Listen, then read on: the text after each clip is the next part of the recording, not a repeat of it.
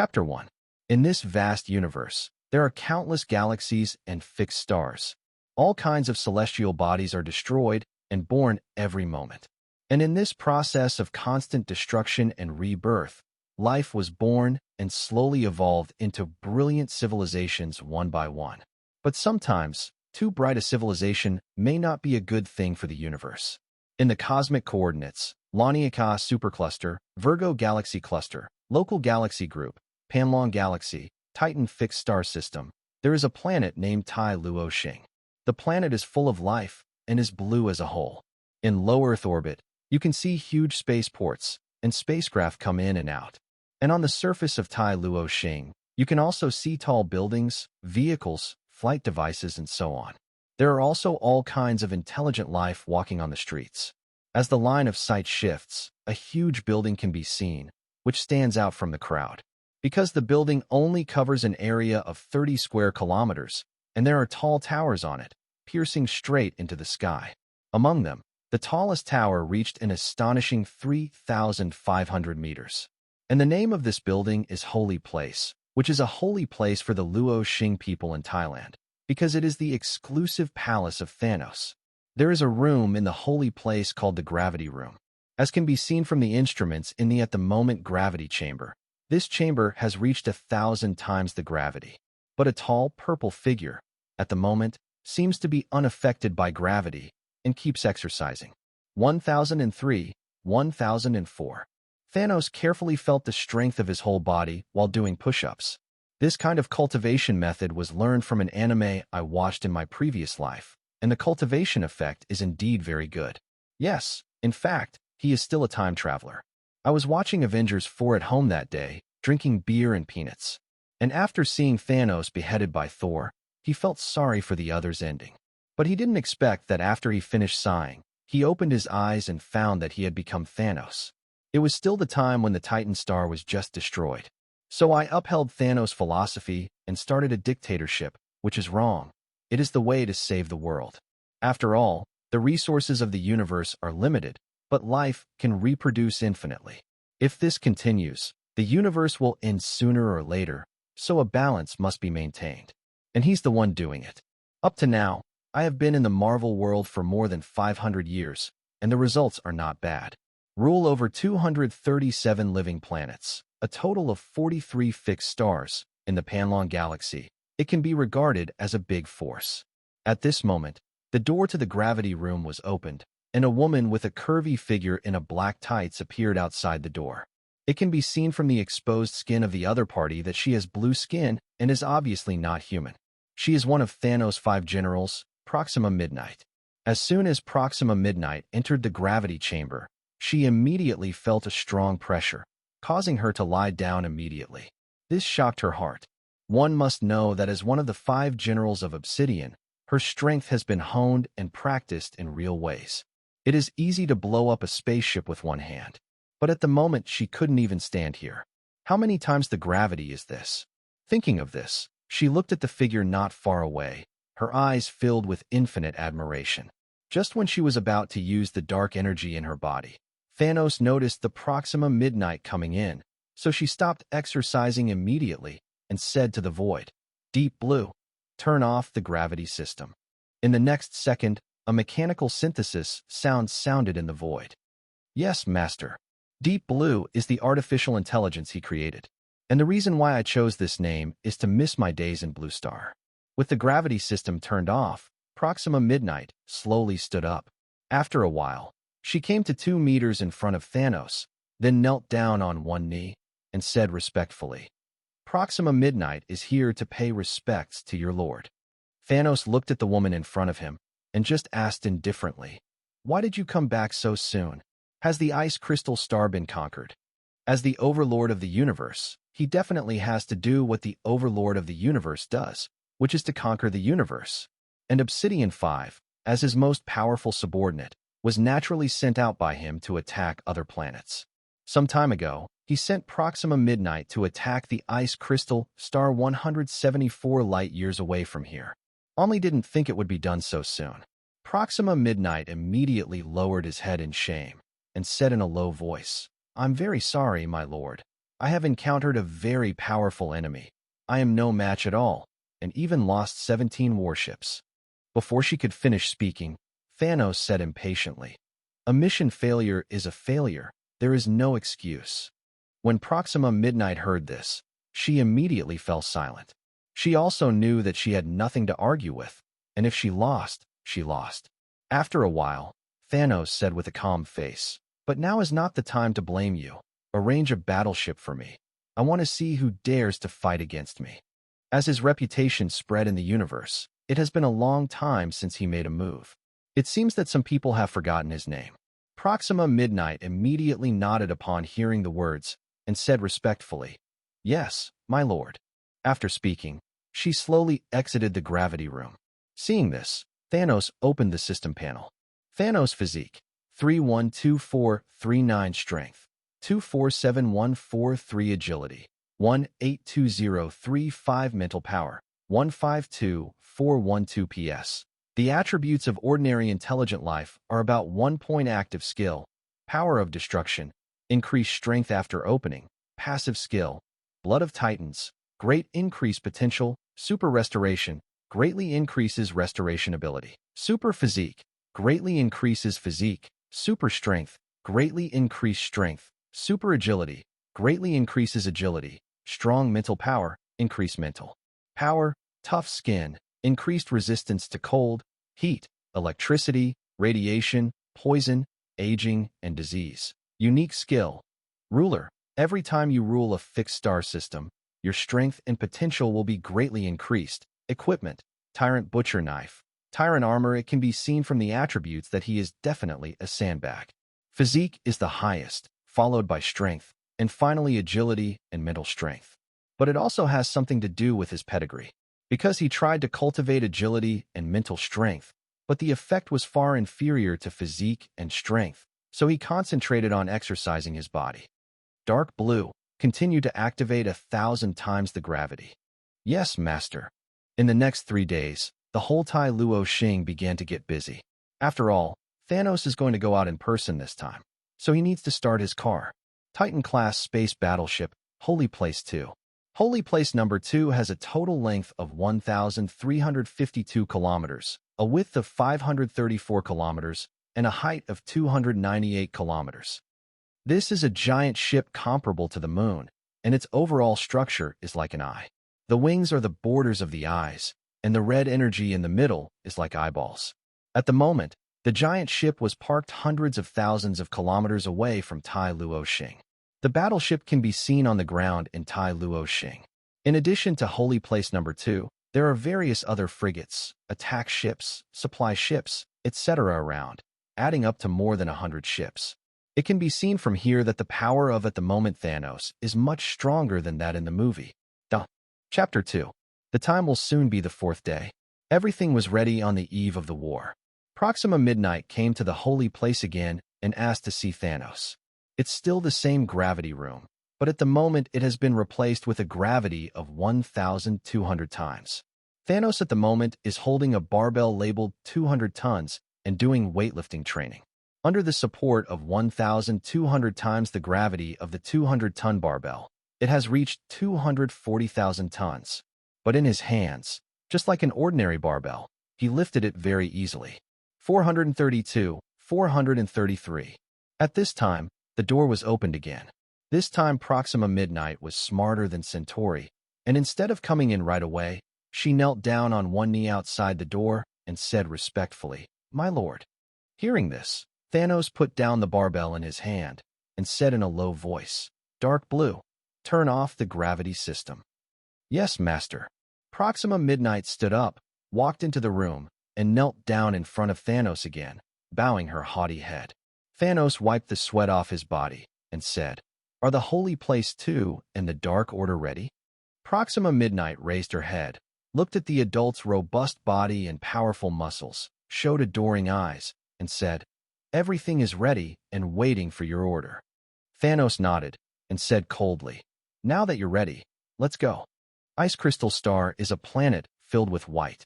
Because it is too far away from fixed star, the temperature here is below zero all year round, so the ground is covered with white frost and snow. The people living here are called the ice race, a race with white bodies, for limbs, arms, and 2 legs. Although the ice race has a strong body and extraordinary fighting skills, but it is a pity that it is in the culture of primitive society. At the moment, the patriarch of the Ice Clan is organizing his people to prepare a sumptuous lunch for the hero who saved them. This is a white beauty with short blonde hair. Yes, this is still a blue star named Carol Danvers. Everyone may not know this name, but everyone definitely knows the nickname, which is Captain Marvel. Captain Marvel has been fighting for justice in the universe since defeating the Kree fleet on Blue Star. Originally, she had only been wandering in the Milky Way, but she came to the Panlong Galaxy after hearing Thanos' notoriety by accident. Unexpectedly, not long after she came here, she encountered Thanos' men attacking other planets, and felt that she was on the side of justice. She definitely had the duty to stand up and fight back Thanos' men. Thank you so much for saving us. The patriarch of the Ice Tribe was about 2 meters tall, holding 2 wine glasses with 4 hands, toasting Captain Marvel, who was only chest-high in front of him. 4 hands holding wine glasses. This is the highest etiquette of their Ice Tribe. Captain Marvel just smiled at this, raised his glass, and drank it down. You're welcome. This is what I should do. Seeing this, the patriarch of the Ice Tribe immediately raised his glass again, drank it down in one gulp, and then shouted loudly, "Cheers to our heroes." The surrounding ice race people immediately raised their wine glasses and shouted, "Cheers to our heroes." Soon, the celebration officially began, and the ice people began to sing and dance, and many ice people who thought they were handsome came to dance with Captain Marvel, but they were all declined. Although she feels that she represents justice, she looks down on these ice races who have not even reached the civilization of the Middle Ages. Naturally, it is impossible to dance with them. In this way, the whole day was spent at the festival. The next day, while Captain Marvel was still sleepy, an iceman suddenly broke into her room in a panic. It is said that it is a room, but it is actually an igloo built with ice blocks, and it is the kind without a door. Hero, it's not good, whoop. Those bad guys are here again. So big. Captain Marvel immediately opened his eyes and sat up. She didn't talk nonsense, but the colorful lights all over her body flickered, and she flew out directly. But in the next second, her eyes widened, showing a look of disbelief. Oh, cell dog. In outer space, a huge spaceship beyond description appeared. Because it was so big, it was the first time she saw a space battleship with a file size comparable to that of the moon during these years of wandering in the universe. Where's my weapon? Where's my armor? Hurry up. The enemy is coming. Everyone come and gather. At the moment, the ice people around were running around in a panic. Some were looking for weapons, some were looking for armor. The carnival last night made many people sleepy and completely unprepared. After a while, the Ice Clan patriarch flew over with a panicked expression. Hero, what shall we do? Captain Marvel came back to his senses and said solemnly, You gather the soldiers and come over later. I'll go up and have a look first. After finishing speaking, the colorful lights all over her body flickered again and then flew towards the sky at an extremely fast speed. At this time, in outer space, Proxima Midnight in the control room number 2 of the holy place also immediately saw the colorful Captain Marvel on the 3-dimensional screen. But compared to the previous panic, she was much calmer this time. My lord, this is the guy who destroyed my fleet and killed my soldiers. Thanos was sitting on his throne with his eyes closed to practice, but when he heard the words of Proxima Midnight, he opened his eyes. Seeing the familiar yet unfamiliar figure on the screen, I began to wonder who the other person was. It has been more than 500 years since I came to this world, and I have almost forgotten the movies I watched before. But I always feel that the opponent's appearance is very familiar, as if I have seen it somewhere. After a while, seeing the other party getting closer, I finally found the other party's information from the depths of my memory. Captain Marvel? By the way, there is only the proud and arrogant Captain Marvel in this colorful way of showing off. Proxima Midnight nodded immediately when she heard the name, and said, Yes. When I fought her before, she seemed to have said that her name is Captain Marvel. Hearing that, Thanos fell into deep thought. After seeing Captain Marvel, the memories before the time travel began to emerge little by little. Now that Captain Marvel has actually appeared, It means that the plot of the Marvel world has already begun. Lan Xing, the hometown that seems to be familiar to him, does not know what it is like in this world. Time passed by every minute and every second, and soon Captain Marvel flew out of the ice crystal star and flew towards holy place number 2 at 10 times the speed of sound, only about 1,000 kilometers away from them. And the distance of 1,000 kilometers in space is almost the same as being close to the body. Seeing that Thanos was still thinking, Proxima Midnight could only whisper, "My lord, what should we do?" If it wasn't for the fact that the enemy was about to fly over, she would not have dared to disturb your lord's meditation. After all, compared to that Captain Marvel, adults are the scariest existence in the universe. Thanos came back from the memories, glanced at the screen, and just said lightly, "Let the dark sect go up and test the water." The black cult is the strongest and most loyal soldier in his hands. They have 6 arms, sharp fangs, and pitch-black skin. They are extremely powerful, fearless of life and death, and will never betray. The only downside is that it doesn't have much wisdom. Yes, that's the word for them, because the biochemical warriors produced by the Dark Order from the incubator are not natural life forms. As for the reason for testing the waters, it is definitely to consume and test the opponent's strength. Although he is confident, he is not arrogant. When the enemy's strength is not known, just go there recklessly. If you encounter some unreasonable existence, it will be over. You must know that the water in the Marvel world is very deep. Chapter 3. Under the command of Thanos, 10 space attack ships broke away from the formation of Holy Place 2 and flew forward. These space attack ships are 8 kilometers long, 1 kilometer wide, and 1 kilometer high, like a long coffin. There is a huge amount of muzzle at the front, about 100 meters in diameter, which can emit extremely powerful laser attacks. In addition to the main gun, there are 10 secondary guns and 28 laser cannons around the hull. The engine uses the 3rd-generation warp drive, which can instantly cover a distance of 100 light-years. At the same time, it is also equipped with an energy shield, which can resist laser attacks and physical attacks. It can be said that if these 10 attack ships go to Blue Star, it will be more than enough to destroy all of Blue Star's troops. Definitely, that's the normal Blue Star, not the Marvel world where heroes are everywhere and perverts are as numerous as dogs. Soon, the main guns of the 10 space attack ships all lit up with blue light, showing that they were charging. After 5 seconds, a strong light was emitted, and then a faint blue laser shot out. Cosmic warfare and interplanetary warfare are completely 2 concepts. In this endless universe, the distance between the 2 parties may be calculated as a distance of several million kilometers, or even tens of millions of kilometers. And the speed of light in a vacuum environment is only about 300,000 kilometers per second. If it is 3 million kilometers away, it will take 10 seconds to attack. Not to mention kinetic energy weapons. I am afraid that by the time the shells hit the enemy, the war will be over. So kinetic energy weapons are simply not suitable for use in space. In space warfare, the most popular is the laser cannon. There are other space collapse cannons, particle ray cannons, warp velocity cannons, etc., but these big guys are not something that small assault ships can install. After a few milliseconds, 10 lasers hit the flying Captain Marvel.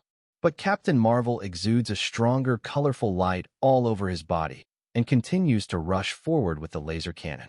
After a few seconds, she flew in front of 10 attack ships, then ignored the existence of the protective shield and rushed directly to a space attack ship. Then came the fire. After a while, she flew from the other end of the attack ship and then continued to rush to the next space battleship. At this time, Proxima Midnight saw Captain Marvel showing great power and destroying warships one after another, and said with a bit of distress, "My lord, what should we do now?" Although their power is huge, space battleships are not created out of thin air. They are all created by consuming a lot of resources. Hearing this, Thanos turned his head and looked at the other party coldly, and said, "This war is over. You and the other 4 should practice hard for me, and I can't even beat this kind of miscellaneous character." Although Captain Marvel is the existence of the peak combat power in Marvel, but that is the early stage. In the later stage, Hulk, the Scarlet Witch with the Book of Darkness, Doctor Strange of Blacken, Iron Man, the anti-god armor, etc., can all explode Captain Marvel. Definitely. Captain Marvel will also have some adventures in the later stage, becoming a double-star state, and his combat power is also explosive. However, the current Captain Marvel is just a person who has absorbed the energy of space gems, but can only use it roughly. My own Obsidian will still be able to wrestle with these superheroes in the early stage, but in the later stage it can only be reduced to a soy sauce roll. When Proxima Midnight heard what the adults said, she immediately lowered her head in shame, and secretly vowed in her heart that she must practice more and never let the adults down again. After 10 minutes, 10 space attack ships were finally destroyed by Captain Marvel, and Thanos was also sure of the strength of the opponent, and there was no other backup, so he stood up. It has to be said that although this hanging wall can only use energy roughly, it can't hold back that people have almost unlimited energy. If he doesn't take action again, I'm afraid that apart from Holy Place number 2, other space battleships here will be destroyed. You all don't move. After giving an order, he flew out of Holy Place number 2 and flew in front of Captain Marvel at the speed of light. And Captain Marvel, who was about to destroy other space battleships, saw the big purple man suddenly appearing in front of him, stopped the figure immediately, and then looked at him curiously. The two of them stood quietly in the vacuum of the universe, and the darkness became their background. After a while, Captain Marvel asked suspiciously, "Are you Thanos?" Although she hadn't seen the other party before, she felt a huge destructive force from him, and she had purple skin, so she should be the one in the rumors. Naturally, sound cannot be transmitted in a vacuum universe, but she used some tricks to make the sound reach the other party's ears.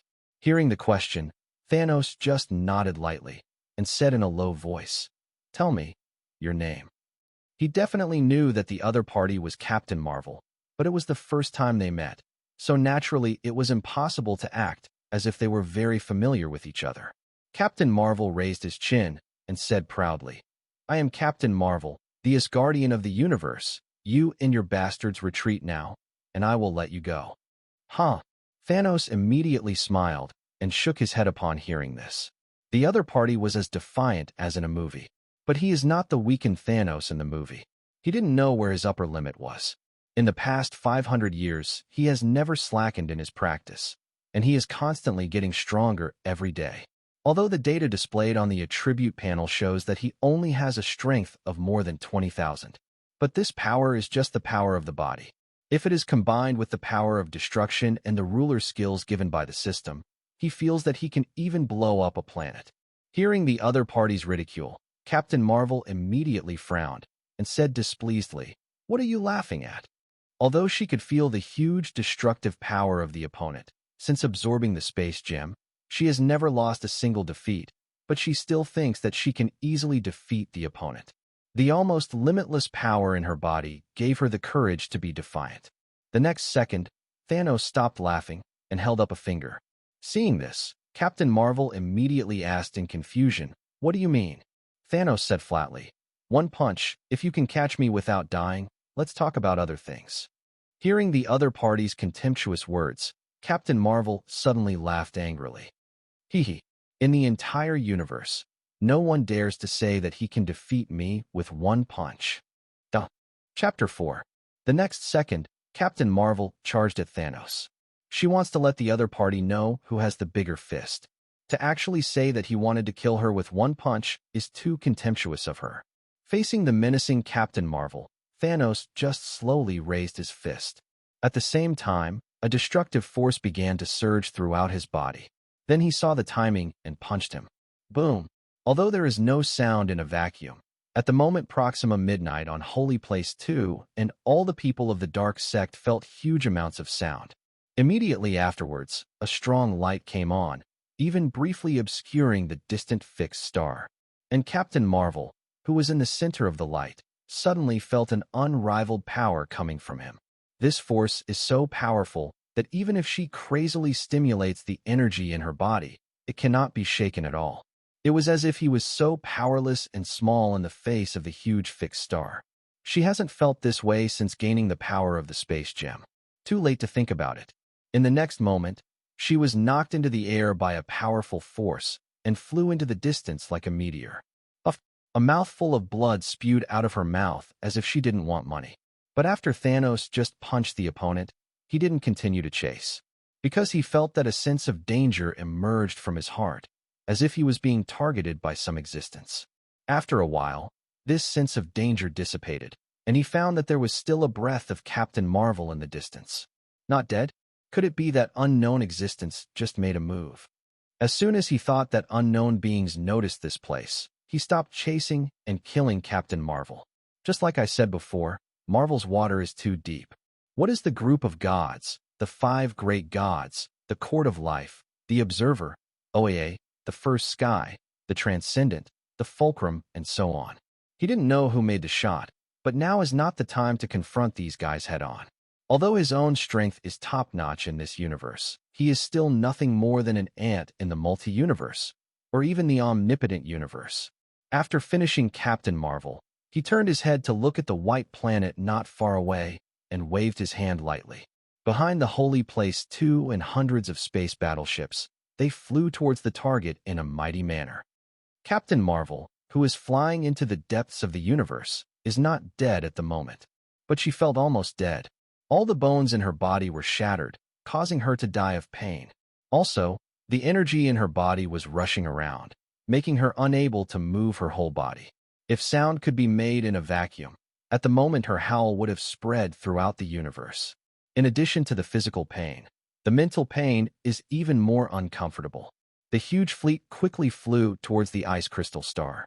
Without her protection, this planet's fate is already doomed. Thinking of the future of the ice race people, her heart felt ashamed. Although the ice race is good in combat, it is impossible for Thanos' opponents. And she finally understood why Thanos let her go when he said that he wouldn't die if he caught a punch. The strength gap is too great. After a while, Thanos flew into the planet one step ahead of the battleship. In midair, he saw more than 100,000 fully armed Ice Tribe warriors ready to fight. Although the Ice Race people are not very technological, their strength is not weak. Due to the harsh environment, there are only more than 1 million ice people in the entire ice crystal star, but nearly 1/10 of the ice people are strong enough to fly. A strong fighter may not necessarily be able to fly, but a fighter who can fly must not be weak. This shows that the fighting potential of the Ice Race is not weak.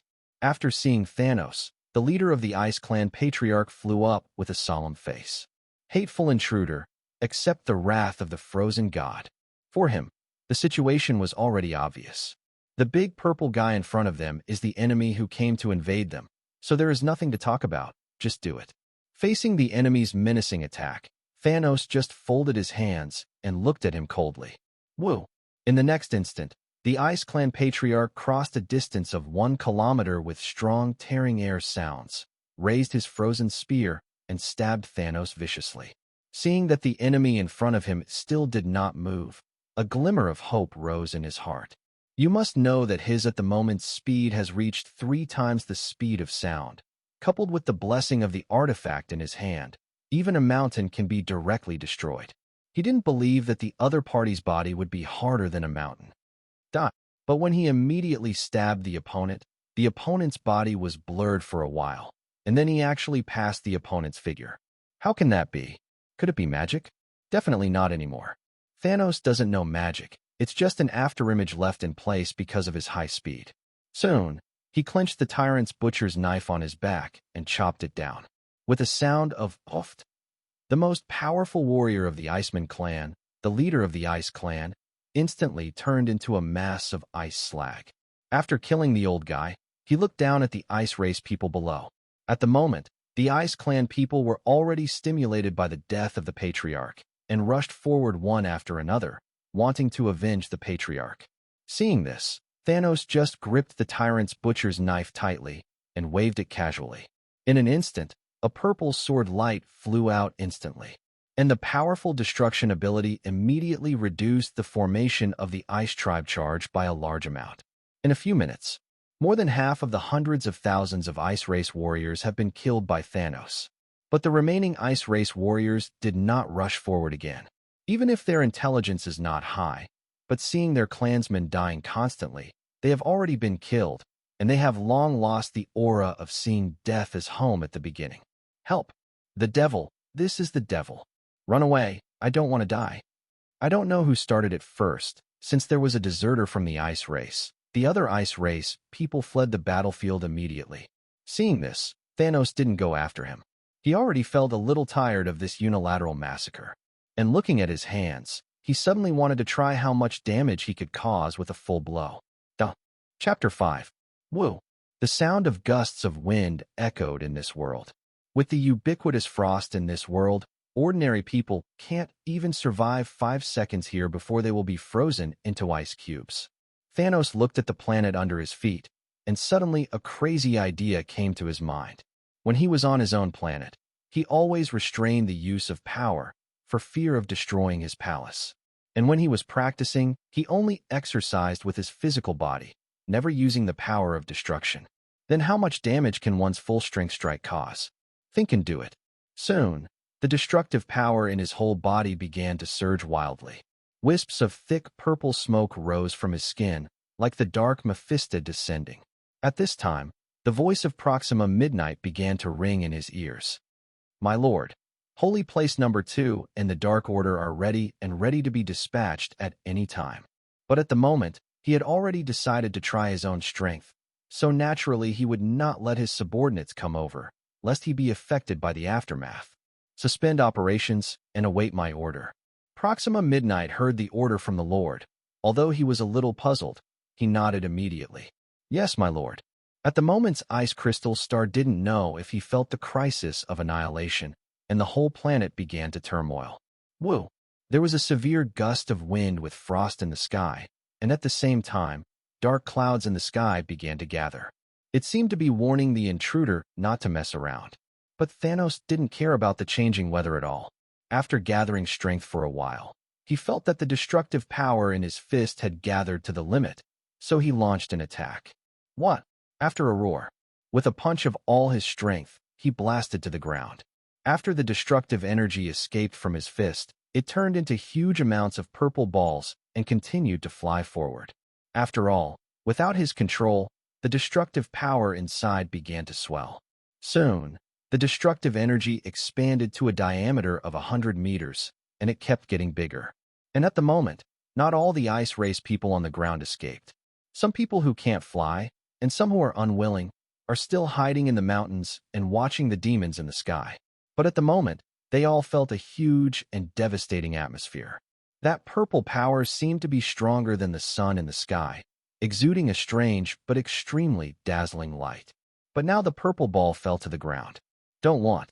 The stronger ice race people felt the power to destroy the world in the black light, and they roared in grief and indignation.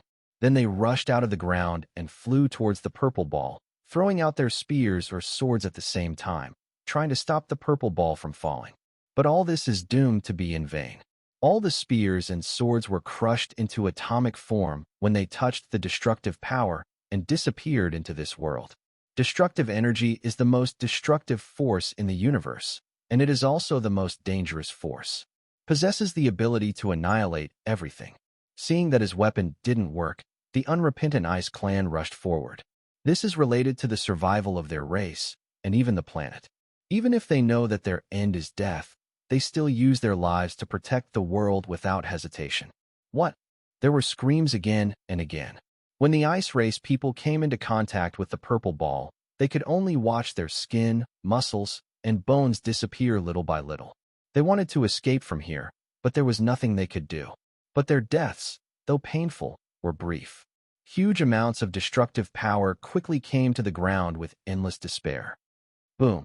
In bursts of deafening sounds, the destructive force that had expanded to a diameter of 1 kilometer began to fly towards the center of the planet. Thanos in the sky looked at this scene, nodded in satisfaction, and then let the space battleship in the sky back. He felt that his full-strength move seemed a little stronger than he expected, and it might really be able to destroy the planet. At that time, the space battleships staying in the sky will definitely be affected, so it is better to stay away. Soon, he found that the planet began to tremble. Cracks appeared on the ground, and a slight earthquake appeared. Even on some mountain peaks in the distance, sparks began to emerge, showing signs of lava eruption. For a while, the ice crystal star appeared a scene of the end of the world. At this time, Thanos noticed that the ice race people in the distance did not intend to continue to attack him, but instead all started running towards a peak. Strange, it's the end of the world. Why are they all running there? Shouldn't it be taking advantage of the last time to spend time with your family? Is there something out there that can save them? With a hint of curiosity, Thanos flew over. Soon, he flew to the front of the peak. Flying closer, he found the strangeness of this peak. In this apocalyptic scene, beasts on other peaks are running and flying around. Only here is very quiet. It seems that all beasts don't know the end of the world in general. And those ice race people started to run into a cave and only saw entering, but not exiting. Could it be that there is a space crack in it? Or is there some teleportation device? When the surrounding ice people saw Thanos, although they showed fear on their faces, they didn't intend to run away. Instead, they ran into the cave faster. Seeing this, Thanos waved his hand. Boom! A burst of intense destructive energy instantly emptied the surrounding Iceman tribe, and even the ground was scraped 5 meters deep. Then he flew into the cave. Flying into the cave, he realized that there is a cave here. The inside of the mountain was almost being hollowed out, and all the ice race people who entered came to worship under a building similar to pyramids.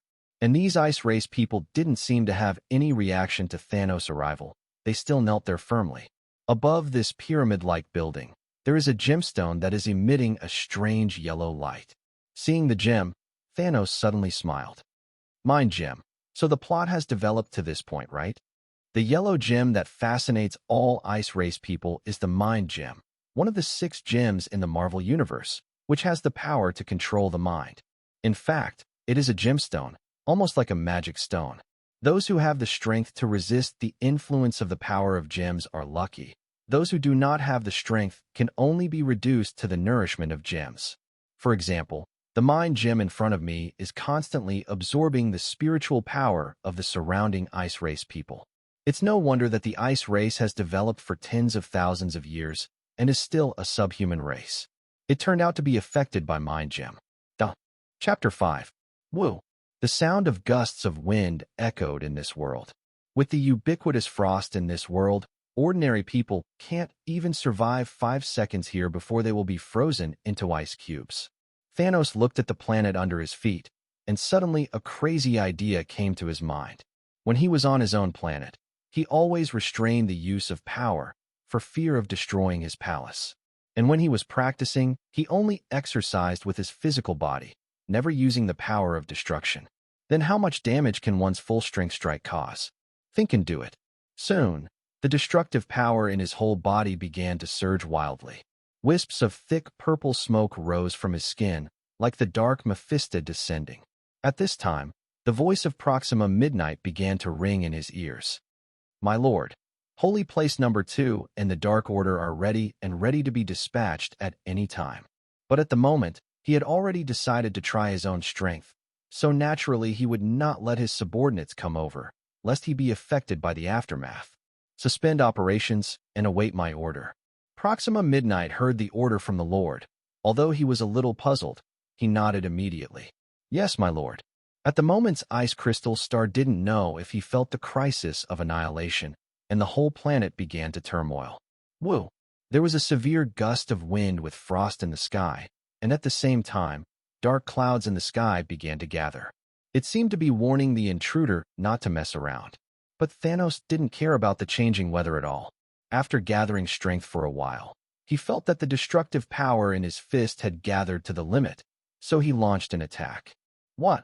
After a roar. With a punch of all his strength, he blasted to the ground. After the destructive energy escaped from his fist, it turned into huge amounts of purple balls and continued to fly forward. After all, without his control, the destructive power inside began to swell. Soon, the destructive energy expanded to a diameter of 100 meters, and it kept getting bigger. And at the moment, not all the ice race people on the ground escaped. Some people who can't fly, and some who are unwilling, are still hiding in the mountains and watching the demons in the sky. But at the moment, they all felt a huge and devastating atmosphere. That purple power seemed to be stronger than the sun in the sky, exuding a strange but extremely dazzling light. But now the purple ball fell to the ground. Don't want. The stronger ice race people felt the power to destroy the world in the black light, and they roared in grief and indignation. Then they rushed out of the ground and flew towards the purple ball, throwing out their spears or swords at the same time, trying to stop the purple ball from falling. But all this is doomed to be in vain. All the spears and swords were crushed into atomic form when they touched the destructive power and disappeared into this world. Destructive energy is the most destructive force in the universe, and it is also the most dangerous force. Possesses the ability to annihilate everything. Seeing that his weapon didn't work, the unrepentant Ice Clan rushed forward. This is related to the survival of their race, and even the planet. Even if they know that their end is death, they still use their lives to protect the world without hesitation. What? There were screams again and again. When the ice race people came into contact with the purple ball, they could only watch their skin, muscles, and bones disappear little by little. They wanted to escape from here, but there was nothing they could do. But their deaths, though painful, were brief. Huge amounts of destructive power quickly came to the ground with endless despair. Boom! In bursts of deafening sounds, the destructive force that had expanded to a diameter of 1 kilometer began to fly towards the center of the planet. Thanos in the sky looked at this scene, nodded in satisfaction, and then let the space battleship in the sky back. He felt that his full-strength move seemed a little stronger than he expected, and it might really be able to destroy the planet. At that time, the space battleships staying in the sky will definitely be affected, so it is better to stay away. Soon, he found that the planet began to tremble. Cracks appeared on the ground, and a slight earthquake appeared. Even on some mountain peaks in the distance, sparks began to emerge, showing signs of lava eruption. For a while, the ice crystal star appeared a scene of the end of the world. At this time, Thanos noticed that the ice race people in the distance did not intend to continue to attack him, but instead all started running towards a peak. Strange, it's the end of the world. Why are they all running there? Shouldn't it be taking advantage of the last time to spend time with your family? Is there something out there that can save them? With a hint of curiosity, Thanos flew over. Soon, he flew to the front of the peak. Flying closer, he found the strangeness of this peak. In this apocalyptic scene, beasts on other peaks are running and flying around. Only here is very quiet. It seems that all beasts don't know the end of the world in general. And those ice race people started to run into a cave, and only saw entering, but not exiting. Could it be that there is a space crack in it? Or is there some teleportation device? When the surrounding ice people saw Thanos, although they showed fear on their faces, they didn't intend to run away. Instead, they ran into the cave faster. Seeing this, Thanos waved his hand. Boom! A burst of intense destructive energy instantly emptied the surrounding Iceman tribe, and even the ground was scraped 5 meters deep. Then he flew into the cave. Flying into the cave, he realized that there is a cave here. The inside of the mountain was almost being hollowed out, and all the ice race people who entered came to worship under a building similar to pyramids. And these ice race people didn't seem to have any reaction to Thanos' arrival. They still knelt there firmly. Above this pyramid-like building, there is a gemstone that is emitting a strange yellow light. Seeing the gem, Thanos suddenly smiled. Mind gem. So the plot has developed to this point, right? The yellow gem that fascinates all ice race people is the mind gem, one of the 6 gems in the Marvel Universe, which has the power to control the mind. In fact, it is a gemstone, almost like a magic stone. Those who have the strength to resist the influence of the power of gems are lucky. Those who do not have the strength can only be reduced to the nourishment of gems. For example, the mind gem in front of me is constantly absorbing the spiritual power of the surrounding ice race people. It's no wonder that the ice race has developed for tens of thousands of years and is still a subhuman race. It turned out to be affected by mind gem. Chapter 7. In the endless starry sky. Captain Marvel at the moment is still constantly flying backwards. Suddenly, a bright light appeared in front of his eyes. This ray of light almost blinded her eyes. After a long time, when the light dissipated, she found that at the moment was empty where the ice crystal star was originally. What's going on? Could it be that the ice crystal star was destroyed? Thinking of this possibility, her mood was indescribably complicated for a while. He regrets his own powerlessness and is unwilling to be reconciled to his own powerlessness. At the same time, he hates Thanos' ruthlessness, and he is also grateful for his life. And in this complex mood, there is also a trace of fear. She thought Thanos was here to conquer this planet, but she didn't expect it to be destroyed directly. It reminded her of the notoriety she'd heard about Thanos earlier. How many children are eaten for every meal, bathed in blood every day? How many people are killed every hour for pleasure, and so on? At first she thought it was an exaggerated rumor, but now she felt that these rumors couldn't express the evil of Thanos at all. Maybe the most evil person in the universe is nothing more than that. If she could, she really wanted to clench her fist and hit that purple face hard, killing him. And the strong hatred suddenly and miraculously caused the energy in her whole body to slowly surge, repairing her broken body. This she didn't know what was going on, but it was undoubtedly a good thing. So he quickly seized the time to repair his body. Time flies. It has been more than a month since Thanos returned to Tai Luo Xing after destroying the Ice Crystal Star. At the moment, he was practicing hard in the gravity chamber of the holy place. But the gravity has been adjusted to 2,000 times. After obtaining the Star Attraction Dafa and Mind Gem, his strength has improved by leaps and bounds again, and now he is fully adapted to the gravity of 2,000 times. Boom. At this time, there was a knock on the door. Immediately after the door was opened, Proxima Midnight, still in a tight leather jacket, appeared at the door. "My lord, Corvus Glaive has returned, and with an important message. Corvus Glaive is the lover of Proxima Midnight, so let her pass the news on her behalf." Hearing this, Thanos immediately put down the tyrant's butcher knife he was wielding. "Dark Blue, turn off the gravity system." "Yes, master." With the gravity system turned off, Proxima Midnight walked in and knelt in front of Thanos. Thanos put down the tyrant's butcher knife and asked indifferently, "What news?" Proxima Midnight lowered his head and said respectfully, "Corvus Glaive said that he found an unowned wormhole, and the other side of the wormhole is the Milky Way that adults have been looking for 400 years. Hearing this, Thanos narrowed his eyes. Sure enough, my own story began, and the Milky Way, which I had not been able to find for more than 400 years, was suddenly found. He is not a passive person. If Blue Star can be eliminated in advance, it will definitely not be allowed to grow. After he ruled several fixed star systems more than 400 years ago, he took the initiative to ask his men to inquire about the Milky Way and Asgard. However, although his subordinates have found many rumors about Asgard, they have never really found the exact coordinates, and they don't even know where the Milky Way is. After all, the universe is too big. It is so big that it is almost boundless, and even the unit of light year is so small. It is precisely because the universe is so large that wormholes are needed to travel between galaxies. After all, the distance between two galaxies is calculated in units of tens of thousands of light years. Today's space battleships are rarely able to sail between two galaxies. Therefore, natural and artificial wormholes have become the most important means of transportation for galaxy navigation. After thinking for a while, Thanos said to the void, "Deep Blue, tell Corvus Glaive to come and find me." "Obey, master." After giving the order, he looked down at the Proxima Midnight star below and continued, "You also need to exercise more. The strength of my 5 subordinates is not considered weak in the entire universe, but it is far from enough to face the group of hangers-on and perverts in the future Blue Star." Proxima Midnight was shocked when he heard the words. For her, she prefers to live in the midst of killing rather than boring cultivation.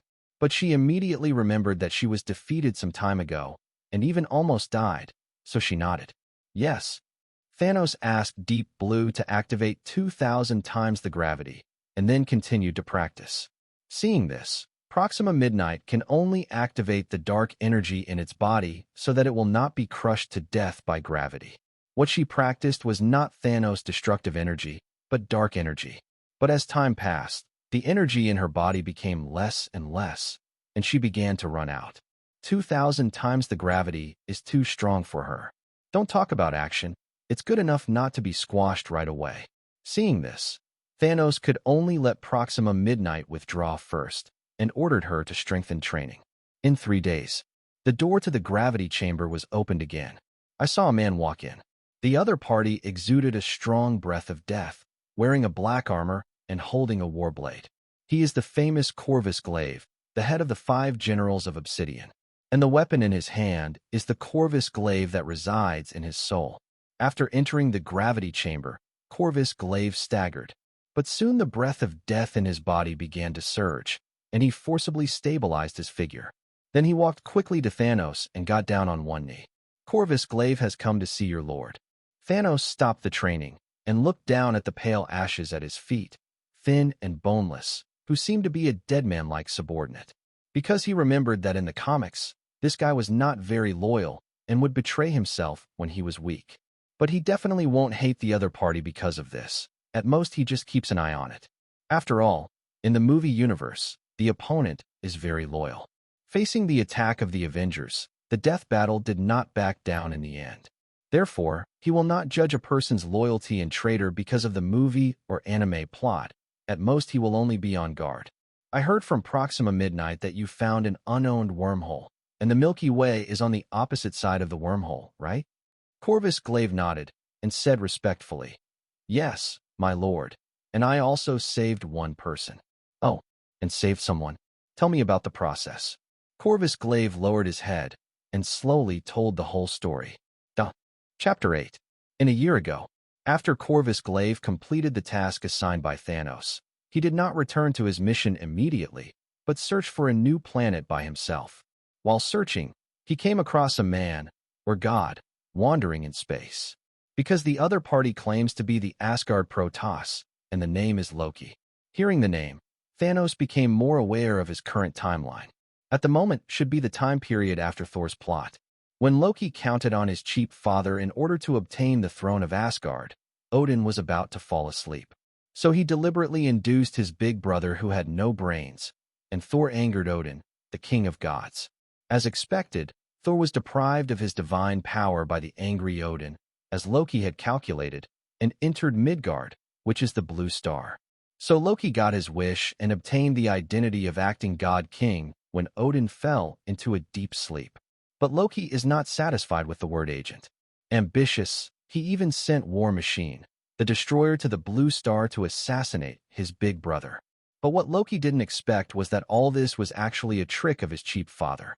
Because Loki himself doesn't know that he is actually of Frost Titan blood, so no matter what he does, it is impossible for him to inherit the throne of the Asgard Protoss. When Loki was about to succeed, Odin secretly returned Thor's power. So Thor blasted the destroyer, and then killed Asgard, and Loki also fell into the unknown wormhole. The current plot is that before Avengers, he just discovered Loki and asked the other party to take Mind Gem to Blue Star to prepare for the invasion of Blue Star. But since he knew the plot, he would naturally not follow the plot. Who knows which Marvel universe this is? In case it's that Madman's universe in Ultron. Send Mind Gem there. Let the other party create Ultron, and then send yourself away with a laser. He's not that stupid. Loki could use it, though. Just as Thanos lowered his head to think, Proxima Midnight, who was practicing next to him, suddenly knelt down. "My lord, I can't do it." Thanos shook his head, telling Deep Blue to turn off the gravity system. Then he said as he walked out, "I'll go and see this Loki. If you haven't adapted to 1,000 times the gravity in the future, don't let me go out." When Proxima Midnight and Corvus Glaive heard the words, they suddenly revealed bitter melon expressions. Although their strength is resounding in the universe, they dare not disobey the orders of the adults at all. After 10 minutes, Thanos came to the place where Loki was held, and the first thing he saw was the long-horned helmet. At the moment, the other party was lying on the bed, looking at a book. He didn't know where he got it. But Thanos turned his head to look at the other corner of the prison. It looked empty there, nothing there. But in his perception, there was a mass of energy gathering there. And as his gaze turned, the group of energy stopped gathering and returned to calm, which seemed to be an illusion. But Thanos knew that it wasn't an illusion at all, so he gave a mocking smile. Loki is known as the god of cunning, and it is definitely impossible for him to be caught without a fight. The one on the bed should be an illusion, but the real body hides in the corner and attacks when someone comes in. As for Loki in the dark, when he saw the big purple man outside the cell looking at him and smiling, he immediately knew that his small thoughts had been seen through. He was also a bachelor. He directly lifted the phantom and invisibility, showed a fully armed look, and then looked up at the big guy in front of him. In fact, he is not considered short, and his height of 1.8 meters is considered medium height among the Asgard Protoss. But Thanos is nearly 2.5 meters tall, which is too tall for him. "Who are you?" Thanos closed the laser door and stepped inside. Then, taking advantage of his height, he looked at the other person from an overhead angle and said lightly, "You can call me Thanos." Loki felt angry when he saw the other party looking down at him like this, but his body still lowered his head very honestly and said respectfully, "So you are Lord Thanos, and you have admired your name for a long time." Although Asgard pursues the policy of closing the country and locking the door, some news from the universe can still come in. Among them, the rise of Thanos is definitely the biggest news in the entire universe recently. After all, the other party is the only one in the entire universe that implements the population resource birth law, so that people do not even have the freedom to reproduce. Implement the so-called most scientific and reasonable birth plan. If someone has more or less births, they will face huge fines and even criminal penalties. And this set of plans is exactly what Thanos came up with to sustainably maintain the balance of the universe. It is much better than the previous set of violence that wiped out half of the life in the universe. But in the Marvel universe, where freedom is more important than life, this set is regarded as a demon and heretics, and it can't be avoided. If it wasn't for his strength, he would have been eliminated as a heretic long ago. Thanos ignored Loki's superficial compliments, but said playfully, "Loki, nicknamed the god of cunning, is the third son of Odin, but he is a B**************** D with the blood of a frost titan." Hearing the word B*********** D, Loki's eyes flashed coldly, and he waved his hands forward. In an instant, more than a dozen daggers shot out from the void, flying towards Thanos very quickly. The previous compliment was just to paralyze the other party. He has been thinking about how to escape. But to his surprise, Thanos ignored the daggers and crossed his arms. Seeing this, Loki started to get excited. Among the dozen or so daggers, one was his divine weapon, the god-slaying short blade. A weapon that can be called a divine weapon by the Asgard Protoss. Its power is naturally extraordinary. He didn't know how many powerful enemies he had killed with the god-slaying short blade, and this big purple man must be no exception. The next moment, there was a sound of steel colliding. Ding, ding, ding. At this moment, there was a particularly crisp, thump sound.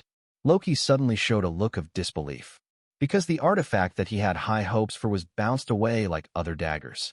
And Thanos seemed to feel that this dagger was different. He caught the falling god-slaying short blade, looked at it for a while, and then said mockingly, "You can take out the dagger made of URU metal casually. Dagger, you are rich in Asgard." Although Ulu metal is not as rare as adamantium and vibranium, it is also the fourth-ranked existence in the Marvel universe. The URU metal of the file size of the dagger in his hand can even be exchanged for a small spaceship in the Cosmic Alliance. From this, we can also see the value and preciousness of Ulu metal. Loki ignored Thanos' amusement, but said with an ugly face, "First of all, I'm not a B**************************, D, and also, I'm Odin's second son, not the third." Chapter 9. When the poor man heard Loki's words, Thanos stopped laughing, but shook his head, feeling that the other person was pitiful and pathetic. The opponent wholeheartedly wants to obtain Odin's approval, but from the beginning to the end, Odin just regards him as a pawn to control Frost Titan. And Odin also gave Loki the hope that he thought he could be equal, but in the end he cut off the other's hope and drove him into the cosmic wormhole. As Odin got old, he seemed to be kind and no longer started wars at will. But that was only because he got the eye of wisdom and knew the existence of the celestial race, so he could only suppress the ambition in his heart and start using tricks and tactics. Scheming. You must know that when the other party was young, even because he was afraid of his own daughter, Hela's great achievements, he sealed the other party in the underworld, even sacrificing all Valkyrie. It can be seen that in front of Odin, all family affection and life can be sacrificed for their rights. Will this get better? It is impossible for the sun to come out from the west. There is a saying that is good. It is not that the old people have become bad, but that the bad people are getting old. If you say that Odin gets better when he gets old, that's a level universe joke. When Loki saw Thanos' pitiful look on his face, he became excited like a cat whose tail was stepped on. What do you mean by that expression? Are you pitying me? What pity do I have? I am the future king of Asgard, and I am the future overlord of the universe. When the time comes, you will all bow down at my feet. Seeing the other party's neurotic roar, Thanos frowned and said displeasedly, "That's enough. Put away your petty thoughts, god of cunning." How could a person known as the god of cunning lose his mind just because of a few words of his own? It's nothing more than deliberately exposing the loopholes in his heart, so that people think he can master him. In the past 500 years, he has seen a lot of people who think they are smart. When Loki heard Thanos call him the god of cunning, he suddenly understood that his little thoughts were known by the other party. So his face returned to calm in an instant, and he said lightly, "Tell me, how can you let me go?" Seeing that the other party seemed to accept his fate, Thanos didn't speak immediately, because he knew that this guy was definitely not a good pawn. When one is using the other party is not using oneself. So for this kind of people, it can only be used, not used. After thinking for a while, he said, "I don't need you to do anything, as long as you obediently act as a bargaining chip." He came here this time just to make sure that the other party was really Loki. And seeing Thanos leave the room without hesitation, Loki was really anxious this time. "Wait, I'm useful. I can bring you infinite gems. I know where the space gem is." But no matter how much he yelled, Thanos was still determined and left here without looking back. After confirming that he really found Loki, Thanos then recalled the other three men: Ebony Maw, Black Dwarf, Supergiant. The three of them, along with Proxima Midnight and Corvus Glaive, are known as the Five Generals of Obsidian. It is also Thanos' right-hand man who has been practicing and can continue to expand his power. After the Black Yao Five Generals returned, he launched a first-level mobilization for war preparations. The so-called first-level mobilization for war preparation means that all non-governmental activities and resources must be compromised for war. The first is to pull 10 meteorites with a diameter of about 10,000 kilometers around the black hole, and then build an interstellar war fortress on them. This interstellar fortress is currently the highest technological crystallization of Thanos. If the protective cover is turned on, well, I guess it will take 10 moves to destroy it. Because he hadn't tried it, he didn't know very well, so he could only make a rough estimate. Then he increased the number of population reproduction in the planet under his command. This is to prepare for the next war with the Asgard Protoss. The war between the two forces will naturally not be like in the movie, where several bosses fight each other, and the winner will be the king. That's because the time of the movie is limited, and in order to cater to the market, the show is very simple. In the cosmic war between Asgard and his forces, at least hundreds of millions of people will die, and even if it lasts longer, tens of billions or even trillions of people may die. Increasing the population in advance now can effectively reduce the pressure of future wars. After making all the preparations, the next step is naturally to make all kinds of space battleships. His goal is to pull up a fleet of 10,000 space battleships in 1 year. More than a year passed quickly. In the holy place, Thanos sat on the throne on the top floor, looking indifferently at the 5 subordinates below. After more than a year of training, although their strength is still not satisfactory to themselves, they have also improved a lot. It shouldn't be like in the movie, it will be instantly killed as a little guy. After a while, he asked a few of his men to bring their own weapons, the tyrant butcher knife and the tyrant armor. The tyrant's butcher knife is a 2-meter-long double-edged knife consisting of 2 1-meter-long broadswords, the main ingredient of which is adamantium. This is why the Captain America shield was hacked with a few knives in the movie. After all, adamantium is a harder metal than vibranium. The overall appearance of the tyrant armor is golden yellow with black lines. In addition to the strong physical defense, the magic resistance is not weak. In addition to using adamantium as the main component, it is also doped with a certain amount of Ulu alloy. It is these URU alloys that provide the magic resistance ability. In the movie, Scarlet Witch in a runaway state pressed Thanos to fight, but because of the existence of the tyrant armor, he couldn't kill him for a while. So he found the opportunity to let Holy Place No. 2 launch an indiscriminate attack. Equipped, Thanos raised his head, swung the tyrant's knife for a moment, then pointed to the sky. A new round of war has begun. Are you ready? Black Friday immediately got down on one knee and shouted loudly. Your Excellency is our guide. Wherever your gaze goes, it is the target of our conquest. I swear to follow in the footsteps of adults until the end of the world and the unity of the universe. We are the most loyal servants of the adults. After Black Yao Wu made a very passionate and high-spirited oath, the surrounding subordinates also knelt on one knee and began to swear. Among these people are the cyborgs of the Dark Order, the Chitauri, the Titans, and so on. Chapter 10. At the moment, around the wormhole of the Milky Way, it is not as dark as before. There are 10 huge amounts of Star Fortress guards here, ensuring the safety of the black hole. Let all the enemies who try to pass through the wormhole be bombarded and smashed into pieces by the Star Fortress. In addition, there have always been more than 100 space battleships stationed here. Make sure not even a fly can enter or fly out of the wormhole. And today, space battleships flew here continuously. Thanos has 237 planets in his hands, and each planet probably sends about 40 or 50 space battleships here. There are attack ships, frigates, supply ships, aircraft carriers, and more. Add up a total of more than 10,000 space battleships. This power is in the entire universe. Even the top power on the opposite side is not considered weak. After a few hours, Thanos' car, Holy Place Number 2, also came here. Seeing such a huge fleet, he nodded slightly satisfied. Those who drive the battleship are all bio-warriors of the Dark Order, and their chips have always been controlled by Xiaolan, so there is no need to worry about loyalty. In addition, there are trillions of people on more than 200 planets, so even if the Dark Sect is dead, ordinary life can still join the war. This war potential is definitely the peak period in his history.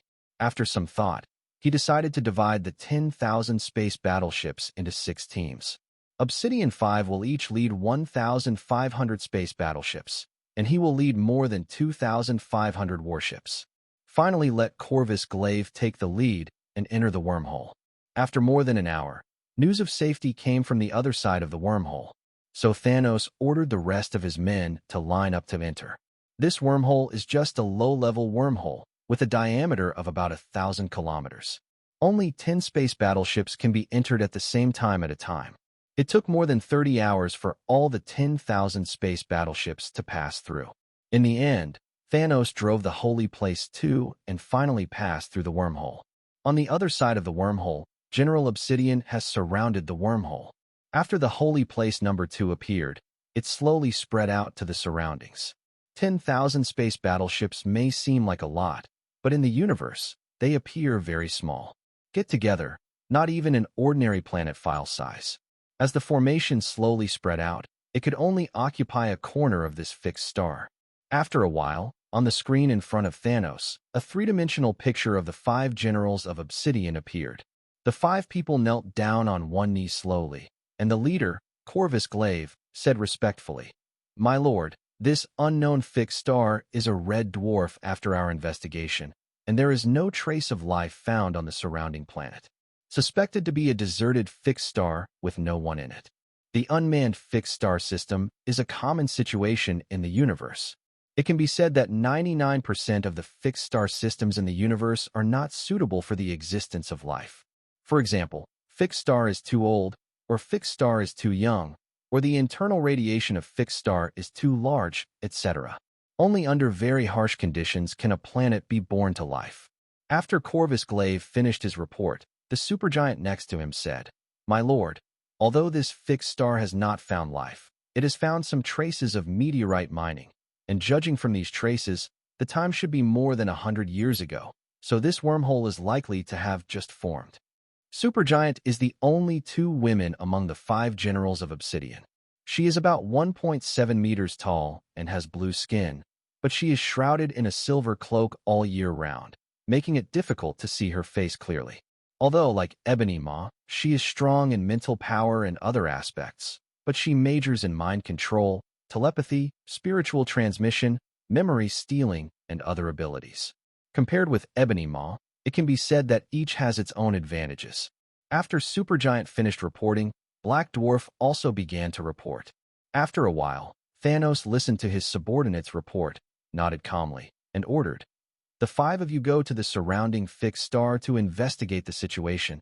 If you encounter a living planet or an enemy, don't rush to attack. Report to me first." On the screen, the three-dimensional images of the five generals of Obsidian nodded one after another. "As you order, my lord." After finishing the call, Obsidian will immediately lead the space battleship to the nearest fixed star. And Thanos continued to let his men transport various resources through the wormhole. He plans to build 10 interstellar fortresses here as well, so that he can be almost invincible. There is no rush to attack the Milky Way. He just needs to be steady and take it slowly. After all, time was on his side. Odin is already old. Even if he doesn't invade, the other party will fall in a few years. The universe can be said to be infinite if it is big, and it can also be said to be very small if it is small. Just 3 days after Obsidian would go out to scout, Thanos received a message from Ebony Maw. The other party encountered a living planet. This planet has about 2/3 of the file size of Tai Luo Xing, and the overall color is sky blue, which is very beautiful. At the same time, the greening of this planet is also very high, almost reaching 70% of the land area. And by observation of Ebony Maw, at the moment there are hundreds of Asgard warriors on this planet, collecting resources from the natives. Why do you say indigenous people? Because on this planet, no trace of technology was found. There are no spaceports on the planet orbit, no tall buildings on the ground, and no cars or planes. There are only 5 Asgard space transport ships parked in the outer space of the planet, and the engines are not even turned on. Obviously, they have no sense of defense at all. But yes, they haven't encountered a war for thousands of years, and they never thought that someone would invade. Chapter 11. Survival Law in the Universe. Never reveal your coordinates, otherwise you will not be greeted with friendly visitors, but endless killing and blood. Consonant Star is an inconspicuous planet under the rule of Odin in the Milky Way. On this planet, there is a race called Lynxi people. This is a race with a human body and a rhinoceros head. They are about 2 meters tall and have strong physical strength, but unfortunately their intelligence is not that high. After thousands of years of development, they are still in a slavery society, the Bronze Age. Therefore, in the eyes of Lynxi people, those Asgard Protoss who can fly around are naturally godlike existences. And today is the time to offer offerings to the gods once a year. At this time of year, every city of the Lynxi people needs to provide the gods with what they are asked to offer. These tributes may be ores, or some kind of food, or some special things. As long as they can meet the requirements of the gods, they can pass the year smoothly. If it is not satisfied, a group of people will be taken away. And these people who were taken away have always only seen to go, and never came back. Even a person with a poor brain like Lynxerin knows that this is more than auspicious. It's not that the consonants people have thought of resisting, but every time they resist, it will only usher in a more violent massacre. Over time, all the backbone people died, and the rest were soft bones. At the moment, in a city called Tooth Tower City, a large number of consonants people knelt down on the ground. In front of them were 6 Asgard Protoss dressed in glittering gold, holding spears and shields. The elder Lynxi who was kneeling on the ground, and headed by him, was the city lord of Tooth Tower City. At the moment his eyes were full of panic, and he begged bitterly, "Respected Lord God, please allow me a few days of grace. You can ask for promotion all at once. So much that we are simply not ready for it. Moreover, the recent bad weather has caused the production of titamai to drop a lot. Just wait a few days, just a few days, and when the fruit in another field is ripe, we will pick it and send it to you immediately." Titamai is a sweet-tasting fruit that the city demands to be offered. In order to meet the requirements of the offering, they leveled a large amount of farmland and replanted titamai fruit trees. Therefore, it is not known how many people of the tribe starved to death. I don't know how many people fell under the titamai fruit tree. In Chita City, there are even rumors that under every titamai tree, there are 10 corpses of Lynxi people. Originally, they had prepared a sufficient amount of titamai crackers, but this year the gods suddenly demanded to double the amount, and they really couldn't get it out all at once. However, the Asgard Protoss were obviously full of impatience in the face of the consonants and treaties. The leader of the Asgard people had a cold gleam in their eyes, and said viciously, "Today is the day to make an offering. If you don't prepare the tribute, you will be prepared for the consequences." The old city lord knelt on the ground and continued to plead, "My lord, we originally prepared enough quantity, but you suddenly said that you wanted double the quantity. We really can't get it out at once. I beg you to allow a few days." An impatient look flashed in the eyes of the Asgard Protoss, and then a spear flashed in their hands. With a poof, the spear pierced into the old city lord's body. Then he raised the body with one hand and said viciously, "I don't want to hear any excuses. Prepare titamigos for me now, or they will all die." After speaking, he threw the body on the ground. For the Asgard Protoss, it doesn't matter if these lower races are slaughtered. Just like mice in the soil, after one batch is killed, a new batch will appear anyway. And what they want is a mouse that can meet their needs. This is also the reality of the universe. The law of the jungle, the law of the dark forest. At the moment, the Lingxi people below saw that the old city lord was killed, and his heart was filled with anger. In their hearts, the old city lord is a person worthy of respect and admiration. It can be said that the other party has contributed everything to the development of Tooth Tower City. It was the old city lord's hard work that made them unable to eat because of planting titan fruit trees, and now everyone can have enough to eat. It can be said that everyone in Chita City has been rescued by the old city lord and received favors from him. But there is no one who is not afraid of death. Although his heart is full of anger, he still dare not resist the god of rage. When the Asgard warrior saw this, his heart was filled with disdain and contempt, and at the same time, he had a killing intent. It seemed that these lower races hadn't seen the anger of the Asgard Protoss for too long, and they didn't even prepare a tribute. So how could he explain it when he went back? You must know that God King Odin is preparing for a dance recently, and even asked for this fruit by name. This is why he wants to double the tribute. If he can't collect it now and delays the ball of God King Odin, I'm afraid he will be punished. If he is punished, those natives will not feel better. Thinking of this, he even thought of massacring the city. At this moment, a young Lingxi raised the iron sword in his hand and roared in grief and anger, "Avenge the old city lord! Overthrow the cruel oppression of the gods!" Seeing this, the Asgard warrior smiled coldly, then raised the spear in his hand and shot out a blue energy cannon. Obviously, the spear in his hand is only a cold weapon on the surface, but it is actually an energy weapon. In the next moment, there was a poof. A big hole instantly appeared in the chest of Lingxerin, who rushed over. The other party showed an expression of disbelief, and his eyes slowly dimmed. Next second, with a bang, the body fell down. Young city lord. Seeing this, the consonants around immediately cried out in grief and indignation. It also showed the identity of this consonant, the son of the old city lord. Soon, other voices appeared. "The gods won't let us live, let's fight. Revenge for the old city lord. I'd rather die standing up than live on my knees." Seeing the rioting consonants, the 6 Asgard Protoss immediately showed excited eyes, and then licked their tongues. In the next instant, an energy shield rose up, enveloping everyone. Soon, a battle between high technology and primitive people broke out. Rather than talking about fighting, it is more appropriate to say massacre. These consonants with cold weapons couldn't do any damage to the Asgard warriors hiding behind the energy shields. On the contrary, every time the Asgard Protoss shoots the energy cannon, it can kill a large number of consonants. But the Asgard Protoss did not expect that the scene of this massacre, at the moment, was being sent to Thanos by a space battleship in the sky. Thanos, who was sitting on the second holy place, just watched the massacre on this planet coldly. Like the massacre just now, several incidents happened simultaneously on the entire planet. After watching it for a while, he understood something. It's no wonder that in the Thor movies, Thor is always seen suppressing rebellions. It seems that the other party is either suppressing the rebellion 24 hours a day, or on the way to suppress the rebellion. As far as Asgard's virtue is concerned, if no one rebels, there will be ghosts. But also, the real universe is not as beautiful as it is shot in movies. Even people of the same race will be massacred, let alone people of different races.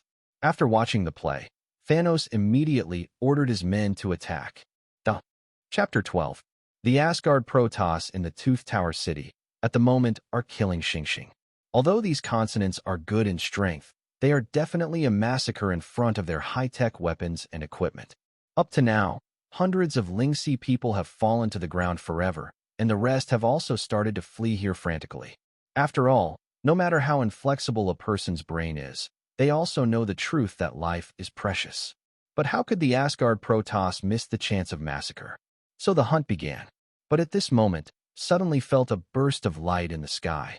After they looked up, they suddenly discovered that at some point in outer space, a large number of unidentified space battleships appeared, and they seemed to be projecting things over. After a while, fiery red scratches appeared in the sky, like meteors, and dozens of meteors are flying towards them. What happened?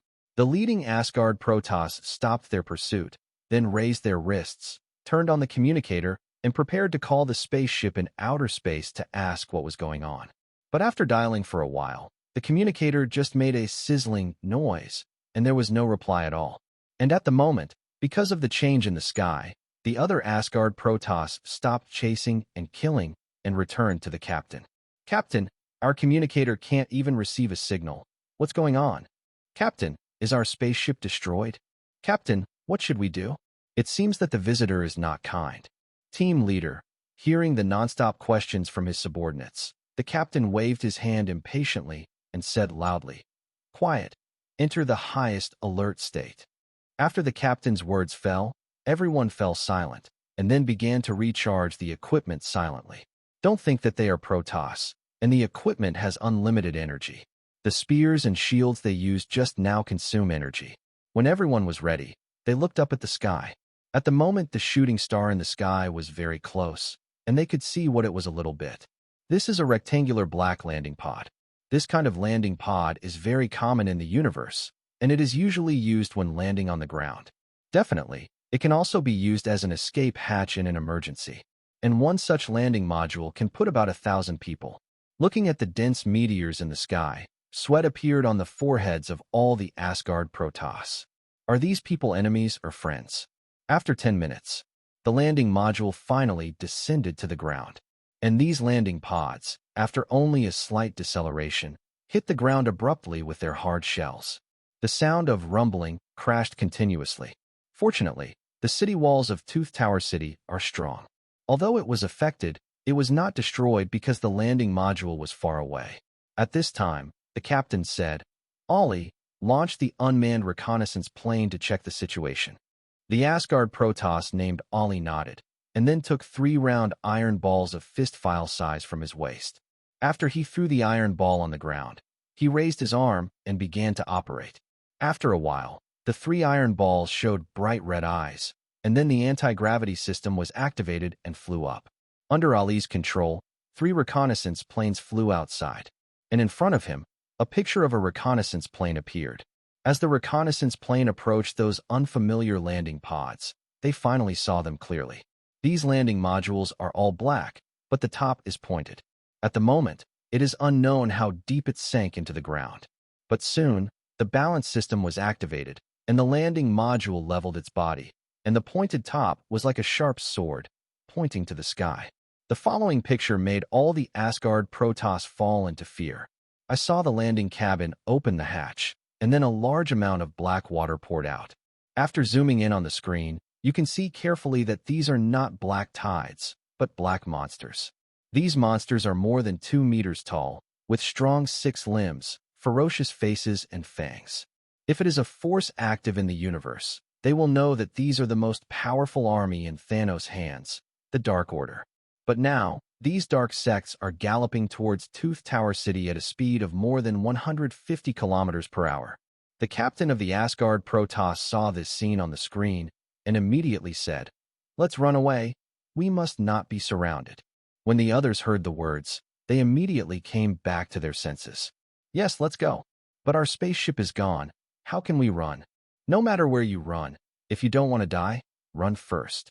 "Yes, we haven't returned to Asgard for a long time. People above will definitely notice. We just need to wait for rescue." Soon, the 6 people reached a consensus and began to run towards the direction with the fewest enemies. It has to be said here that the Asgard Protoss is indeed a race that can rule the galaxy. These ordinary fighters, like little Superman, ran very fast and ran out of the city in a short while. But unfortunately, the speed of the Dark Order is not slow. Not long after they ran out of the city, they saw black spots appearing in the distance. Damn it, there's a monster ahead. Captain, what should we do? I don't want to die. Woohoo! Before the battle, there was an atmosphere of despair among the Asgard Protoss. After all, they faced too many enemies this time, and they had no chance of winning at all. But the captain who ran ahead gritted his teeth and said firmly, "Soldiers of Asgard, Odin is here. Charge!" When the other 5 heard the words, as if they had found the backbone, they immediately showed firm expressions. At the moment, they were like heroes. Even though they knew that the road ahead was certain to die, they still launched a charge for that glimmer of hope. After a while, 6 Asgard Protoss pierced into the black tide like a golden sword. But no matter how strong they were completely overwhelmed after only holding on for a while in the face of the almost endless dark sections. Chapter 12. The Asgard Protoss in the Tooth Tower City, at the moment, are killing Xingxing. Although these consonants are good in strength, they are definitely a massacre in front of their high-tech weapons and equipment. Up to now, hundreds of Lingxi people have fallen to the ground forever, and the rest have also started to flee here frantically. After all, no matter how inflexible a person's brain is, they also know the truth that life is precious. But how could the Asgard Protoss miss the chance of massacre? So the hunt began. But at this moment, suddenly felt a burst of light in the sky. After they looked up, they suddenly discovered that at some point in outer space, a large number of unidentified space battleships appeared, and they seemed to be projecting things over. After a while, fiery red scratches appeared in the sky, like meteors, and dozens of meteors are flying towards them. What happened? The leading Asgard Protoss stopped their pursuit, then raised their wrists, turned on the communicator, and prepared to call the spaceship in outer space to ask what was going on. But after dialing for a while, the communicator just made a sizzling noise, and there was no reply at all. And at the moment, because of the change in the sky, the other Asgard Protoss stopped chasing and killing and returned to the captain. "Captain, our communicator can't even receive a signal. What's going on? Captain, is our spaceship destroyed? Captain, what should we do?" It seems that the visitor is not kind. Team leader, hearing the nonstop questions from his subordinates, the captain waved his hand impatiently and said loudly, "Quiet. Enter the highest alert state." After the captain's words fell, everyone fell silent, and then began to recharge the equipment silently. Don't think that they are Protoss, and the equipment has unlimited energy. The spears and shields they used just now consume energy. When everyone was ready, they looked up at the sky. At the moment, the shooting star in the sky was very close, and they could see what it was a little bit. This is a rectangular black landing pod. This kind of landing pod is very common in the universe, and it is usually used when landing on the ground. Definitely, it can also be used as an escape hatch in an emergency. And one such landing module can put about 1,000 people. Looking at the dense meteors in the sky, sweat appeared on the foreheads of all the Asgard Protoss. Are these people enemies or friends? After 10 minutes, the landing module finally descended to the ground. And these landing pods, after only a slight deceleration, hit the ground abruptly with their hard shells. The sound of rumbling crashed continuously. Fortunately, the city walls of Tooth Tower City are strong. Although it was affected, it was not destroyed because the landing module was far away. At this time, the captain said, "Ollie, launch the unmanned reconnaissance plane to check the situation." The Asgard Protoss named Ollie nodded, and then took 3 round iron balls of fist-file size from his waist. After he threw the iron ball on the ground, he raised his arm and began to operate. After a while, the 3 iron balls showed bright red eyes, and then the anti-gravity system was activated and flew up. Under Ali's control, 3 reconnaissance planes flew outside, and in front of him, a picture of a reconnaissance plane appeared. As the reconnaissance plane approached those unfamiliar landing pods, they finally saw them clearly. These landing modules are all black, but the top is pointed. At the moment, it is unknown how deep it sank into the ground.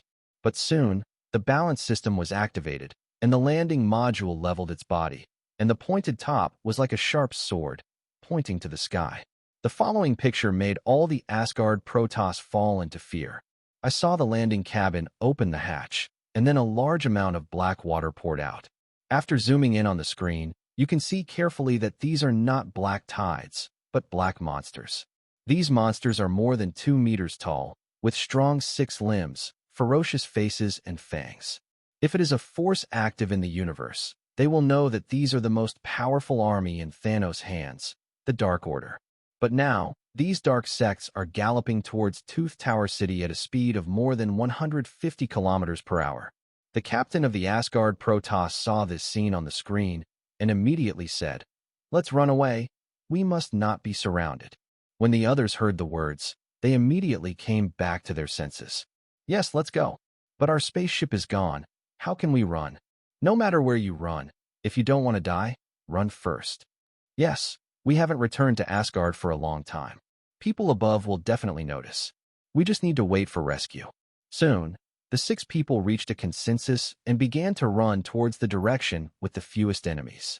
It has to be said here that the Asgard Protoss is indeed a race that can rule the galaxy. These ordinary fighters, like little Superman, ran very fast and ran out of the city in a short while. But unfortunately, the speed of the Dark Order is not slow. Not long after they ran out of the city, they saw black spots appearing in the distance. "Damn it, there's a monster ahead. Captain, what should we do? I don't want to die." Woohoo! Before the battle, there was an atmosphere of despair among the Asgard Protoss. After all, they faced too many enemies this time, and they had no chance of winning at all. But the captain who ran ahead gritted his teeth and said firmly, "Soldiers of Asgard, Odin is here. Charge!"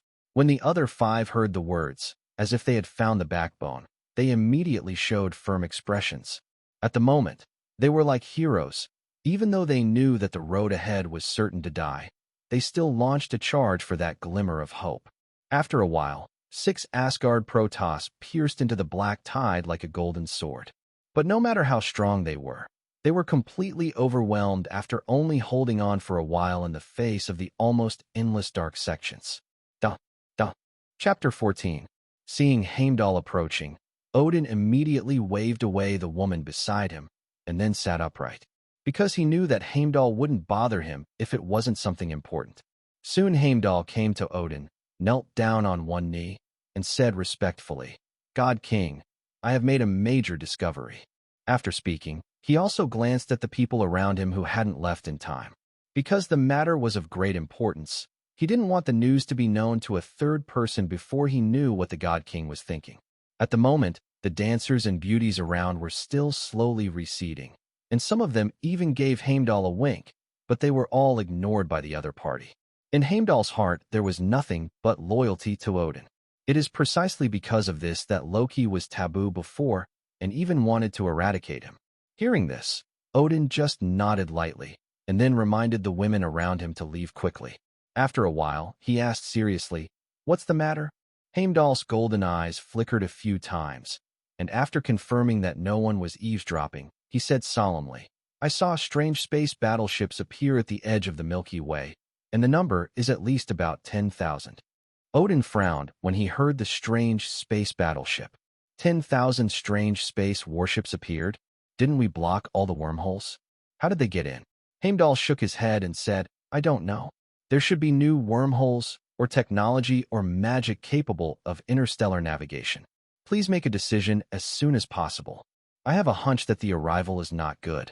Although his divine power is formidable, and the golden pupil claims to be able to monitor the 9 realms, but it is only the 9 realms, and naturally it cannot monitor the entire Milky Way.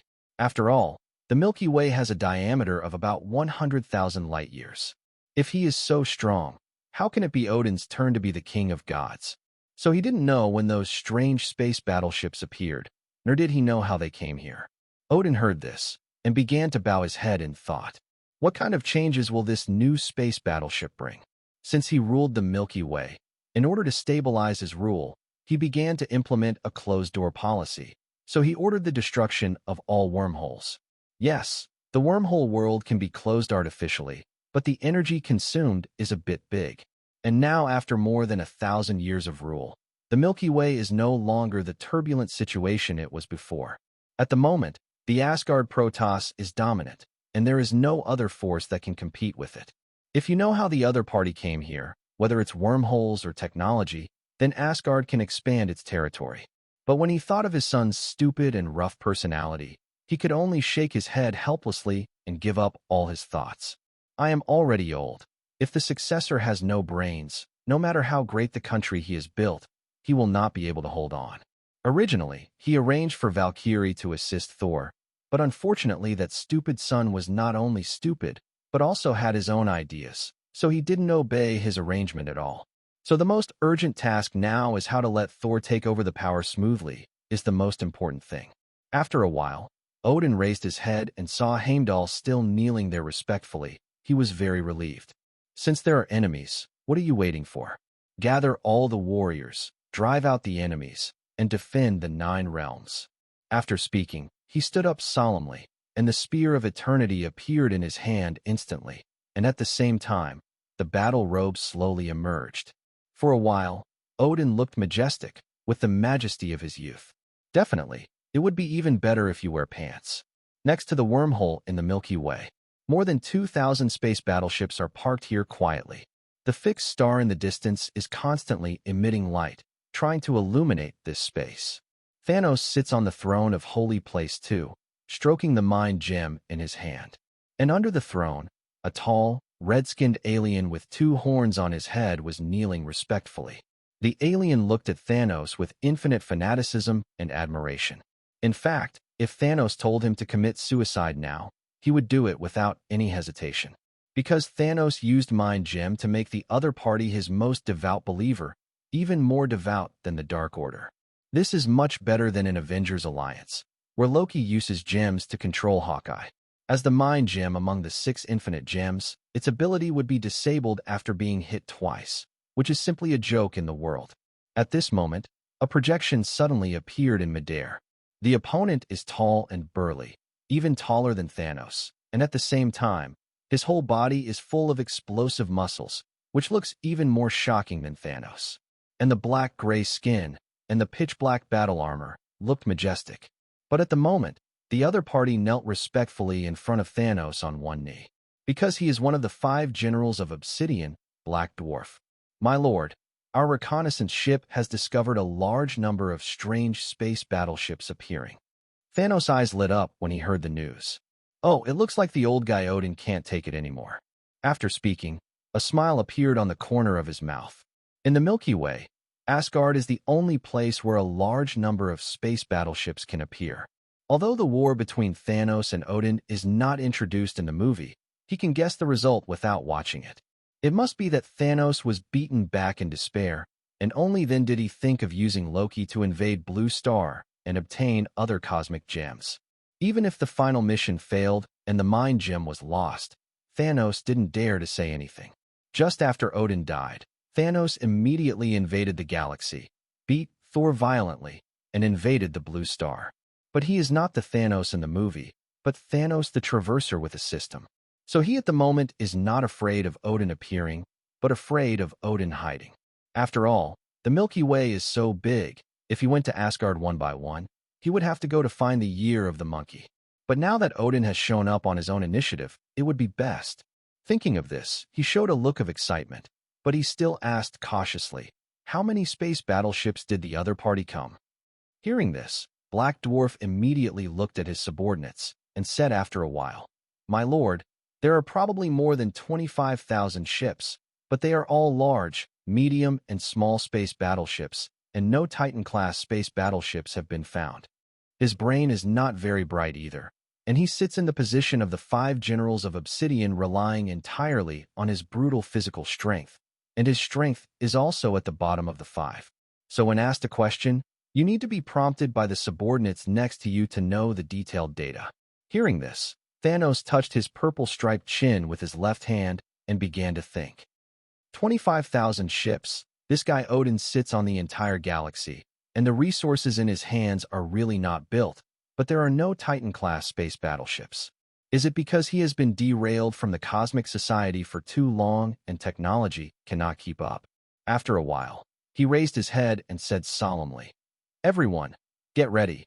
We're about to start a big battle. Chapter 15. Black Dwarf felt a surge of excitement when he heard Thanos say that a big war was about to start. Among the 5 generals of Obsidian, he can be said to be the most combative one. Now that an unprecedented war is about to start, I am naturally very excited. My lord, Black Dwarf requests to fight as a vanguard. Hearing this, Thanos ignored Black Dwarf and asked his subordinates to connect all the 5 generals of Obsidian. Black Dwarf opened his mouth when he saw the serious expression on the adult's face, but in the end he suppressed the idea of continuing the request. After all, now is not the time for him to be willful. After a while, as 5 capable men appeared on the screen in sequence, Thanos put down the mind gem in his hand and stood up.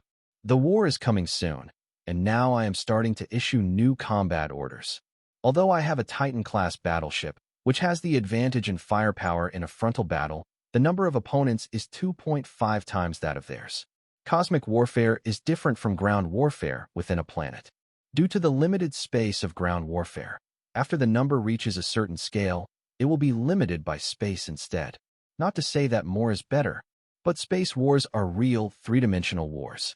Enemies may appear in all directions up, down, left, and right.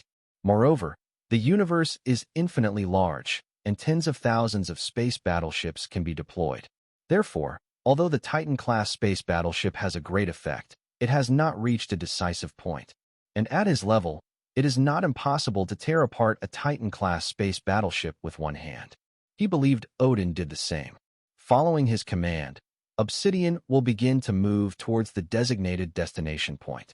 He led 2,500 space battleships, still staying in place.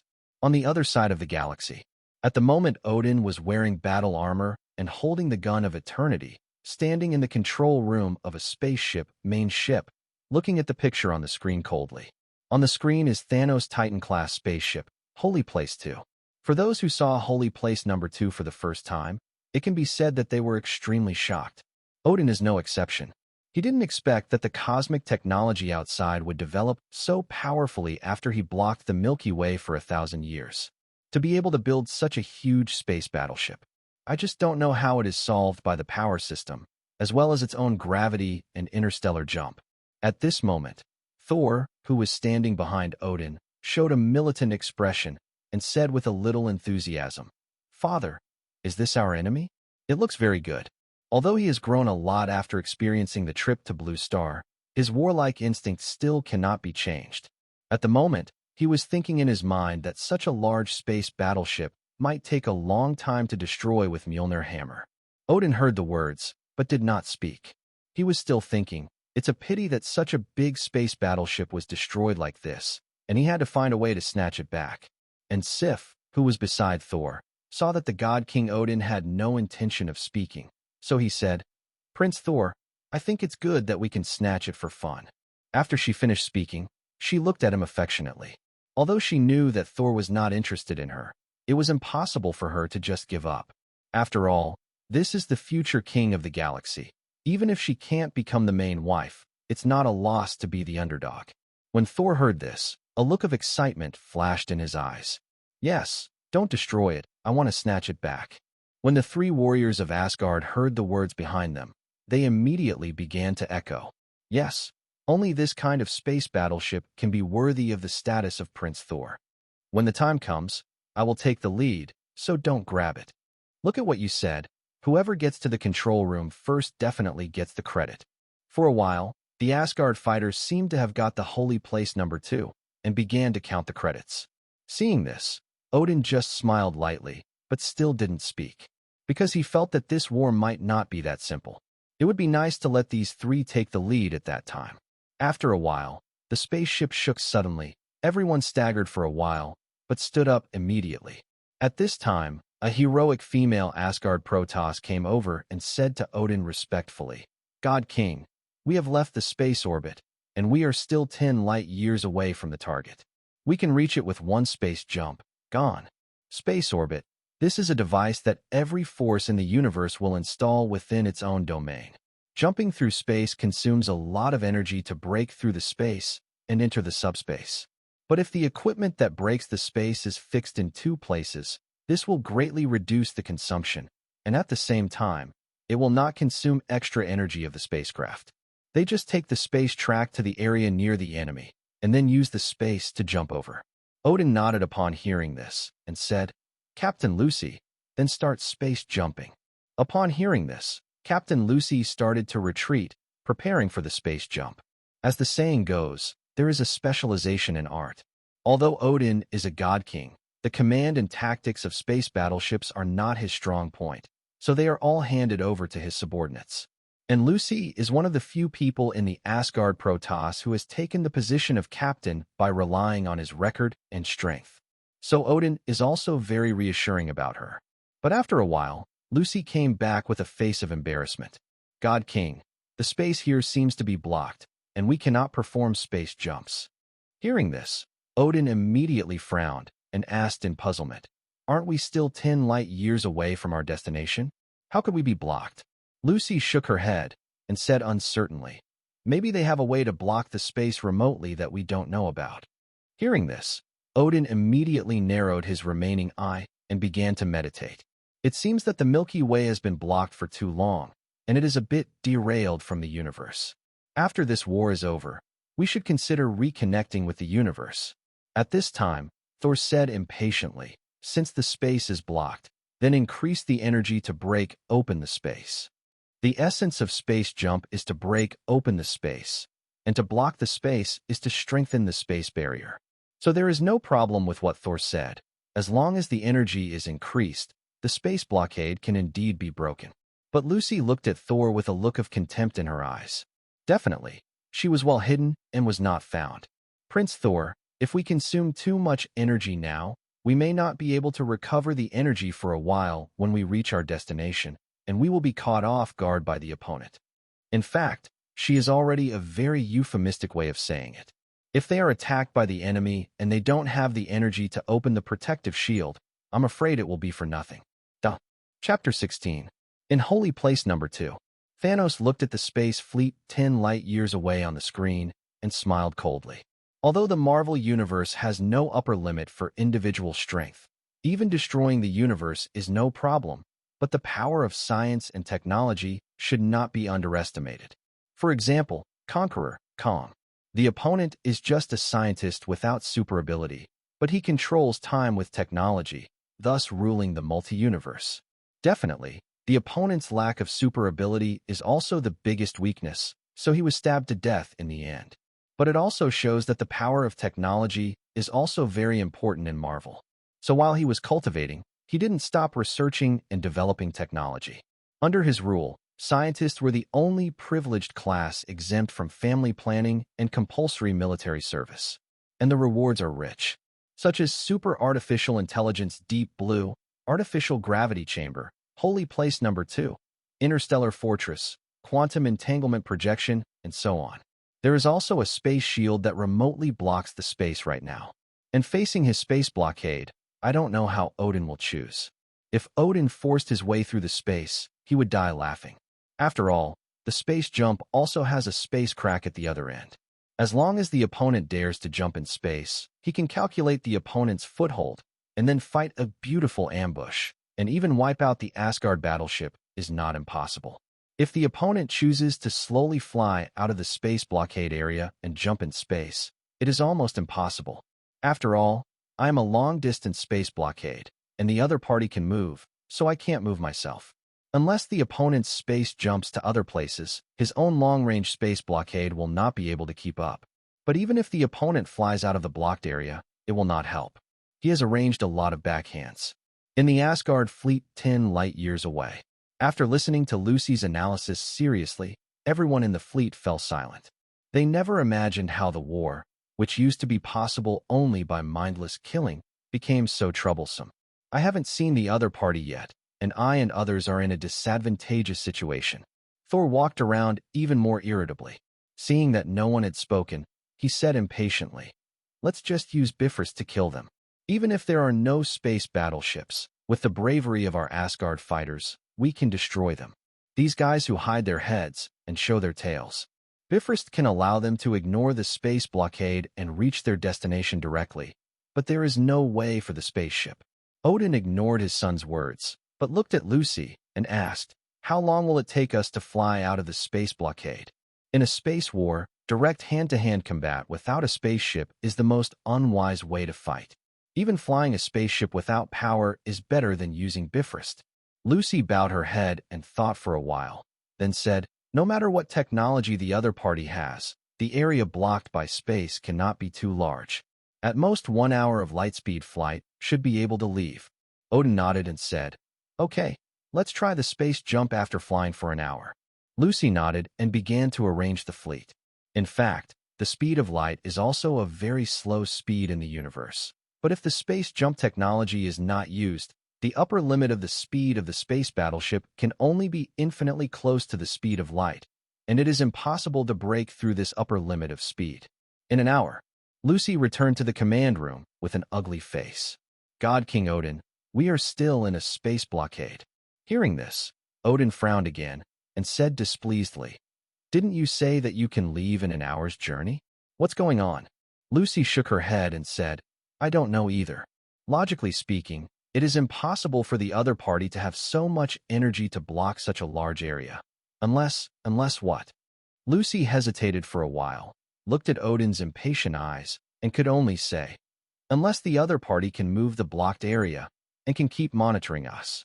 At this time, Thor couldn't believe it and said, how is this possible?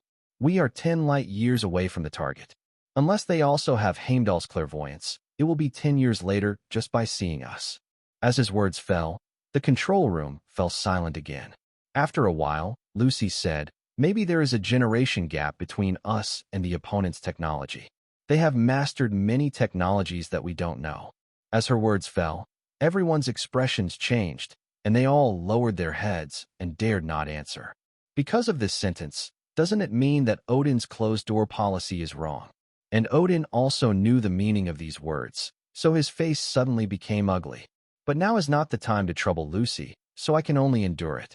After a while, Sif next to him saw that the atmosphere was not right, and said, Captain Lucy, if we space jump to other places, we need to recharge the energy before we start the space jump. Someone who can be valued by Odin, and even wants to be chosen as a daughter-in-law, is naturally not an idiot, and even has a very flexible mind. So soon, she came up with a solution that was not a solution. Lucy nodded upon hearing this, and said, well, you can try it. After thinking for a while, Odin said, okay, then let's try Sif's method. After making a decision, Lucy soon arranged for the fleet to start a space jump to a place 1 light year away. But this space jump took 5 times more time than usual to open the space rift. After 10 minutes, Asgard's 25,000 space battleships appeared 9 light years away from Thanos. But from the dim shields of the battleships, it can be seen that most of the energy of these battleships has been consumed. After 4 hours, Odin's car was the first to fully recharge. Until 7 hours later, the medium-sized warships and small warships also slowly recovered their energy. And just when Lucy was about to continue the space jump, she discovered a new problem. King Odin, the target area is blocked by space. Hearing this, Odin's face darkened again. Damn cowardly invaders. He really didn't understand why the other party set up so many space blockades. Wouldn't it be good to have a fight in an upright manner? I have to engage in these bells and whistles. Thor, who was next to him, heard the words and immediately said, that's right. These invaders are so timid. They must not be very powerful. If you want me to say that you just jump over the space, the big deal is that after you finish fighting the enemy, let the rear be in front of you when you want to go back. It's time to mobilize the spaceship. When the 3 warriors of Asgard heard the words, they immediately agreed.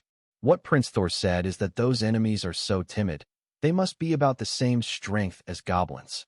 Yes, kill them directly. We are Asgard warriors, and we are invincible. Odin ignored his son and 3 followers, but looked at Sif and Lucy and asked, do you have any good ideas? Compared with these 4 idiots, he is more willing to talk to people with brains. If Thor wasn't his own son, he would have wanted to slap him to death.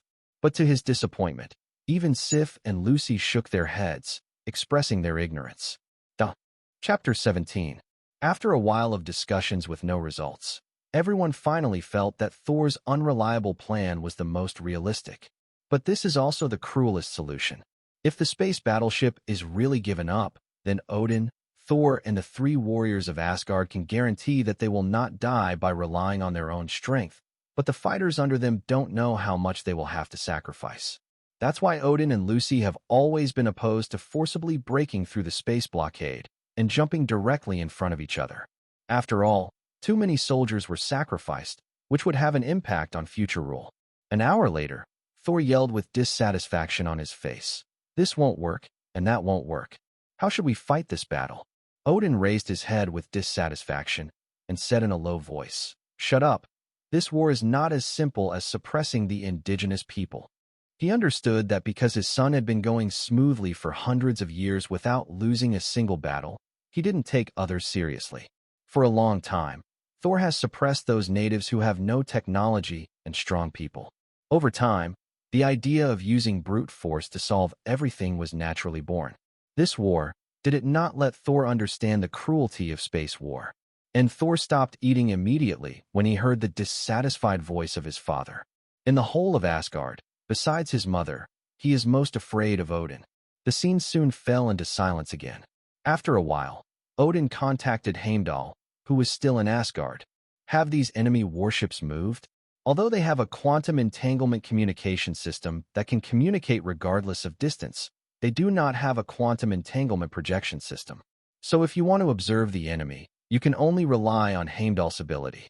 Heimdall, who was guarding Bifrost, heard the sound, immediately opened his eyes, stood up, and then raised his head to look somewhere in the distant universe. After a while, the pupils in his eyes seemed to disappear. After a long time, he replied, "Dear God King, I only saw more than 2,000 space battleships. I don't know where the other space battleships have gone, but I seem to have seen something strange." Having said that, he paused. Just now he saw a very huge amount of something. It looked like a meteorite, and it looked like a space battleship, so he didn't know how to describe it for a while. Seeing this, Odin asked curiously, "What strange thing?" After Heimdall hesitated for a while, he said, "Those things are very strange. They look like meteorites, but there are some military facilities. I haven't seen such things before." Odin frowned immediately upon hearing this. Are there military facilities on meteorites? What the hell are these enemies doing? Aren't you afraid that the meteorite will be sucked away by the gravity of fixed star? In the past, he also thought about building a military facility on the meteorite and making it an interstellar platform. But the meteorite is very unstable. As long as it is attacked with a strong force, it will shatter. Energy is also a big problem, so I finally gave up. But this time the enemy's technology seems to be very advanced. Maybe they have overcome those technical difficulties. Thinking of this, Odin's face suddenly darkened. He seems to understand why the enemy wants to block the space and has not started a direct war for a long time. It should be to build these interstellar war platforms. After turning off the call, Odin turned his head to look at Lucy and said firmly, "I order you as the king of God to force the space jump now." He is not an indecisive person. Once he has a decision, he will do it without hesitation. Lucy instinctively wanted to refute, but seeing the dignified look of Odin, she finally knelt down on one knee. As ordered, Thor heard the words of the Father God and immediately raised Mjolnir excitedly. But looking at Father God's gloomy expression, he didn't shout out the words of the second class. Near a black hole, Thanos is sitting on the throne, holding the mind gem and practicing. At this time, a dark blue projection appeared in midair. "Master, there are space fluctuations in the nearby fixed star, and it seems that there is a space crack opening."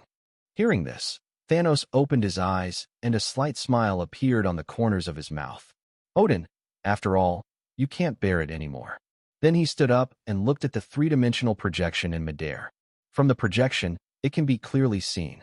Near the fixed star where he was, a strong spatial rift appeared. It's like a black hole was opened in the universe, swallowing all the light, and there is only darkness inside, and nothing can be seen at all. However, due to the space blockade, this opening is still very small, and it is impossible to allow any space battleship to pass through. Seeing this, he suddenly frowned. "No, even if Odin wants to fight head-on, he can't jump directly to my face. This is not bravery, but death." When he was thinking about whether it was a trap, suddenly in the mid-air projection, several space cracks and fluctuations appeared. Seeing this, he was puzzled for a while, but soon understood the opponent's plan. Interesting, open multiple spatial rifts at the same time, so I don't know your real intentions. This set of virtual reality is not bad. However, you have underestimated the power of technology. Strengthen space blockade energy, and drop space bombs in all space cracks, and drop cosmic mines outside the space cracks. A space bomb is a mine that can be dropped directly into a space rift and will explode if it is touched by something. However, the explosion of the space bomb is not a physical explosion, but a space collapse. Just like in Thor 2, the space grenade used by the Dark Elves is similar, but the space bomb is more powerful. And the cosmic floating mine is just the cosmic version of the land mine. It is triggered in the same way, and it explodes when touched. It's just that the power is much stronger than a chemical explosion. Yes, Master. Soon, Deep Blue began to carry out the order. Following orders issued from Holy Place 2, some surrounding space battleships began to move. At the same time, the Obsidian generals and other galaxies around him also started to act. After all, the space rift opened by Odin is not just a fixed star range, but also in other fixed stars around. However, the actions are basically auxiliary spaceships, and the attack ships and defense ships are still not moving. Although it is an auxiliary spaceship, it has a diameter of 200 meters. It is shaped like a ball, and then there are several antennas sticking out. In the vacuum of the universe, there is no need to consider gravity, wind force, resistance, etc. So the shape doesn't matter, you can design it casually. However, because the circle is easy to manufacture and can effectively protect the core equipment, the auxiliary spaceships that do not require frontal combat are naturally spherical. After these round spaceships flew near the space crack, they first dropped black balls with a diameter of only 2.5 meters into the crack, and then dropped black circles with a diameter of 1 meter outside. Chapter 18. Because the energy of the space blockade was strengthened, it took Odin's fleet more than an hour to open the space rift. In the next second, hundreds of drones disappeared into the universe in an instant. Obviously, they all jumped into the space in an instant and went to explore the way. After 10 minutes, on Odin on the main ship, in the projection in midair, when those drones jumped in space, the light spots disappeared one after another. Even if a few ships were lucky enough to reach their destination, they disappeared one after another before they could convey the picture.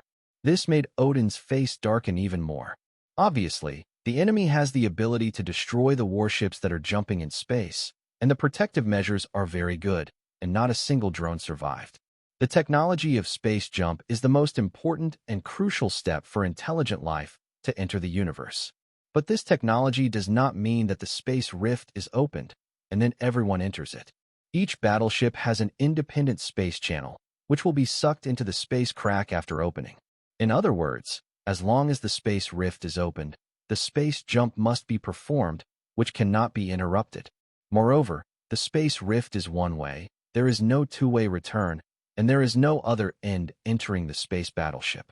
But now the enemy can destroy the unmanned warship in the space jump, which shows that the enemy has new technology that they don't know. Lucy, what now? Open up the space to jump separately and distract the enemy's attention. This is the best way Lucy came up with. But obviously, the enemy also has a policy to deal with it. Lucy could only shake her head and said in frustration, "It seems that there is no other way. We can only fight head-on." Thor said excitedly, "It's time to fight. It's a waste of time." Odin also shook his head helplessly and said firmly, "Then let's start." Near the wormhole. At the moment, a huge amount of meteorite is being pulled by several transport warships. This is for making Star Fortress. From the very beginning, Thanos was prepared for a long-term battle. If Odin chooses to come slowly, then there will be 10 Star Fortresses, so that the opponent can't afford to go around. After a while, several large transport ships appeared from the wormhole. Then worm-like machines appeared from both sides of the transport ship, and then flew to other battleships. This is a supply machine, which replenishes energy and various resources for the battleship. Everything is running in an orderly manner. In Holy Place number 2, Thanos is still sitting on the throne, holding the mind gem lightly. At this time, Xiaolan's virtual projection appeared in midair. "Master, at a distance of 30 billion kilometers from us, we discovered that a large number of space rifts have been opened." Thanos opened his eyes immediately upon hearing this. Oh, I can't take it anymore, and I'm still on the verge of fixed star. The fixed star where I am now has a diameter of only about 10 billion kilometers. 30 billion kilometers is just a little outside of fixed star, which is not far or close. If he passed at sublight speed, it would take about 2 days to reach the destination. The opponent's space battleship just had time to recover its energy. It appears that Odin has the means to locate himself. Soon, a name entered his mind. Heimdall, a man who can monitor the 9 realms. I guess it was this guy. Otherwise, even with his technology, he would not be able to monitor things tens of thousands of light years away, let alone a few tiny warships. All fleets head to the target location. Black Day will be on standby for support at any time, and at the same time all interstellar fortresses are suspended. The reason why Star Fortress was built before was that Odin would not find himself so soon. I didn't expect to be discovered after only a few days in the Milky Way. But now it's time for a decisive battle, so there is little point in building an interstellar fortress. If you win, hit the enemy's hometown directly. If the battle is lost, the unfinished Star Fortress is of little use. And the reason why General Black Yao was not allowed to come over was naturally because of the space blockade, so he couldn't come over for the time being. If he knew that Asgard's technology was so poor that it couldn't even break the space blockade, he wouldn't have to bother so much. So he separated his hands and went to ambush around. Start the black photon ray traction and start the superluminal engine. Open the space slide area, ready to enter superluminal speed. Following a voice command, 2,500 space battleships, led by Holy Place 2, began to fly towards their destination at a speed 100 times faster than light. If wormholes are passages between galaxies and space jumps are passages between fixed stars, then space slides are passages between planets. The diameter range of a fixed star may be as small as several billion kilometers and as large as several trillion kilometers. Such a long distance, if only traveling at the speed of light, it would probably take several years. Moreover, it is not suitable for space jumping in fixed star. After all, it consumes too much energy, so the more space-saving slideway is the first choice. The space slide is a powerful energy that slightly compresses the space, forming a piece of space that shortens, just like shrinking the ground to an inch. Then the spaceship is still traveling at sublight speed, but it has reached the effect of superlight speed. It's just that this technology is very high-end. I guess Odin doesn't have it yet. After more than half an hour, Thanos' fleet arrived at its destination. Here, he saw a pitch-black space without any starlight. This is a rift in space that is opening, so you can't even see starlight. Xiaolan, who is very intelligent, even started to issue various tasks without ordering from Thanos. The destination has been reached, stop the space slide, and exit the FTL. The space battleship shield is fully powered on. Engine on full blast. The laser main gun and secondary guns are starting to recharge. Start dropping cosmic mines and space bombs. The interstellar behemoth is ready to launch. The Dark Order is ready to move. Fighters ready to run. As orders began to be issued one by one, this huge fleet began to operate. The frigates lit up their shields one after another. The attack ships began to recharge the main and secondary guns. The auxiliary spacecraft began to release cosmic mines and space bombs. The mothership dispatched interstellar behemoths and the Dark Order, and fighter jets started their engines one after another. The interstellar behemoths are those whale-like flight monsters seen in the movie. Unlike in the planet, which can only be used as a transport plane, in space, the interstellar behemoths are powerful firepower, and their movements are sensitive, not as dull as in the movie. With the deployment of the battle in full swing, Thanos stopped practicing, but quietly waited for the arrival of the enemy. I hope this time, I can make myself happy. Chapter 19. An hour seems to pass very slowly. After a long wait, the space rift finally opened. The space fleet led by Odin disappeared into the universe in an instant. During the space jump, many spaceships were torn into pieces because they touched the space bomb. However, space bombs are limited in power after all, and can only cause damage to those small warships. Unless medium and large warships are bombed by multiple space bombs, they are just broken shells. After 10 minutes, Odin's fleet finally arrived at its destination. Boom! Many battleships were blown to pieces because they had no energy to activate their shields, and then touched the cosmic floating mines. Definitely, there is no sound in the vacuum of the universe, but looking at those battleships that turned into flames, the sound of explosion appeared in everyone's mind. Because it is so spectacular. Hundreds of space battleships turned into brilliant fireworks at the same time, making the light of the sky even cover up the fixed star in the distance. And Odin at the moment on the main ship is expressionless, but his heart is bleeding. There are at least 100 people on each of these small warships. But before he could express anything, more lights lit up in the distance. This is Thanos' space attack ship launching the attack. The next moment, more warships turned into flames. Even many medium-sized warships exploded.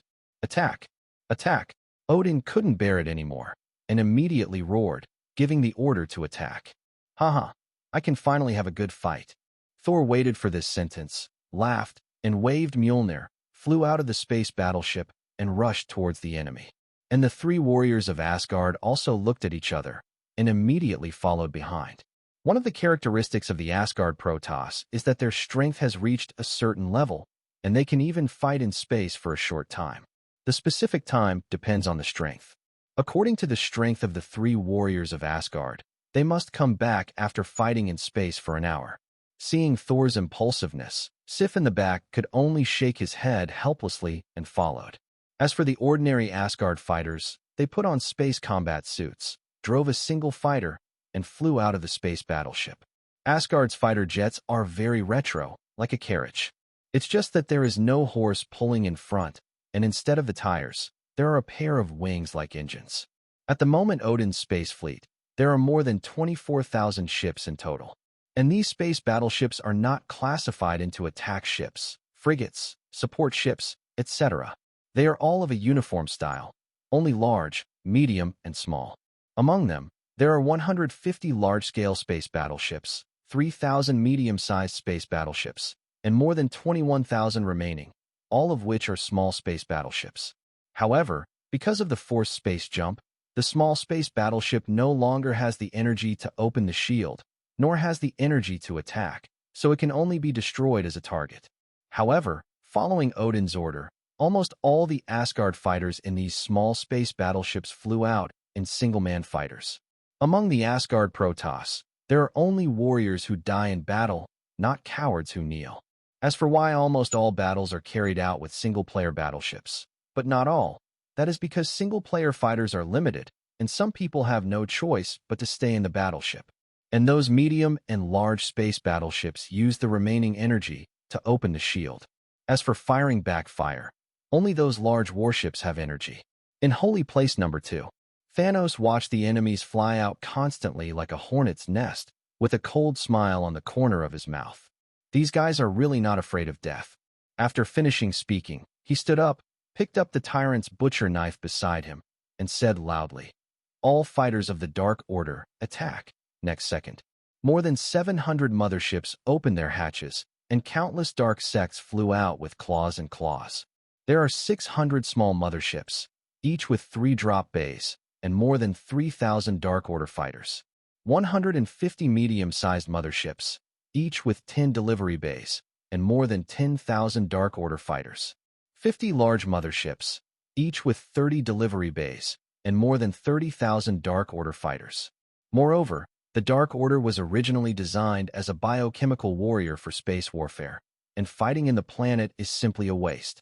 At the moment, in a vacuum, they can fly and charge in the universe without even needing extra equipment. Immediately afterwards, Thanos continued to order and asked Deep Blue to close the space blockade so that General Obsidian would come back to support.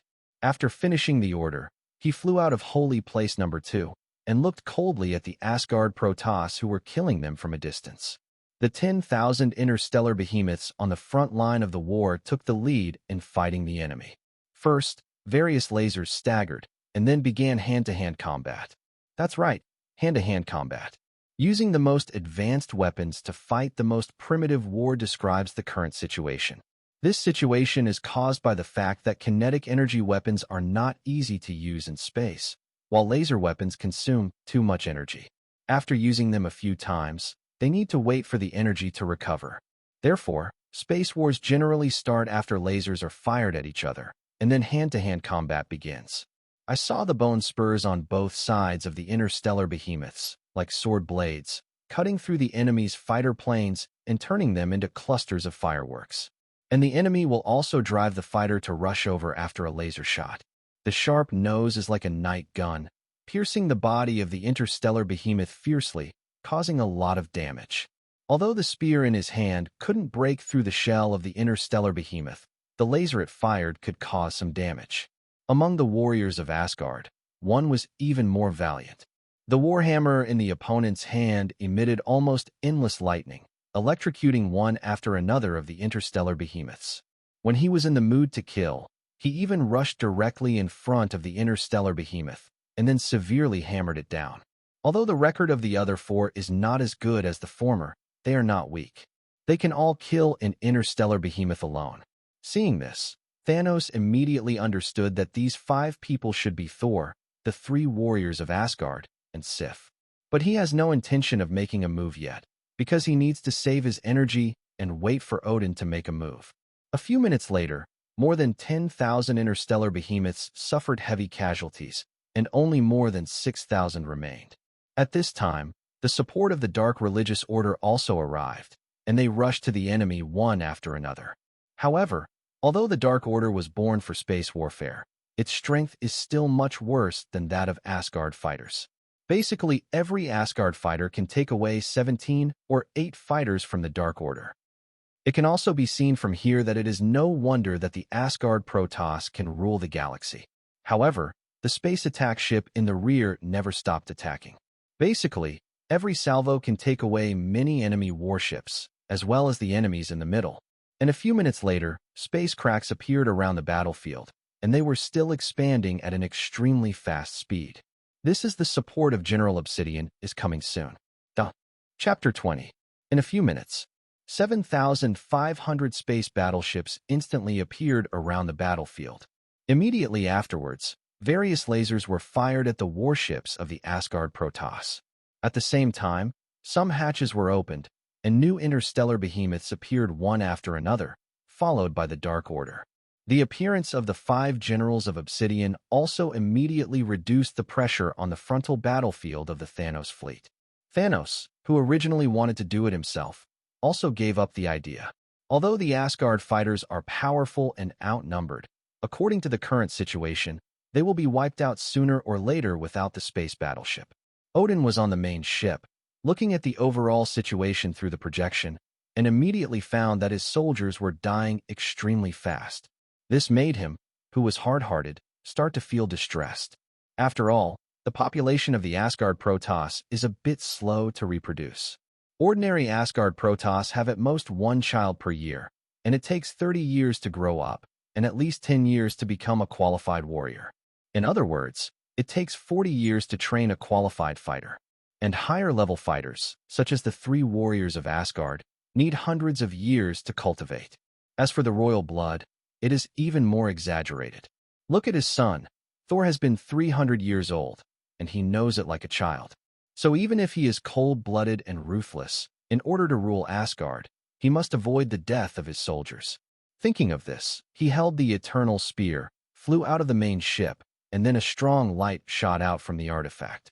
The speed of this energy shockwave is already comparable to that of a light beam, and after only a few seconds, it traveled a distance of more than 1 million kilometers and shot into the enemy fleet.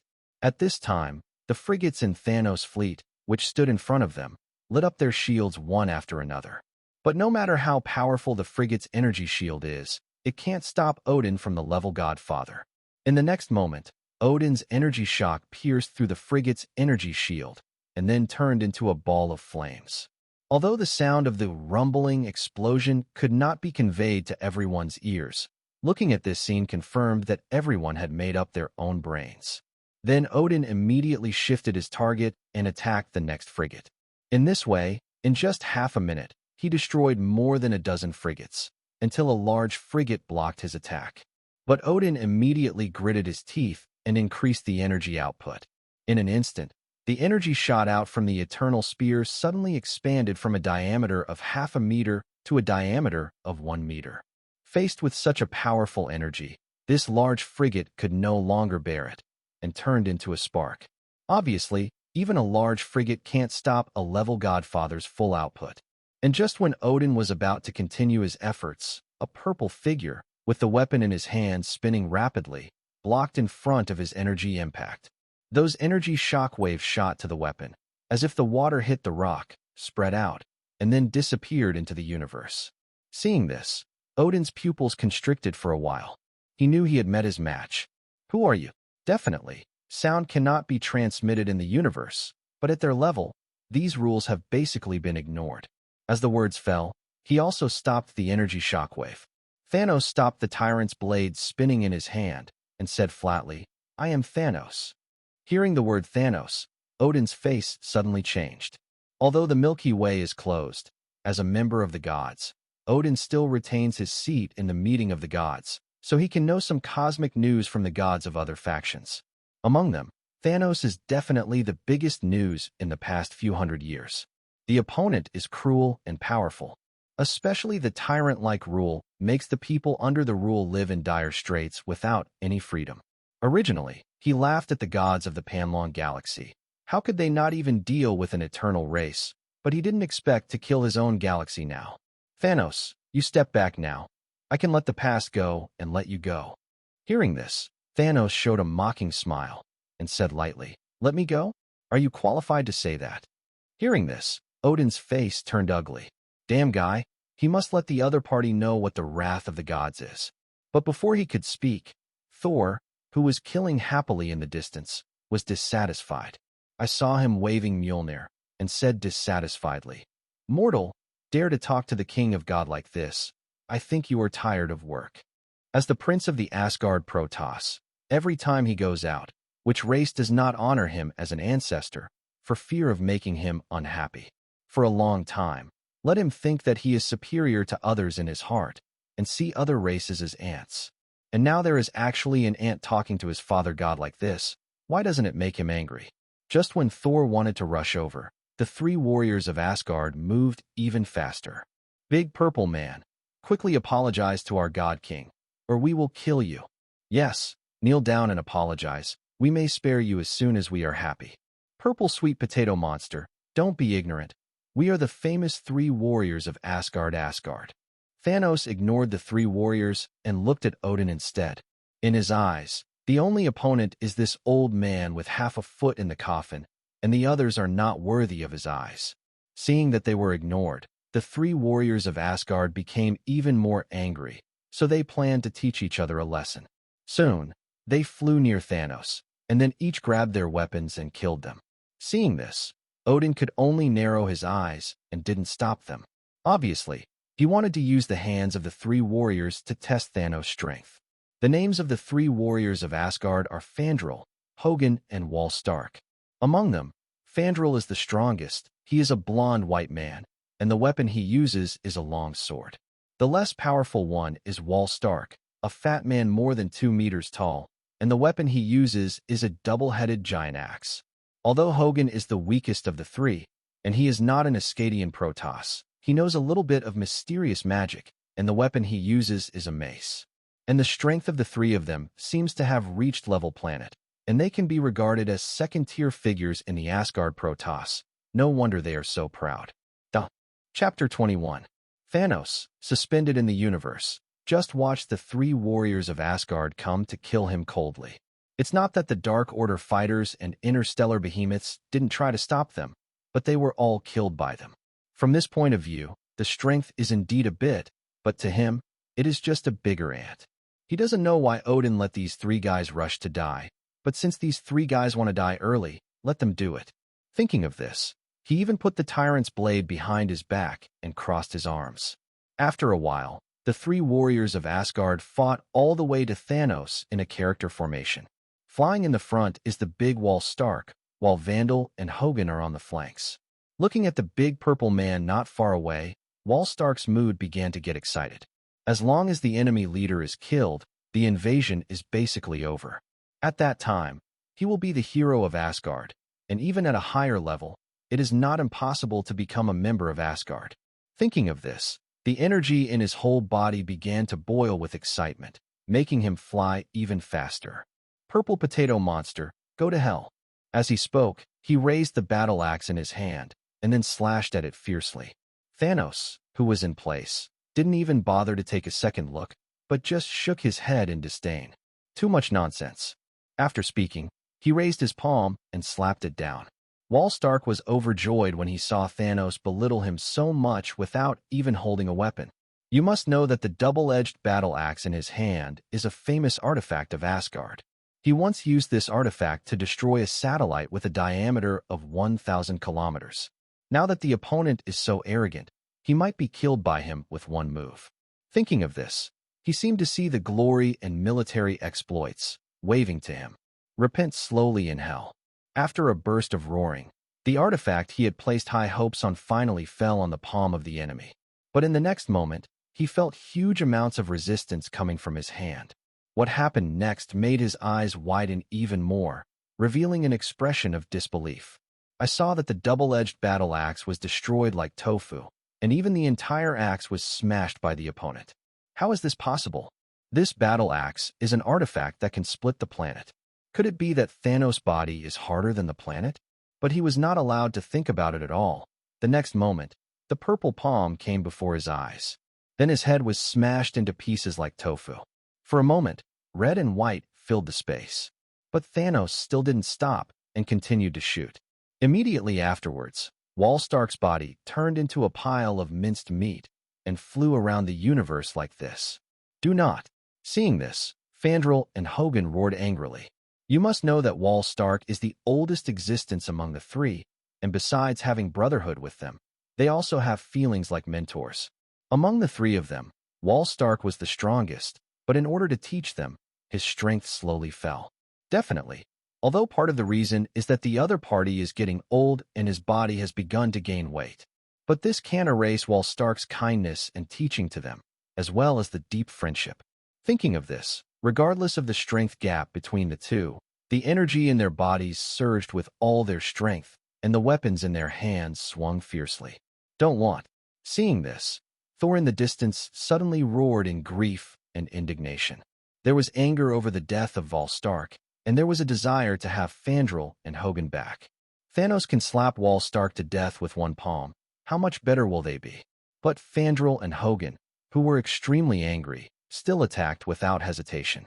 In the ending, as expected by Thor, the two were slapped to death by Thanos. As simple and easy as slapping two mosquitoes to death. Because it is in the vacuum of the universe, the scene looks like flesh and blood, red and white objects and blood fly around. The scene was extremely bloody, and Odin didn't feel much about the death of the three warriors of Asgard. The only pity is that Thanos did not test out his true strength and sacrificed in vain. But it also made him more cautious, because he is not sure that he can defeat the opponent now. If he is also defeated, I'm afraid Asgard will be finished. At this time, Thor couldn't help feeling a little disappointed when he saw that the Father God hadn't moved for a long time. But in no time, he grabbed Mjolnir and flew towards Thanos. Thanos. His relationship with the three warriors of Asgard is not generally deep. Usually when they go out to suppress the rebellion, they always take them to fight side by side, which makes them establish a deep comrade in arms. When Loki wanted to murder him, it was the three warriors of Asgard who stood up for the first time and went to Blue Star to find him. Thinking of this, his whole body began to flash with lightning, and the Mjolnir in his hand was surrounded by lightning. As they flew all the way, all the surrounding dark sect fighters and interstellar behemoths that were touched by the lightning were instantly turned into coke by electricity. No one can stand in front of him and stop him from revenge. Don't go, come back to me. Seeing his son being so impulsive, Odin couldn't sit still. Even the level godfather, he is not sure to deal with Thanos, and Thor, who only has the strength of the sub-heavenly father, is even less likely to be Thanos' opponent. Now in the past, it is to give away the head. Seeing that his son didn't seem to stop, Odin gripped the gun of eternity in frustration and quickly chased after him. Don't let your son die. Otherwise, who will inherit his hegemony, his country? Thanos in the distance saw Thor and Odin flying towards him one after another, and finally stopped holding back grabbed the tyrant's butcher's knife behind his back and took it down. He can look down on the so-called three warriors of Asgard, but he dare not underestimate Thor, let alone Odin. As the ruler of the Milky Way, Odin's strength is also among the top in the level Godfather category. Moreover, the eternal spear in the opponent's hand has a certain hit attribute, and it is also known as the two most powerful artifacts of the gods together with Zeus' weapon, thunder. As for Thor, although his current strength is still very weak, in the future, he can even single out Thanos, who holds 6 infinite gems. That storm axe even nearly ended Avengers 3. Chapter 22. Thor definitely heard Odin's words, but he, who had already been rushed to his head by anger, ignored his father at all, and only wanted to avenge the three warriors of Asgard. Thanos saw the warriors of the Dark Order and the interstellar behemoths. Even facing the rampage Thor, he still stood in front of them without any hesitation. But in the face of the absolute strength gap, it's just a meaningless sacrifice. So he waved his hand and told his men to leave. At their level of battle, these little soldiers are useless at all and can only consume the opponent's energy at most. If one's troops are in an advantage in the war, then it doesn't matter to send some subordinates to consume the opponent's energy. But now the situation of this war is still unclear, so there is no need to consume your men so much. After receiving the order, the warriors of the Dark Order and the interstellar behemoth immediately stepped aside. This made Thor and Odin fly faster. At the same time, the Obsidian generals around in the distance finally flew out of the space battleship. When they saw Thor and Odin rushing towards the Lord, they immediately grabbed their weapons and rushed to support the Lord. Although they have great confidence in the adults, they still have to show the posture of protecting the Lord. But Thanos still ordered them not to come when he saw this. After all, the strength of the 5 generals of Obsidian is only level planet. Like the previous 3 idiots, they can't intervene in the battle between him and Odin. A moment later, Thor, brandishing Mjolnir, came near Thanos. What? With an angry roar, the breath of Thor's whole body also rose steadily, and soon reached the peak level of the sub-celestial father. It seems that it can break through at any time. But this strength is still far from enough for Thanos. But at this moment, a dangerous aura suddenly enveloped his whole body. Looking around, he found that Odin not far behind Thor was holding the eternal spear, and the remaining eye was staring at him. And the dangerous breath came from the opponent. Obviously, this is a cover for Thor. When Thanos saw this, the energy in his body began to surge, and he showed all his strength, then swung the tyrant's butcher knife and slashed over. Ding! There was a loud noise. In this peaceful cosmic vacuum, the movement of the collision of the 2 artifacts reached everyone's minds. Thor felt a huge force coming from his hand, which made him shocked. But he still gritted his teeth, pumping the energy in his body with all his might. There was still a roar, and then the thunder all over his body shot around. But no matter how hard he tried, no matter how he mobilized the energy in his body, Mjolnir in his hand still couldn't move forward at all. The power gap between the 2 sides is really too big. Thanos said lightly, "Is this the strength?" After speaking, he clasped his hands together. The purple light on the tyrant's butcher's knife in his hand was shining brightly, and he pushed it fiercely. Thornton was instantly repelled by unstoppable force and flew backwards. Fortunately, Odin also flew over at this time and immediately caught Thor. "Don't be impulsive when things happen. Have you forgotten?" There was anger and indifference in the voice, but also doting. He really has nothing to do with this, son. After Thor stabilized his figure, he was about to refute, but when he saw Father God's worried eyes, he immediately lowered his head in shame. "I see." Although Odin breathed a sigh of relief, he looked at Mjolnir and said with a bit of distress, "Go back, don't get in my way." I saw a huge amounts of crack appear on Mjolnir, which almost split it in half. This made him very worried. You must know that this Mjolnir is made of a cooling fixed star, which is only 1 level weaker than the Eternal Gun. Unexpectedly, it was almost cut into 2 pieces by the opponent. When Thor heard the words, he immediately raised his head and said firmly, "No, I want to avenge them." With that, he raised Mjolnir, ready to fight on. But when he noticed Mjolnir's horror, he was stunned. How did this artifact that had accompanied him for hundreds of years become like this? "Come back to me quickly," Odin didn't even have time to comfort his son when Thanos rushed over. At the moment, Thanos was complaining in his heart. The father and son really regarded war as a movie. The enemy is still there at the moment, flirting with each other, as if he doesn't take him seriously at all. I am not the villain in the movie. I will wait so kindly for you to finish chatting. The next moment, ding! A loud sound echoed throughout the battlefield again. The tyrant's butcher knife and the eternal spear, the two top artifacts, collided for the first time in this universe. And Thanos and Odin also clearly felt each other's strength for the first time through weapons. This is an opponent whose strength is no weaker than himself. This made Thanos suddenly a little excited.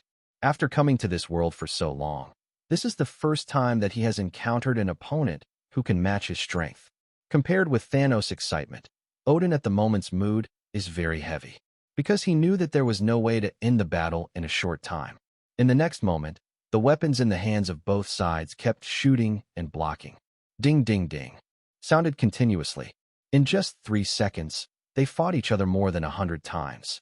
Its speed is so fast that outsiders can't detect it except the two of them. After a while, Odin found an opportunity to force Thanos back, and then the divine power in his body surged rapidly, and the eternal gun shot out powerful energy in an instant. When Thanos saw this, the destructive energy in his body also surged rapidly, and he stabbed at this energy. In an instant, 2 streams of energy, one white and one purple, collided together. Its huge energy even caused a tiny crack to appear in the surrounding space. Thor, who was about to leave, saw Thanos and the father in a stalemate and immediately returned. Because Mjolnir is almost damaged, so instead of using Mjolnir attack this time, he clenched his hands and then emitted a strong lightning bolt. And Odin immediately noticed his son's movements and immediately shouted anxiously, "Thor, don't!" Because he knew that the opponent, just like himself, didn't use all his strength at all, and his stupid son couldn't possibly succeed in a sneak attack. But his reminder was too late. I saw that Thor had rushed to a distance of 1 meter behind Thanos, raised his hands full of lightning, and was about to hammer down. And Thanos showed a smile at the corner of his mouth, and the next moment, his body disappeared in place. Chapter 23. Odin's energy continued to shoot forward after losing Thanos' block, and it happened to be Thor who stood in front of him. Do not! With a roar, Odin immediately stopped the energy output. But Thanos appeared out of nowhere, using destructive energy to keep the attack going. The next moment, Thor was shot by his father's energy. Suddenly felt severe pain. It seems that the skin of the whole body has been scorched and the internal organs have been torn. What? After a scream, he was knocked into the air by huge amounts of energy and flew to the distant universe. Seeing this, Odin immediately surged with divine power, ready to fly to retrieve his son. But the next second, Thanos appeared before his eyes. No one interrupts our battle now. Odin's one eye widened, filled with anger and hatred. It was the guy in front of him who almost killed his son. At the moment, Thor's aura is already very weak. If he cannot be rescued in time, the consequences may be disastrous. Thanos. A thicker, brighter beam of energy shot out from the gun of eternity. At the same time, a soft white light appeared from Odin's body. This is the performance of his full use of divine power. Seeing this, Thanos immediately spun the tyrant's blade to block the opponent's attack.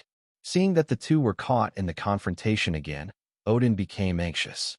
But soon, he was relieved, because he saw Sif flying towards Thor. All the enemies standing in front of her were killed by her single shot. But at the same time, he also noticed the situation on the battlefield, which was not good for them.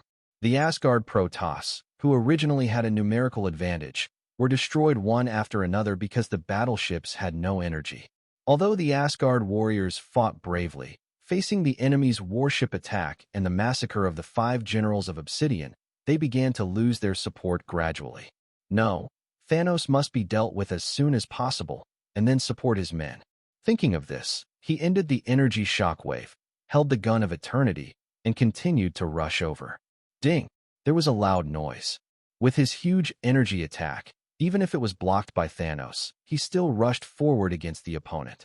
Thanos felt a powerful force in front of him, and the destructive energy in his body surged with full force. However, Odin is worthy of being a veteran-level godfather powerhouse, and his powerful power is not something he can resist for a while. They retreated all the way like this, and after a while, the two left the battlefield and came to the edge of the fixed star system. It is full of various meteorites with different file sizes, and it is also the edge of fixed star.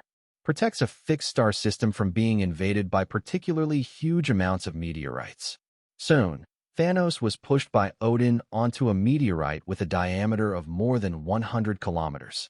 The irregularly shaped meteorite was instantly shattered by the two of them, turning into dozens of pieces and flying around. And Thanos also used the thrust of the meteorite to stabilize his figure.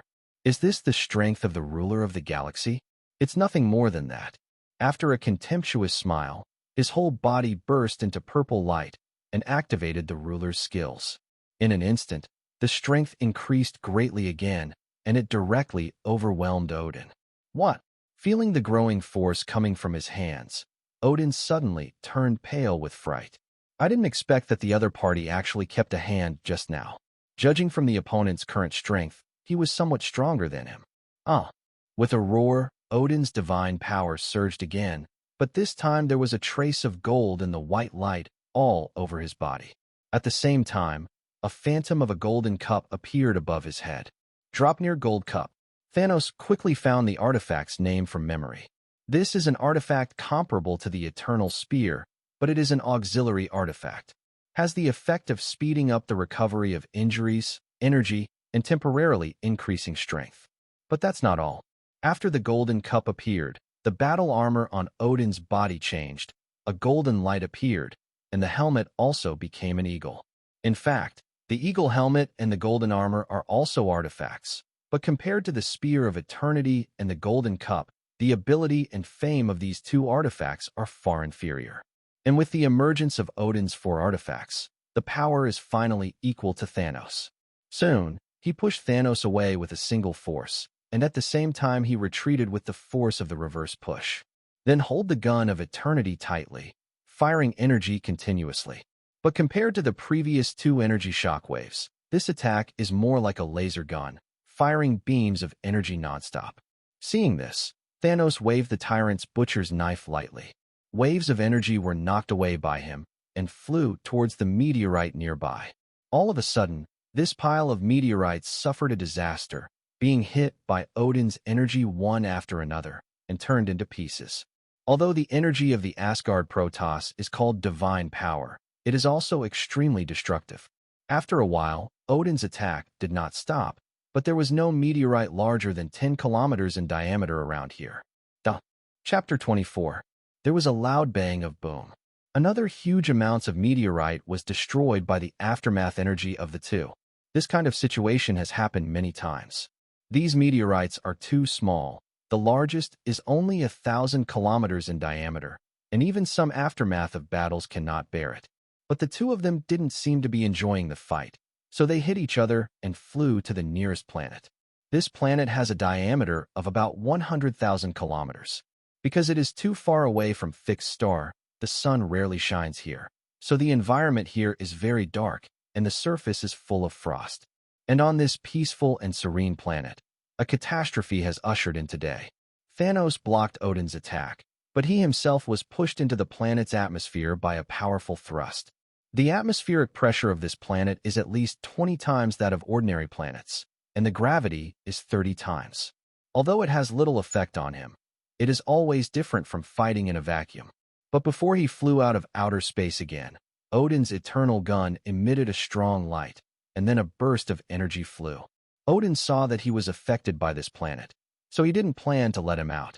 However, although it is restrained by gravity and atmospheric pressure in the atmosphere, there are many points that can be leveraged. I saw him push forward with his free hand. The powerful palm force broke out instantly, pushing him back, barely avoiding Odin's attack. The next moment, on the surface of this planet, a deep pit with a diameter of tens of kilometers was punched out by Odin. Odin wanted to continue attacking, but Thanos took the opportunity to rush out of the atmosphere, and then slashed away. And Odin made a weird right turn suddenly, cleverly avoiding his attack. So the destructive energy on his blade passed the opponent and fell to the planet below. In the next moment, the planet was cut with a 20-kilometer-long knife mark, but the depth was unknown. However, the tyrant's blade in his hand slashed back and continued to slash at the opponent. This time Odin had no way to dodge, so he had to raise his gun to block. Bang! There was a loud noise. Odin was suddenly driven into the planet's atmosphere by huge amounts of power. Seeing this, Thanos smiled and immediately followed. In the ensuing time, the two fought in the atmosphere. But Thanos has been cultivating in the gravity chamber, so he is very adaptable to the planet's 30 times gravity. And Odin felt a bit restrained, barely parrying the opponent's attack. After a while, with the battle between the two of them, the atmosphere in the sky was cut into traces, causing the gas to start escaping. In just half an hour, the atmosphere went from 20 atmospheres to 1 standard atmosphere. And the planet is also fragmented on the surface. It seems to be broken at any time. Especially one of the knife marks almost cut off the entire planet. However, the core of this planet has cooled, so no magma has flowed out. At this time, ding sounded. Odin blocked Thanos' attack with a single shot. Hoo-hoo! After taking a few breaths, seeing Thanos attack again, the divine power in his body circulated rapidly, and then the energy blast shot out again. Seeing this, Thanos smiled faintly at the corner of his mouth. He finally discovered the opponent's weakness. It may be that the opponent has not fought for a long time, and his reaction is a little slower, and because of gravity, his movements are also a little slower. To make up for this gap, Odin can only consume more energy. When the other party has no energy, it is time to die. A quick dodge, after avoiding the opponent's attack, he raised the tyrant's butcher knife and slashed. But this attack was once again blocked by the opponent's eternal spear. And just when he was about to continue the attack, he suddenly felt that the situation behind him seemed wrong. So he flew back, and after confirming that Odin was not attacking, he looked behind with the corner of his eye. He discovered that just now Odin's energy impact skillfully shot at the crack he cut, hitting the core of the planet. And now the core of this planet is undergoing a strong explosion. The loud bang of rumbling kept ringing, but soon the sound became weaker and then disappeared. It's not that the explosion is over, it's that the atmosphere is gone. Without atmospheric pressure, the sound loses the medium of transmission, and naturally, it will not sound.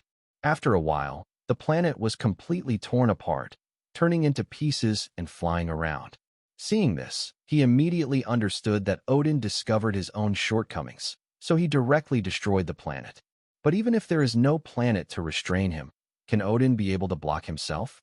In no time, he was flying onto a huge amounts of rock, and then used his power to lunge at Odin.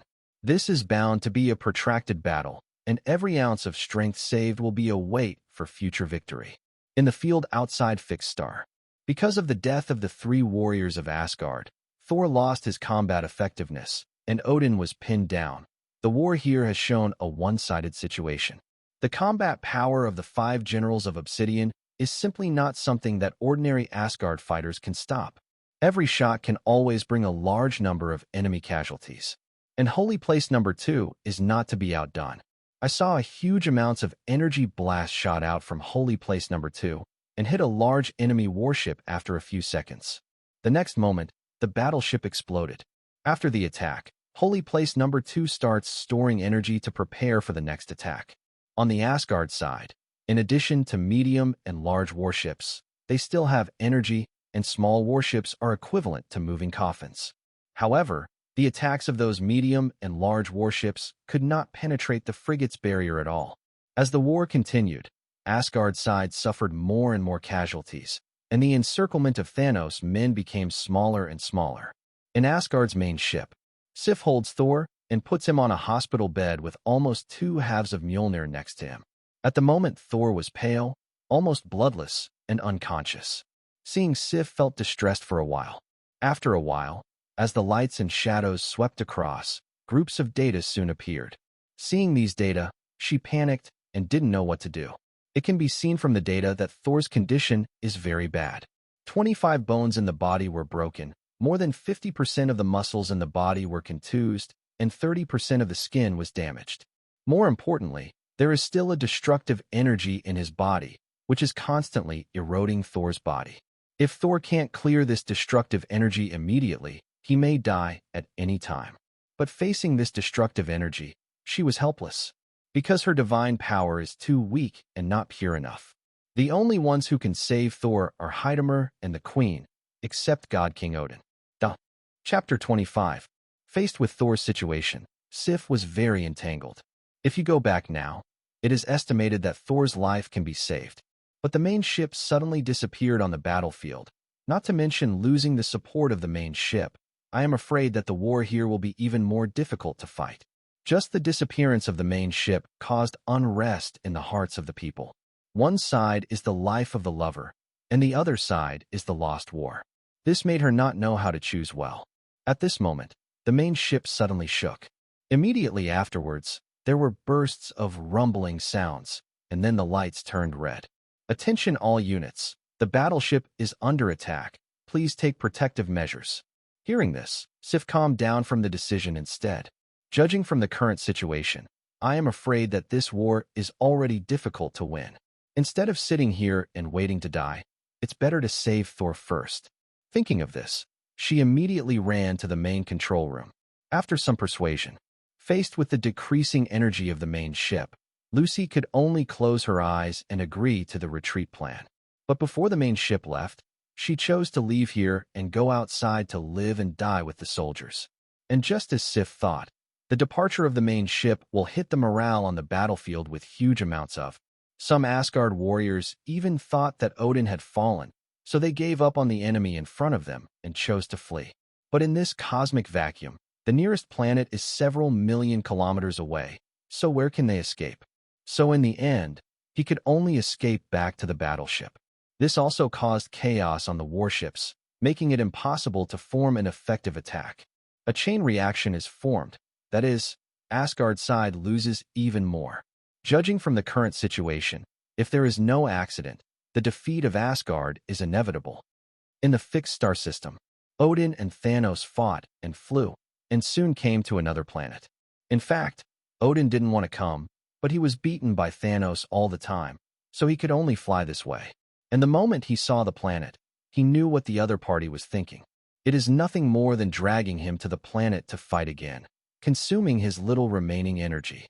Thinking of this, he became a little anxious. Now Thor's injury is unknown, and the situation of the battle is also unknown, and he is very anxious. Whether it is the death of his son or the loss of the battlefield, he cannot accept it. A while later, after a fight was pushed to the edge of the planet's atmosphere, he showed a determined look. "Thanos, you forced me." With a loud cry, a golden light burst out from Odin's whole body. At the same time, his muscles began to become fuller, as if full of strength, and his hair also turned golden. In the blink of an eye, Odin, who looked old at first, turned into a strong uncle in his 30s. Immediately afterwards, a powerful aura surged out, instantly breaking a big hole in the atmosphere under his feet. The powerful airflow constantly blows his body, and this planet seemed to feel the mortal danger. The clouds slowly turned black, and dazzling lightning shot out. Yes, it's E asterisk asterisk asterisk asterisk asterisk asterisk asterisk asterisk asterisk N. Because of the disappearance of the atmosphere escapes, resulting in a huge drop in air pressure. The next chain reaction is that the vaporization and melting point of water becomes lower, and a large amount of water turns into steam, so that the clouds turn black.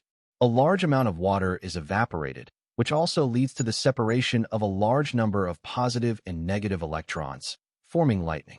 Lightning strikes according to the direction of the rain. When the rain rises, the lightning shoots out. But at Odin's level, lightning is almost like tickling to him, so he completely ignores it. After Thanos felt the other party's powerful aura, he immediately showed a solemn expression. Unexpectedly, until now, this old guy actually still has a whole card that he has not used, so he is really calm. Soon, the purple light around his body surged violently. This meant that the destructive energy in his body had reached its peak. At this time, Odin's breath also stopped expanding. Feeling the huge divine power in his body, he showed a ferocious smile. "You are the second person who forced me to use this trick. Even if you die, you can feel honored." Gun. With a roar, the gun of eternity seemed to undergo metamorphosis, from 2.2 meters long to 3.2 meters long in an instant. and its appearance also changed huge amounts of. It became very ferocious and looked extremely terrifying. Go to hell. A split second later, Odin crossed a distance of 1 kilometer and appeared in front of Thanos in an instant. The name of his transformation is Shunlin, and he would not use it if he had no other choice.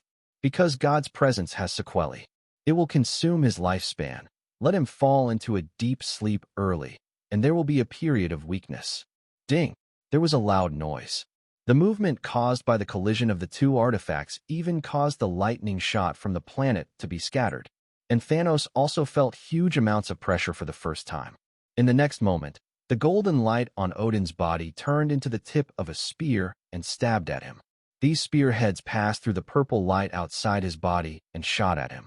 There was a sound of jingling. Sounded. Most of the bullets were blocked by the tyrant's armor, but some of them hit his bare arms and face. But his strong physique allowed Thanos to ignore these injuries. When Odin saw this, he couldn't believe it. Although the tips of his aura-manifesting spears are not as hard as the eternal spear, they are half as strong as vibranium. Now he can't even break through the other party's exposed skin, how thick-skinned it is. To Odin's shock, Thanos just responded with a faint smile. He is a typical fighter with high attack, high blood, and high defense, referred to as the 3 highs. If this attack can make him lose blood, then what's the point? Soon, he held the tyrant's butcher's knife in one hand, and clenched his fist with the other hand, and punched him. Bang! There was a loud noise. His fist landed on Odin's armor, but it didn't do much damage. The opponent's battle armor seemed to be harder than the tyrant's battle armor on him. It made him a little embarrassed. Seeing this, Odin immediately clenched his fist and punched back. Bang! After a loud noise. He was also embarrassed. The same cannot be broken. Duh. Chapter 26. As the two stalemate, Odin became more and more anxious. He really didn't expect that the big purple man in front of him had such a strong defense. And now I am in the state of God, and I have to pay huge amounts of price every second. It is not suitable for long-term combat at all.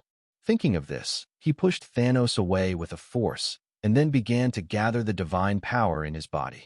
A lot of golden light shone all over his body. A powerful aura began to fill the space, and even the nameless planet under his feet began to tremble.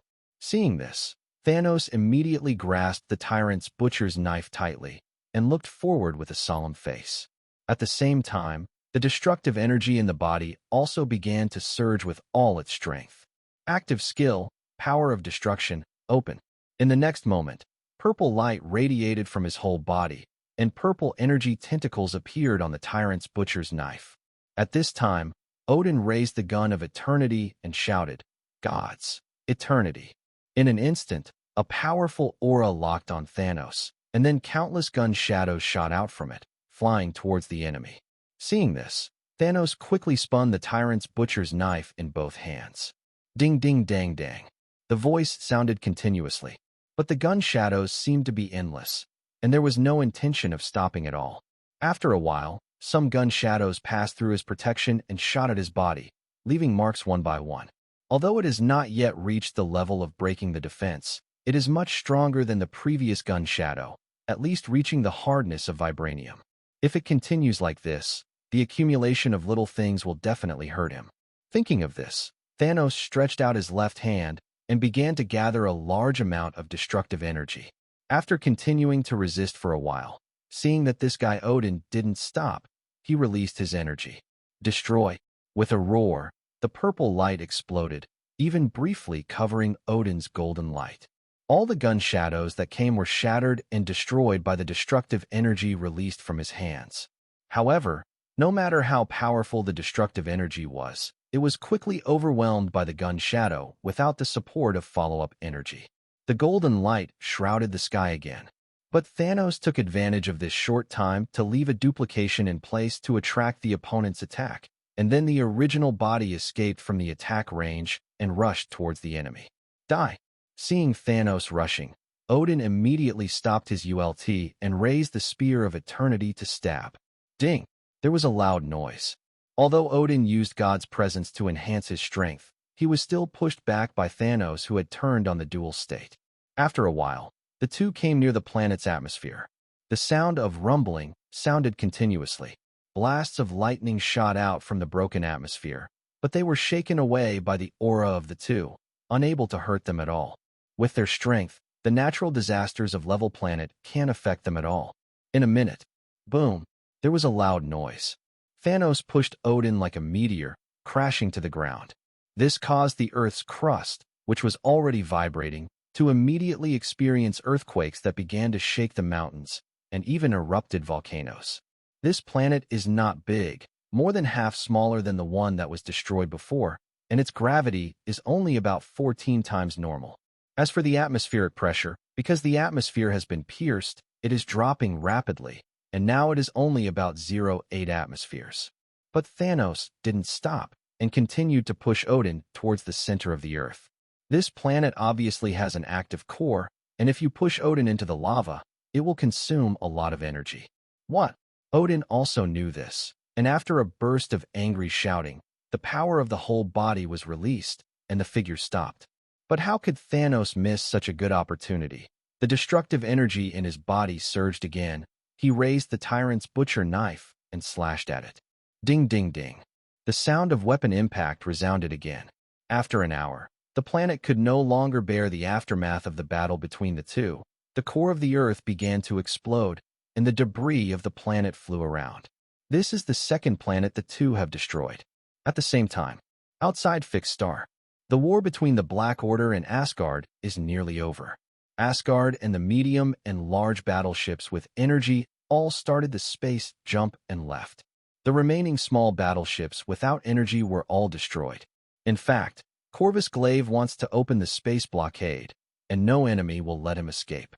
But both Supergiant and Ebony Maw felt that if they blocked the space and made the enemy form a beast-like battle, even if they won the final victory, they would have to pay huge amounts of price.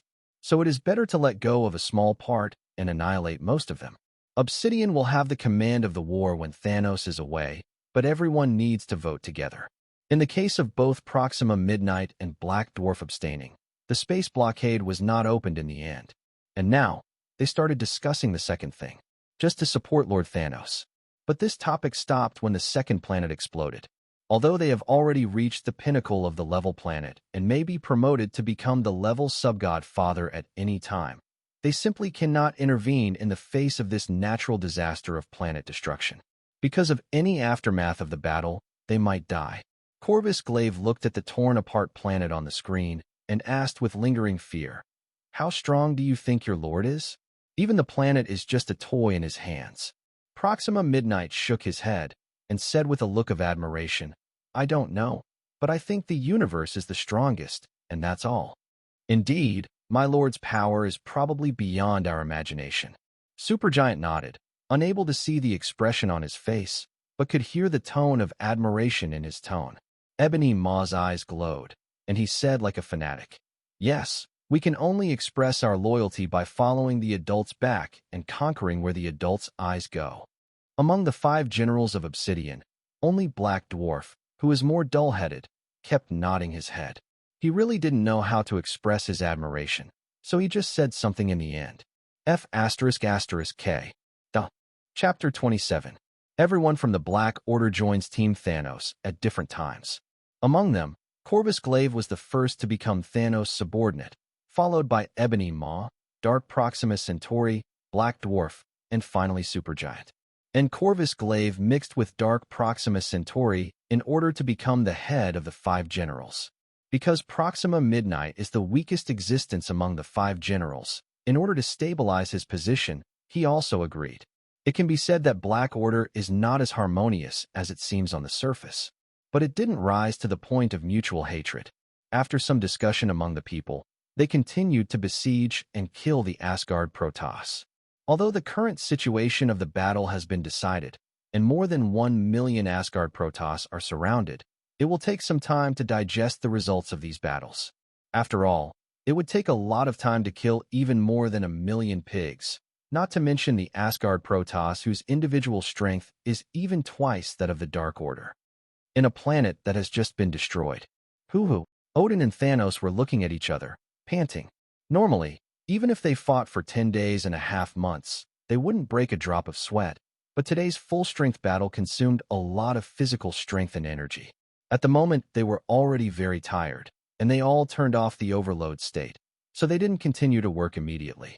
After a while, Odin said, "Hoo-hoo. Thanos, if you back off now, I can forget the past."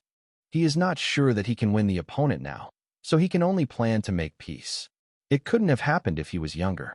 Even if he knew he couldn't beat him, he would fight to the death with his blood. But now that I am old, I have more worries in my heart, and naturally I have passed the age of desperately. Thanos just smiled coldly at Odin's words.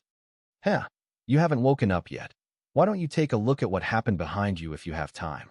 You must know that your subordinates now have an absolute advantage, as long as you wipe out the Asgard Protoss, and then come to support yourself. At that time, more than 10,000 space battleships will be able to consume each other to death." Odin heard Thanos' words, turned his head cautiously, and looked behind him. In the next second, he saw a scene he couldn't believe. The Asgard Protoss were surrounded by enemies, like lambs waiting to be slaughtered, unable to resist at all. And he at the moment is simply unable to go back to support. After a while, Odin turned his head with difficulty, gritted his teeth, and said viciously, "Tell me, what conditions do you have to retreat?" Thanos shook his head without speaking. So far, Odin hasn't figured out his position yet, and they have no basis for peace talks, because what he wants is the entire galaxy and the other 5 infinite gems. There is an irreconcilable conflict of interest between them. Definitely, unless Odin is willing to be his subordinate. But this is impossible. Let the king of God, the overlord of the galaxy, be someone else's subordinate. It is estimated that even if Odin dies, it is impossible for Odin to agree. And Odin saw Thanos' appearance, and knew that they had almost no possibility of adjustment. So regardless of the backlash, he forcibly activated the God Presence state again. Every second wasted, the number of his subordinates would die, so he had to make a quick decision. Seeing this, Thanos immediately activated the status of the ruler and the power of destruction. In the ensuing battle, the two started a close battle again. After fighting for a while, Odin's eyes suddenly flashed. The golden armor all over his body burst suddenly, and the fragments covered Thanos' body, immediately restricting the opponent's actions. This set of armor is a high-level artifact. In addition to its strong defense, it can also sacrifice the armor to control the enemy. Then Odin took advantage of Thanos being controlled, and he stabbed him in the chest with a single shot. In the eyes of Thanos, who couldn't believe it, he showed a victorious smile, and then slowly pulled out the gun of eternity. "Haha, I won in the end." After a burst of smug laughter, he stopped his divine presence, and then went to support his subordinates. And under the attack of his eternal spear, he quickly killed the enemy completely. Just when he was proud of the spring breeze, the eagle helmet on his head suddenly lit up a few times. Then he suddenly felt something was wrong. It seems that everything is going too smoothly, which is a bit unbelievable. With this awareness, he immediately felt that everything around him was so unreal. Then, for no apparent reason, I felt nauseated. Vomit. After retching for a while, he felt his vision blur and returned to where he had killed Thanos. Looking at Thanos, who was still intact in front of him, the surrounding planet that was still splitting, and his subordinates who were still under siege behind him, he suddenly understood that everything just now was an illusion. "When? You still know how to do this?" Thanos touched the mind gem in his hand, feeling disappointed. Just now, when Odin turned his head and looked behind him, he used the mind gem's ability. But I didn't expect that after consuming so much energy of Odin, he could still wake up from the illusion. It seems that my control over mind gem is still not enough. Seeing that the other party didn't speak, Odin also clenched the gun of eternity, activated the God's presence state again, and then continued to rush over. But after Thanos knew Odin's cards, he was extra cautious in fighting, for fear of being trapped by the opponent's armor again. And as time passed, Odin found that Thanos had once again suppressed himself to the next planet, and he felt a chill in his heart. Although he used God's presence in the illusion just now, it actually consumed his energy and potential. At the moment, God can't last too long. Must escape. The enemy in front of us can only be fought by uniting with others. But the subordinates I brought, forget it. If you keep the green hills, you don't have to worry about no firewood, and your life is still the most important thing. After having the intention to retreat, he immediately began to look for a way out.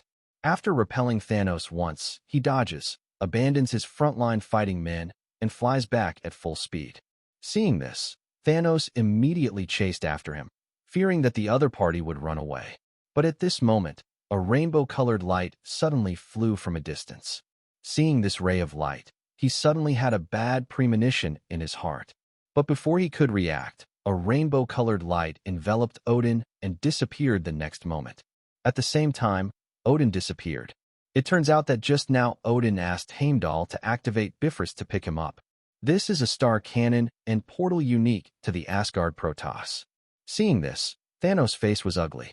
However, there was nothing he could do about it. After all, there is no way for him to stop Bifrost, a black technology. Chapter 27. Everyone from the Black Order joins Team Thanos at different times. Among them, Corvus Glaive was the first to become Thanos' subordinate, followed by Ebony Maw, Dark Proxima Centauri, Black Dwarf, and finally Supergiant. And Corvus Glaive mixed with Dark Proxima Centauri in order to become the head of the 5 generals. Because Proxima Midnight is the weakest existence among the 5 generals, in order to stabilize his position, he also agreed. It can be said that Black Order is not as harmonious as it seems on the surface, but it didn't rise to the point of mutual hatred. After some discussion among the people, they continued to besiege and kill the Asgard Protoss. Although the current situation of the battle has been decided, and more than 1 million Asgard Protoss are surrounded, it will take some time to digest the results of these battles. After all, it would take a lot of time to kill even more than 1 million pigs, not to mention the Asgard Protoss whose individual strength is even twice that of the Dark Order. In a planet that has just been destroyed. Odin and Thanos were looking at each other, panting. Normally, even if they fought for 10 days and a half months, they wouldn't break a drop of sweat, but today's full-strength battle consumed a lot of physical strength and energy. At the moment, they were already very tired, and they all turned off the overload state, so they didn't continue to work immediately. After a while, Odin said, Thanos, if you back off now, I can forget the past. He is not sure that he can win the opponent now, so he can only plan to make peace. It couldn't have happened if he was younger. Even if he knew he couldn't beat him, he would fight to the death with his blood. But now that I am old, I have more worries in my heart, and naturally I have passed the age of desperately. Thanos just smiled coldly at Odin's words. You haven't woken up yet. Why don't you take a look at what happened behind you if you have time? You must know that your subordinates now have an absolute advantage, as long as you wipe out the Asgard Protoss, and then come to support yourself.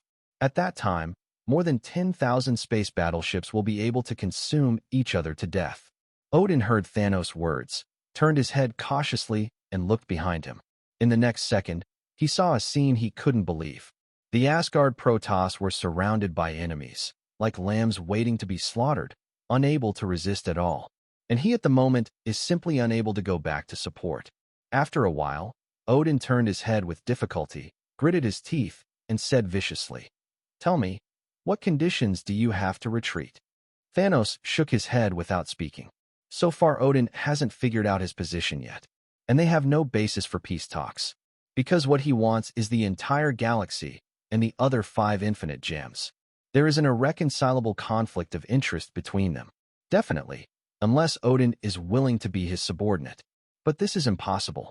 Let the King of God, the overlord of the galaxy, be someone else's subordinate. It is estimated that even if Odin dies, it is impossible for Odin to agree. And Odin saw Thanos' appearance, and knew that they had almost no possibility of adjustment. So regardless of the backlash, he forcibly activated the God Presence state again. Every second wasted, the number of his subordinates would die, so he had to make a quick decision. Seeing this, Thanos immediately activated the status of the ruler and the power of destruction. In the ensuing battle, the two started a close battle again. After fighting for a while, Odin's eyes suddenly flashed. The golden armor all over his body burst suddenly, and the fragments covered Thanos' body, immediately restricting the opponent's actions. This set of armor is a high-level artifact. In addition to its strong defense, it can also sacrifice the armor to control the enemy.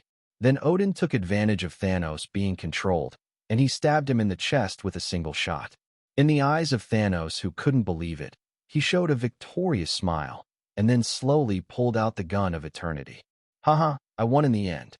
After a burst of smug laughter, he stopped his divine presence, and then went to support his subordinates. And under the attack of his eternal spear, he quickly killed the enemy completely. Just when he was proud of the spring breeze, the eagle helmet on his head suddenly lit up a few times. Then he suddenly felt something was wrong. It seems that everything is going too smoothly, which is a bit unbelievable. With this awareness, he immediately felt that everything around him was so unreal. Then, for no apparent reason, I felt nauseated. Vomit.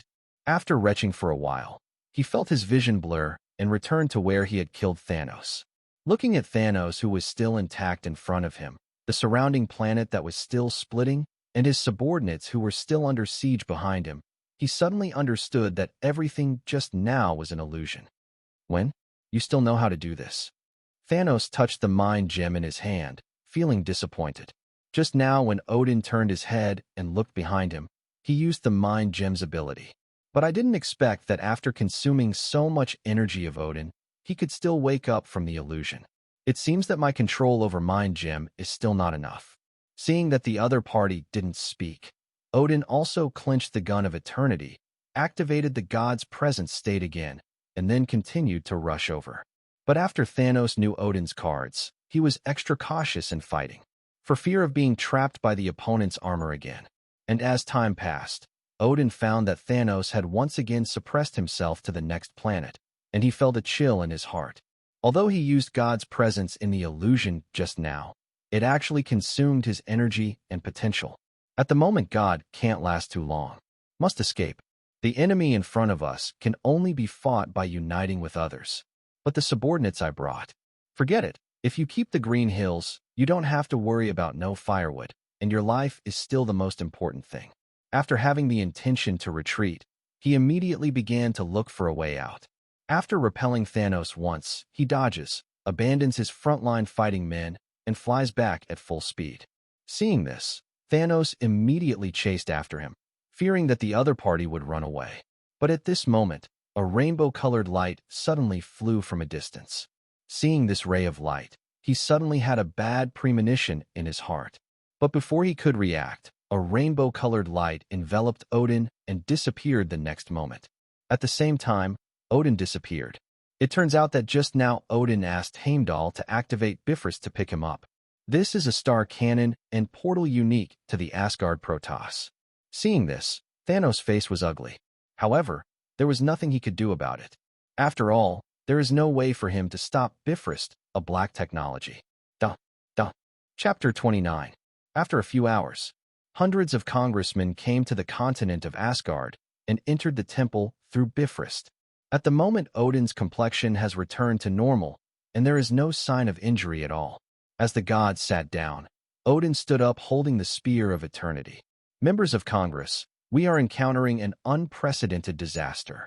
The enemies in the Panlong Galaxy have invaded here through the new wormhole. I need you to send all your fleets to support. As Odin's words fell, the gods below suddenly discussed. Isn't the Panlong Galaxy near the Milky Way? Yeah, how did they come here? Aren't all the wormholes closed? What kind of enemy? He actually asked the God King to ask us for help. Could it be that the main god of the Panlong Galaxy was killed? Otherwise, why would he invade us? Impossible. Why haven't we received any news? Seeing the gods getting more and more chaotic, Odin couldn't help knocking the ground with the Spear of Eternity. The two sounds of dong dong immediately made everyone quiet. Odin nodded in satisfaction and immediately said, each counselor must send 10 small space battleships and 1 medium space battleship to Asgard for support. The reason why he didn't propose a large space battleship is because only Asgard can produce a large space battleship. If a congressman dares to build a large space battleship privately, he will be convicted of treason. The expressions of the gods changed upon hearing Odin's order. You must know that since the Asgard Protoss ruled the galaxy and closed all the wormholes, there has been no more wars. At most, they have suppressed rebellion. This also led everyone to feel that instead of spending money to build a space battleship, it is better to enjoy it. Now that everyone in the field has produced so many space battleships, it is estimated that only a few people can produce them. So soon, the gods began to cry. God King, my planet has always been a poor place. There are no resources at all. I can't produce so many space battleships. Yeah, I'm the same. There are only 3 curries in the whole warehouse that are old ones from 1,000 years ago. Your Majesty the God King, I am really suffering. Some time ago, those untouchables just rebelled and destroyed all the battleships. You guys are okay. I don't even have the money to build palaces. How can I have money to build space battleships? Hearing a group of subordinates complaining, Odin immediately frowned. We must know that if 1,000 years ago, if the Asgard Protoss heard that there was an invasion of foreign enemies, they would definitely donate everything for free immediately, just to win the war. Unexpectedly, in just a short 1,000 years, the descendants of the Asgard Protoss have been corrupted to this extent. Shaking his head, he tapped the ground again with the eternal spear, and then said, "For those whose amount is not enough, I will send someone to collect the corresponding resources." The meeting is adjourned now. In fact, he originally wanted to encourage them, and then continue to distribute some planets. But now he has no such thoughts. These congressmen let him down so much. After the meeting was over, he immediately sent someone to notify the subordinates who had escaped, and let them escape to other places. Lest Thanos know the coordinates of Asgard continent so quickly. Then he endured his injuries, and came to Thor's palace. At the moment Thor was lying on the bed, pale and unconscious. And God Queen Frigg was standing by the bed, holding a staff in one hand, and exuding a soft white light in the other. In fact, Frigga is not good at healing spells, but in order to save her son, she still chose to fight in person. Because Thor's injury is too serious, only level sub-godfather can heal it. In the entire Asgard continent, she is the only one who has the power of the sub-godfather and can also treat spells. After seeing the god, Odin's forehead was full of sweat, and his heart ached for a while. He took a step forward, and then said with concern, "Why don't you take a rest first?" Because he is not sure when Thanos will come, preserving his strength is the top priority. He didn't want to lose a level sub-godfather combat power on his side before starting the battle. But when Frigga heard the words, she just glanced at Odin lightly, and didn't speak, nor did she stop moving. For her, only Thor is her lifeblood, and Odin is just a marriage partner. In the eyes of the outside world, their husband and wife are very affectionate and a model of husband and wife. In fact, there is no love between them at all. Some are just transactions, and there is even a trace of hatred. 1,000 years ago, the clan of witches she belonged to was gradually eroded by the forces of the other 8 worlds because of the death of the patriarch. In order to save her people, she had no choice but to marry Odin. But after she assisted Odin to rule the 9 realms, the latter began to suppress their witch family. Even sacrificed the Valkyrie clan in order to banish her eldest daughter, Hela. Just because Hela awakened the witch's bloodline, and Asgard god bloodline was suppressed, Odin felt afraid that the bloodline was not pure. But at that time, she was already pregnant with her second child, so she suppressed her hatred in the end, and could only watch helplessly as her daughter was exiled in a different dimension. Because she signed a contract with Odin when she married Odin, and the other party can only have her as a regular wife for a lifetime. So everything in Asgard will be inherited by her children in the future. Just wait until Odin dies of old age. Definitely, before that, she had to endure everything the other party did.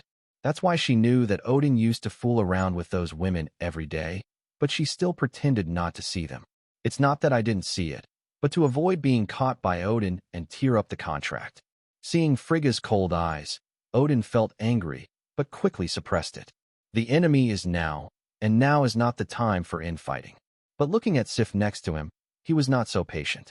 I saw his face furious, then raised the eternal spear, and sent out an ability shockwave. Buzz! Sif didn't expect Odin to attack her at all. Unprepared, she was hit immediately, and a big hole appeared in her stomach instantly, which seemed to be almost cut off in the middle. With a bang, Sif lay on the ground, spitting out blood from his mouth. The mouth opened and closed, and the eyes were fixed on Odin, as if he was questioning why he wanted to kill himself. Odin put away the gun of eternity and said angrily, "Who gave you the right to drive the main ship back? Do you know that your actions caused the defeat of the front line and millions of Asgard Protoss died in battle. It was you who killed them. And according to the code, deserters are punished with death. When Sif heard this, he could only close his eyes unwillingly. Damn it, if I knew it earlier, I wouldn't have saved this cheating beat asterisk asterisk asterisk asterisk asterisk D. Chapter 30. On the other side of the galaxy, General Obsidian is chasing the traces left by the space battleships of the Asgard Protoss. After being scolded by Thanos, they also knew the seriousness of the matter, so they chased and killed them extraordinarily hard and didn't dare to rest for a second. But after a while, they quickly discovered the problem. After the fourth space jump, the space battleship of the Asgard Protoss changed direction and flew in other directions. After discussing for a while, they decided to upload the news to Thanos. After Thanos knew the situation, he immediately understood that it was Odin who discovered their pursuit, so he abandoned the car to save the handsome man. In this regard, he can only sigh Odin's cold-blooded and decisive. You must know that these space battleships are all medium and large, carrying hundreds of thousands of people. And these people were still fighting for Odin before, fighting to the death with the Dark Sect. Unexpectedly, in a blink of an eye, he was abandoned like this. In this regard, he has no good solution. He can only let his subordinates continue to hunt down Asgard's space battleship, and then order them to try to capture them alive. Since these defeated generals will not go back, he can only hope to find the coordinates of the Asgard continent from Asgard's space battleship. Otherwise, in the vast universe, finding this place is like finding a needle in a haystack. And the reason why Thanos didn't hunt him down himself was naturally because there were more important things. Then he asked his men to continue to build interstellar fortresses next to the wormholes, and to continue building space battleships in the rear planet. I went to find the planet and experimented with skills. The time passed unconsciously, and another 2 months passed. The rear has successively supported more than 300 space battleships, allowing Thanos' fleet to replenish 10,000 ships. And the Black Order destroyed one Asgard space battleship after another, but none of them surrendered. At the end of the battle, the Asgard warriors would choose to self-destruct. Don't give them a chance to catch them at all. So Thanos also gave up and began to rule fixed star one by one with peace of mind. At the moment, he was on a barren planet, with a purple light emitting from his hands, constantly absorbing energy. After destroying the planet for the first time, he obtained a star-absorbing method. But in order to master the power of Mind Gem, he has never experienced this skill. After finishing the battle with Odin, he found the barren planet under his feet and began to use the star-absorbing method. At the same time, he also discovered the disadvantage of the method of absorbing stars. That is, it can only absorb planets whose cores are burning. Those dead planets with core cooling, he can't absorb any energy at all.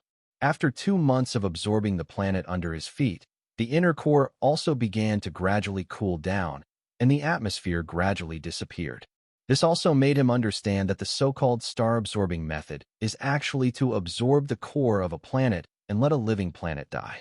At this time, there was a sound of buzzing.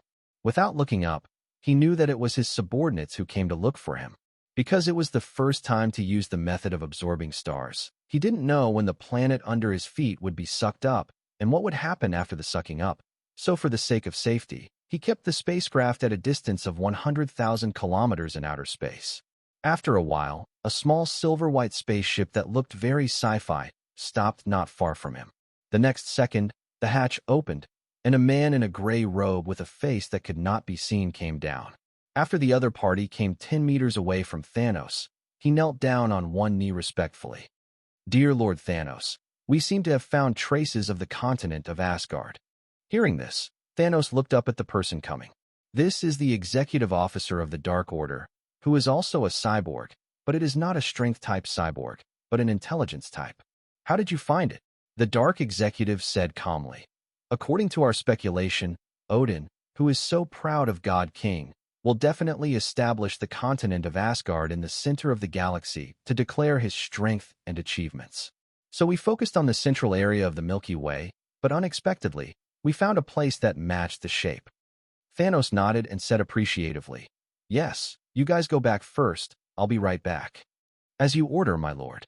Soon, the Dark Executor returned to the ship and left the dying planet. Seeing this, Thanos immediately increased the suction in his hand. A large amount of energy flowed into his body. Immediately afterwards, the sound of boom sounded immediately. For a moment, the earth shook, the earth cracked, and the volcano erupted, looking like the end of the world. But this planet has no life, so it doesn't matter the end of the world. After half an hour, feeling that the energy in his hand was gradually disappearing, he also stopped absorbing it, and then flew into the sky. Boom. And this planet's continuous explosion sounded, and from outer space, it can be clearly seen that this planet is hopeless. Due to the explosion, a large number of plots broke away from the planet's gravity and flew into outer space. Not long after Thanos left, it completely collapsed, and there was a big explosion. Countless planetary fragments flew into space, leaving only a broken Earth core with a diameter of about 1,000 kilometers in place. This is the wreckage of the planet, the only thing that can prove that the planet has existed here before. In outer space, Thanos opened the Personal Attributes panel. Physique, 429424 Strength, 351218 Agility, 295780 Mental Power, 304487 Active Skill, Power of Destruction Passive Skills, Titan Blood, Super Recovery, Super Constitution, Super Strength, Super Agility, Strong Mental Power, Tough Skin Unique Skills, Ruler, Star-Absorbing Doffer Equipment, Tyrant Butcher Knife, Tyrant Battle Gear. Mind Gem. Seeing his attributes, Thanos nodded in satisfaction. Absorbing the planet this time increased his four-dimensional attributes by more than 1,000 points to more than 3,000 points. Among them, Physique increased the most, and the mental power has reached more than 30,000 because it took a year to master the Mind Gem. If absorbing a planet can increase so many attributes, then as long as absorbing 100 planets, then I guess I can reach the late stage of level Godfather. Although the level is not displayed in the system panel, after so many years of research, he has differentiated attributes and levels.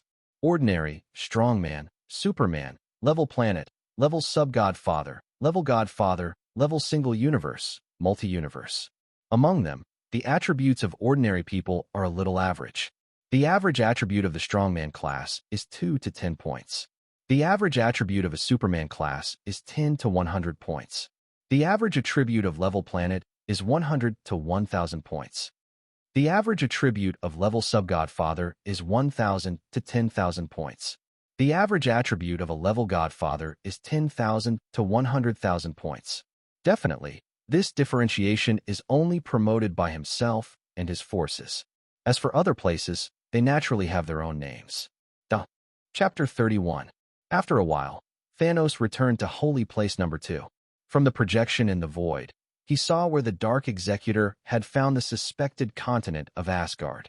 This is a continent suspended in the vacuum of space. Yes, it is a continent, not a planet. This kind of spectacle cannot be formed naturally in the universe, only man-made. It's no wonder that the Dark Executive decided that this was the continent of Asgard. So Thanos immediately sent 10 scout ships to check the situation. In a week, with its excellent moving speed, the scout ship came to a destination 10,000 light-years away. From the footage uploaded from the scout ship, Thanos can see the magic of this continent. The flat terrain doesn't even have a center, and it's unknown how gravity is formed. And there are actually changes in the 4 seasons of the year, the rise and fall of the tide, etc., which looks similar to a normal planet. However, with the detailed data sent, Thanos also discovered that this continent is different from the planet. Here, an energy shield replaces the atmosphere, covering the entire continent, and there is no gravitational force above. And at the moment, there are more than 15,000 space battleships staying in the sky above this continent, but most of them are small. Seeing this, Thanos was taken aback. I didn't expect Odin's war potential to be so strong. After sending off so many space battleships, he could actually pull up so many troops. If the Asgard Protoss are given time, I am afraid they can come up with more space battleships. No, Odin must be taken as soon as possible. Otherwise, the war potential of the Asgard Protoss is much stronger than his own. Thinking of this, Thanos immediately ordered the Holy Place Number 2 to dispatch, and at the same time, let the Black Order be the vanguard and set off first. Another week passed. next to a lake in Asgard. Thor was wearing a silver-white battle armor, holding the restored Mjolnir in his hand, and then waving it nonstop. After lying in a hospital bed for 10 days, he finally came back to life. Although the mother's mana was greatly consumed, he also recovered.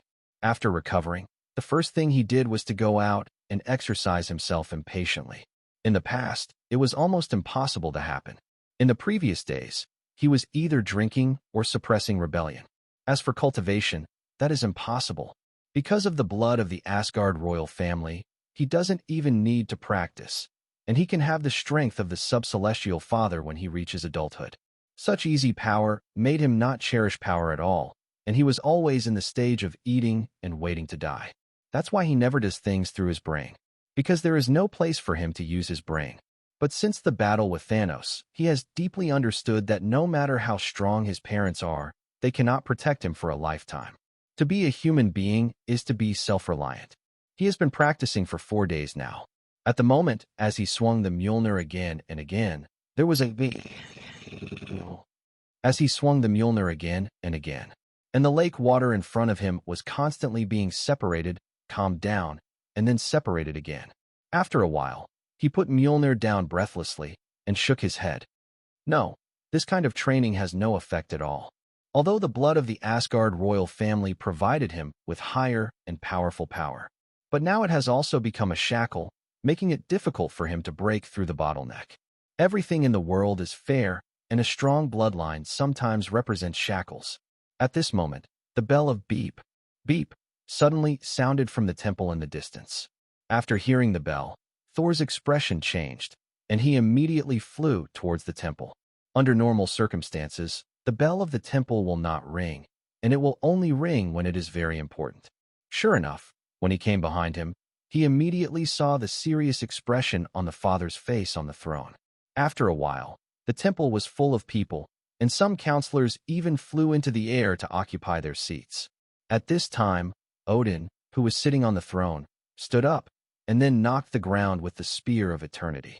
The two sounds of dong dong echoed in everyone's ears, so the scene suddenly fell silent.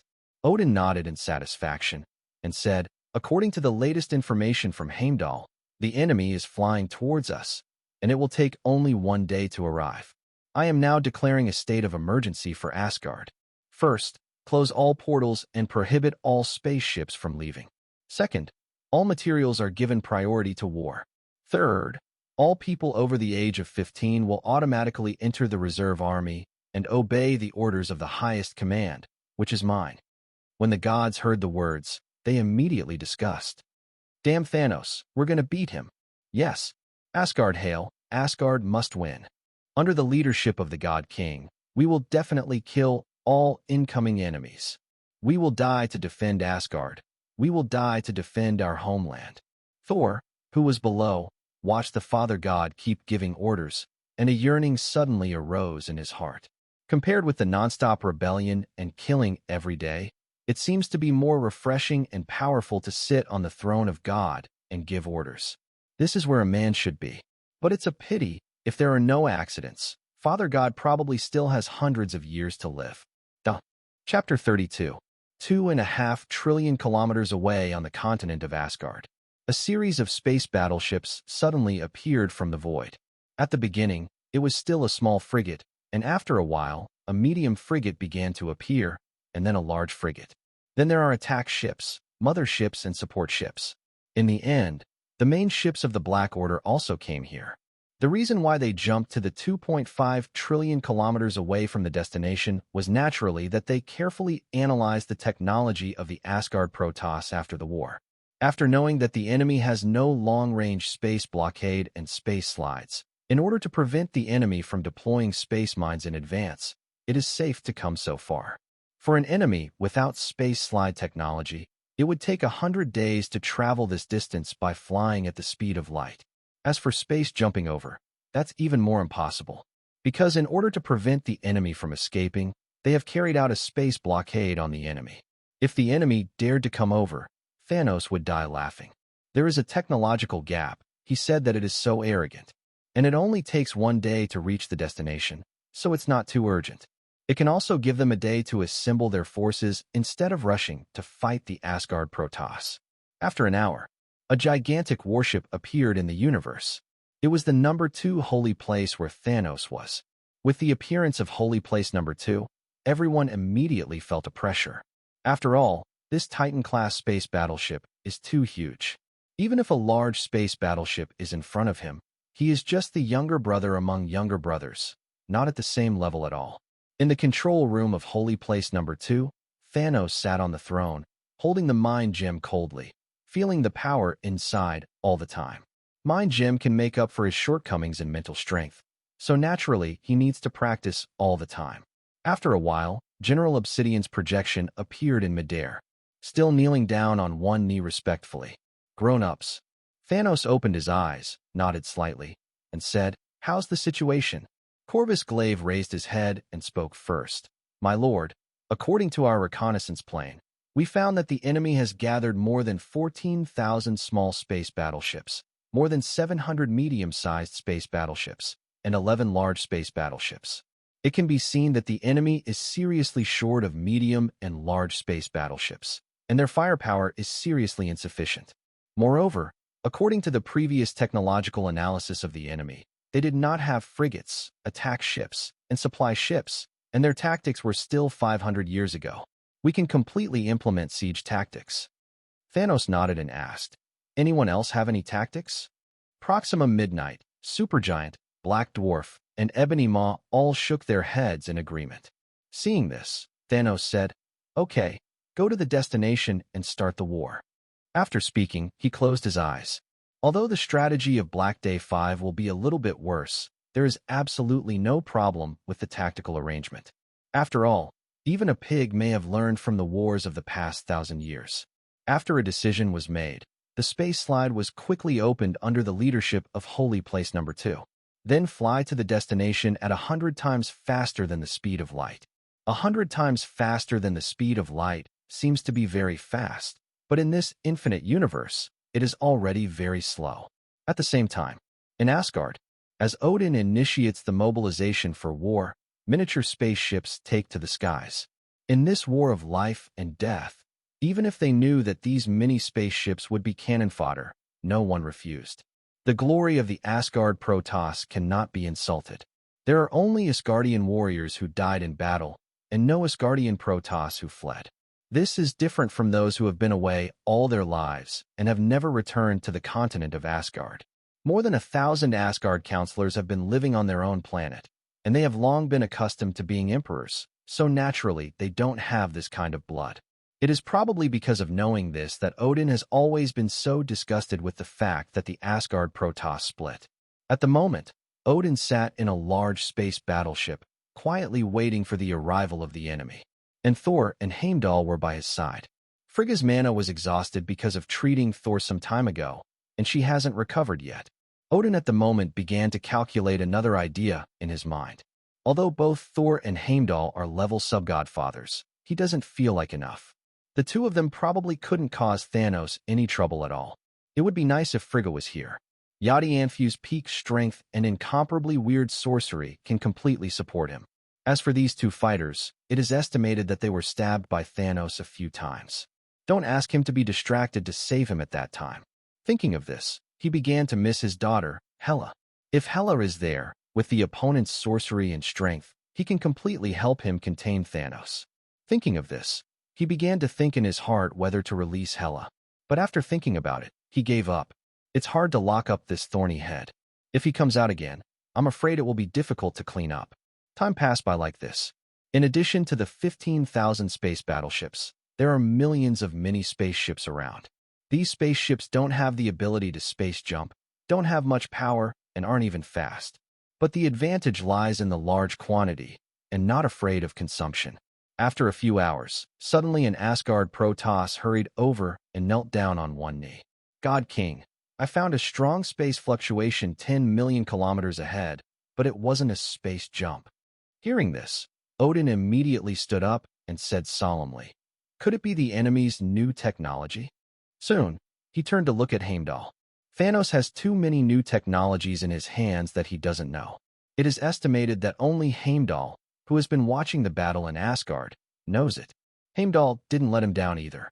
He stood up and said, "God King, during the First World War, I saw them use a technology that was 100 times the speed of light, and it didn't produce strong spatial fluctuations. 100 times the speed of light." Odin was silent again upon hearing this. The reason why he knew the enemy would come in a day was also Heimdall's guess. He was still thinking about what the other party's basis was. It turned out that there was a technology that was 100 times the speed of light. The more he learned about Thanos' technology, the more frightened he became. This is how many technologies he has not mastered. Although strength is paramount in the Marvel world, it does not mean that technology is not important. If he had also mastered these technologies before, they probably wouldn't lose. At this time, Thor couldn't wait to say, "Father God, what should we do now?" He has grown a lot, and he beat and killed without opening his mouth again. This comforts Odin. After thinking about it, Odin said, "We'll wait for them to come over." Apparently, he was scared by Thanos' technology, and now he just wants to fight head-to-head and doesn't want any other tactics. Chapter 33. The time soon came a day later. Thanos' space fleet finally came 10 million kilometers away from the Asgard fleet.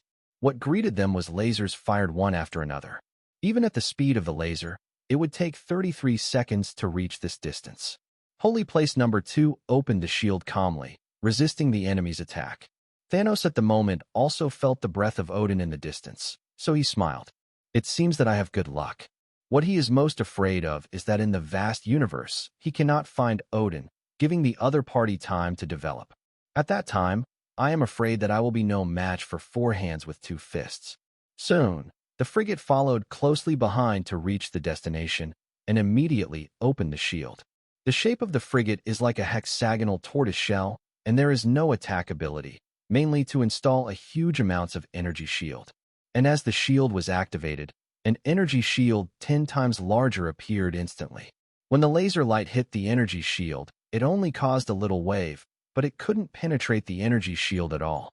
Behind the frigates, attack ships, motherships and logistics ships also arrived one after another. In just half an hour, 10,000 space battleships came near Asgard.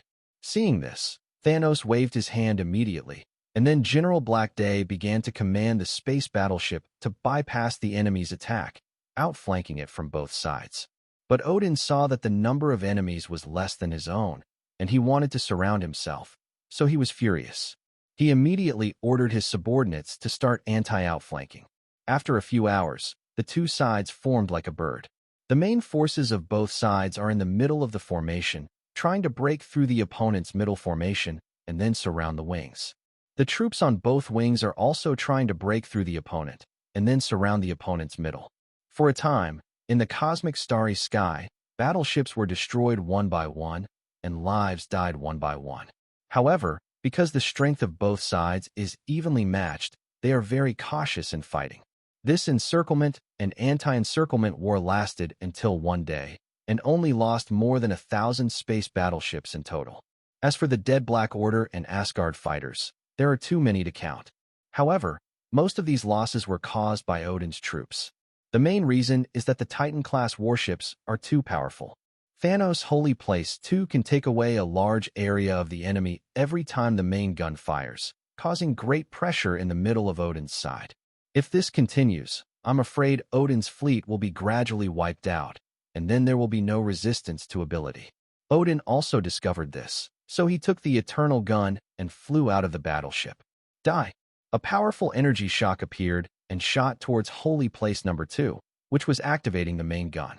In the next instant, the surrounding frigates immediately flew over, and all of them lit up their energy shields. A blossoming, beautiful firework lights up instantly.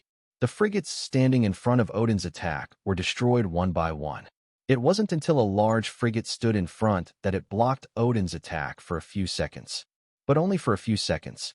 After 5 seconds, the large frigate was destroyed, and the energy blast continued to rush towards the Holy Place 2. However, with the help of the large frigate's blocking, Holy Place Number 2 also stopped charging the main gun and lit up the energy shield. Next second, Odin's attack hit the energy shield. Thanos was in the control room, watching the energy of Holy Place 2 drop rapidly, and immediately grasped the blade of destruction. Only the level Godfather can compete with the combat power of the level Godfather. Maybe the future technology will be higher, and there may be a space battleship that can rival the combat power of the level Godfather, but now he doesn't have it at all.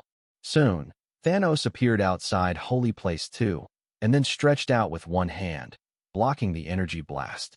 After consuming each other for a while, Odin stopped attacking, and then stared at Thanos 1,000 kilometers away.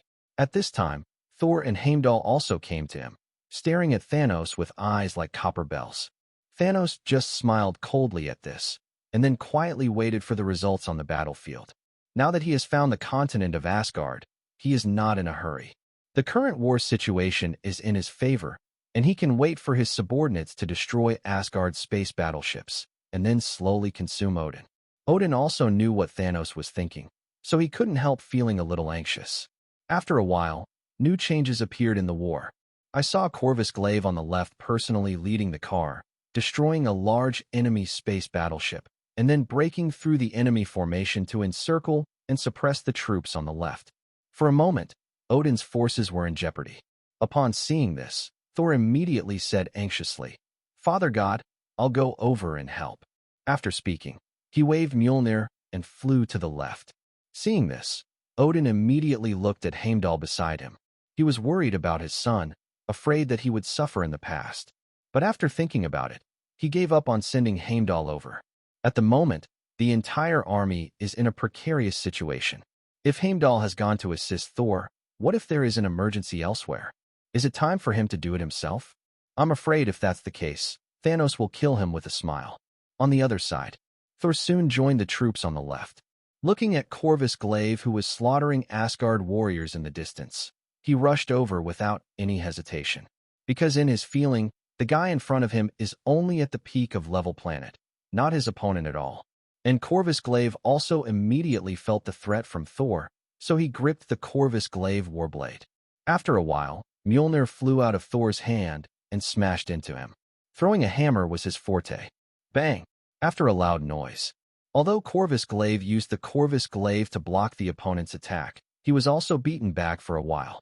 He immediately understood that he was not the opponent's opponent at all. At this time, Proxima Midnight also felt the crisis of his lover, so after destroying an enemy space battleship, he flew over immediately. 2-on-1. Although they were still pressed and beaten by Thor, they could barely resist. After all, there are so many space battleships of his own around, and they will launch attacks to assist them from time to time.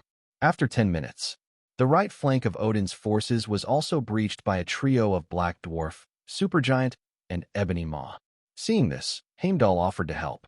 Seeing the increasing pressure on his side, Odin gripped the Eternal Gun tightly, eager to launch an attack to mop up the wave. But the breath of Thanos in the distance was tightly locked on him, making him dare not act rashly at all. And just when Odin's troops were gradually exhausted, there was a burst of space fluctuations suddenly behind the Asgard battlefield. After a while, more than 1,000 ice-covered space battleships appeared through space jumps. Chapter 34. Odin was overjoyed when he saw the space battleship appearing behind him. 2 days ago, after knowing that the enemy was coming, just in case, he asked Frost Titan for support. And the promise will go to the Proton when it's over, Loki. Definitely, he thought Loki was dead now, so he didn't think about fulfilling the promise. As long as Thanos is dealt with, the Frost Titan is still needing with him. After a while, Lauf's projection appeared in front of Odin. I hope you can keep your word. To be honest, he didn't really want to come. However, in the hands of Odin, his own son can only be swayed. After all, he is only one son, and he still wants him to inherit his Frost Kingdom. Hearing this, Odin just smiled faintly and said confidently, "Don't worry, now Loki is in my palace, well protected. I'll give you Loki back if you help me fight off the enemies." Lauf nodded and said, "Okay." Soon, more than 1,000 spaceships, covered in frost, made a circle and attacked the right side of the enemy warship troops. The reason for the right side, definitely because there is Heimdall there, is not as disadvantaged as the left side. If he can assist Heimdall in breaking down the enemy and outflanking him from the right, then the battle will be settled. And relying on the strength of his Heavenly Father elementary level, he quickly destroyed more than a dozen enemy space battleships, pressing down on Supergiant, Black Dwarf, and Ebony Maw, and retreating steadily. That's right, Lauf has the strength of a level godfather. Even though it's early days, he can crush everyone present. If it wasn't for his unwillingness to kill, it is estimated that today the Black Order will become the second general of Heiyao. You must know that 1,000 years ago, when Lauf was holding the Frost Titan's artifact, the Casket of Ancient Winters, he was forced to split with Odin 50/50ths. Even Odin's I was blinded by him. Odin is also afraid of Lauf's strength, so after defeating the opponent, he saves the opponent's life. However, he took away the Casket of Ancient Winters, making the other party unable to fight against him, and then took the other party's son as a hostage. And Thanos, who was in front of Holy Place number 2, immediately narrowed his eyes when he saw this. Unexpectedly, Odin could still find a helper. It's a little tricky now. Just as Odin worried about him, he also worried about Odin attacking Holy Place number 2 after he left. Once this Titan-class battleship is destroyed, the offensive of one's own side will drop sharply immediately, and it is likely to be overturned by Odin. But if we don't go to support, the right wing will be destroyed, but the center will also be unstable. Looking at Lauf, who was killing in the distance, Thanos' eyes suddenly lit up. Isn't this Frost Titan? Soon, an idea popped up in his mind. So he immediately asked Xiaolan to start connecting himself with the large battleship on the front line. Then he made himself appear in front of Lauf by way of projection. And at the moment Lauf was using his fists to attack the protective shield of a frigate one by one. After seeing the projection of a big purple man, he stopped attacking and looked at him curiously. He definitely doesn't know Thanos anymore, but he's only here to help for his son and has no real intention of working hard for Odin. Who are you? Thanos shook his head and said lightly, It doesn't matter who I am. What matters is who you are. Lauf narrowed his eyes when he heard this and said coldly, My name is Lauf, the leader of Frost Titan. He didn't like the way the other party spoke. It was too superior, as if he was the other party's subordinate. Thanos nodded and said, Lauf, right? I seemed to catch a little guy named Loki last year. It should be your son. He looks quite similar to you. At the moment is still at war, so he gets straight to the point right from the start. Your son is in my hands. If you don't want him to die, just be obedient. When Lauf heard this, he suddenly showed a look of disbelief. What? You have Loki? How is that possible? Seeing this, Thanos immediately understood in his heart that the other party probably didn't know about Odin throwing Loki into the wormhole. So he said, A year ago, my subordinates discovered Loki from a wormhole that suddenly opened, so I can come to this galaxy through the wormhole. Hearing this, Lauf backed away for a while and kept muttering, How dare he? How dare he treat my son like this? Seeing this, Thanos said coldly, If you retreat now, I will let you meet your son in a day. Lauf raised his head, looked at Thanos firmly, and said coldly, I'll go and confirm what you said now. If you lie to me, don't blame me for being ruthless. After speaking, he flew back to his main ship and left the battlefield with more than 1,000 space battleships. Seeing this, Thanos just shook his head in disdain. If it wasn't for Odin to restrain himself, he would have beaten the opponent to 36.7 degrees. On the other side, after Lauf returned with the space battleship, Odin's projection immediately appeared in front of Lauf, and he began to question him. What's your situation? Why did you go back? Lauf looked at Odin in front of him, with boundless anger in his heart. The planet of their Frost Titan family is named Jotunheim Star. This is a very desolate world full of ice and snow, which is not suitable for the development of life at all. So he led his people to kill Jotunheim Star, reproduce and survive in other planets. Everything was going well until one day Odin came to kill with Asgard warriors. Stolen his artifact, the Casket of Ancient Winters, and his son. They were also re-exiled to live on Jotunheim. If it wasn't for Odin, he probably would have become the overlord of the galaxy. But no matter how angry he was in his heart, he regained his composure the next second, and then said, The other party said that my son, Loki, is in his hands. Odin panicked when he heard that, but he still said coldly on the surface, Are you a fool? Do you believe everything the enemy says? Hurry up and go back to fight for me now, and I can pretend nothing happened. Seeing that Odin still didn't show Loki to him, Lauf couldn't help but trust Thanos a bit. I want to see if Loki is still in your hands. When I see it, I will go to the front line. Hearing this, Odin's eyes flashed a gloomy look. But he still said, okay, now I'll connect to the temple and show you. After watching it, go to the front line immediately, or I'll kill him. Duh. Chapter 35. While Lauf waited impatiently, Loki appeared in the three-dimensional projection in front of him soon. I saw the other party in a resplendent temple, wearing dark green and golden robes. Loki, how are you? Are you all right? After seeing Loki appearing, he felt relieved, and at the same time began to curse the big purple man in his heart. Damn guy, dare to lie to him. Originally, he just wanted to play soy sauce, but now he changed his mind, and he must make the other party look good. After hearing Lauf's words, Loki's eyes suddenly panicked, but he said calmly, Father, I'm fine, you can rest assured. Hearing Loki's words, Lauf narrowed his eyes suddenly and said lightly, That's good, your mother misses you very much. When will you come back? Although Loki is his son, but because he was snatched away by Odin since he was a child, the other party didn't know that he was his son before. It was not until last year that they were reunited with their father and son. But even if we got to know each other, we usually call him Lauf. Why did he suddenly call him father today? This is too wrong. Loki shook his head in a panic and said, My mother? I don't know her. I really want to know what a mother is like. By the way, His Majesty the God King said just now that he will let me go back after the father's task is completed. I hope that the father will complete the task assigned by the God King. When Lauf heard this, he took a few steps back immediately and then said coldly, My son's mother died of dystocia when giving birth to him. You answered this well, but Loki won't call that old guy Odin a god. Your Majesty, but Father God. Hearing this, Loki in the projection turned pale and opened his mouth, but he didn't know what to say. After a while, Loki's figure blurred and turned into a woman in a robe. Seeing this, Lauf said with a livid face, Tell me, where's my son? Unexpectedly, the Loki in front of him turned out to be a witch, which made him very angry.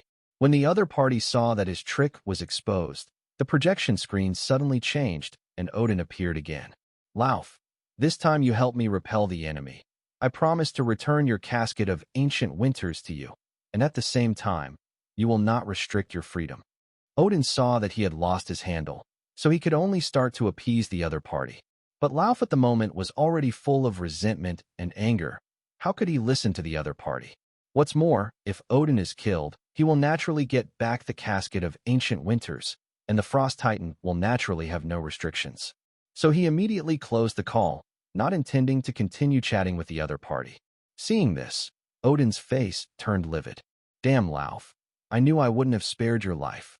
At the beginning, he thought that it was not easy for Lauf to become a level god father, so he didn't kill the other party. He originally thought that he could use the other party, but he didn't expect to betray himself. But the war at the moment gave him no chance to deal with Lauf. Seeing that the right wing of the army began to lose again, he couldn't help feeling anxious. After thinking about it, his remaining eye narrowed, and then he made up his mind. Everyone, returned to Asgard. Everyone who heard the order was stunned. But soon, the Asgard Protoss began to drive space battleships to the Asgard Great Luffy.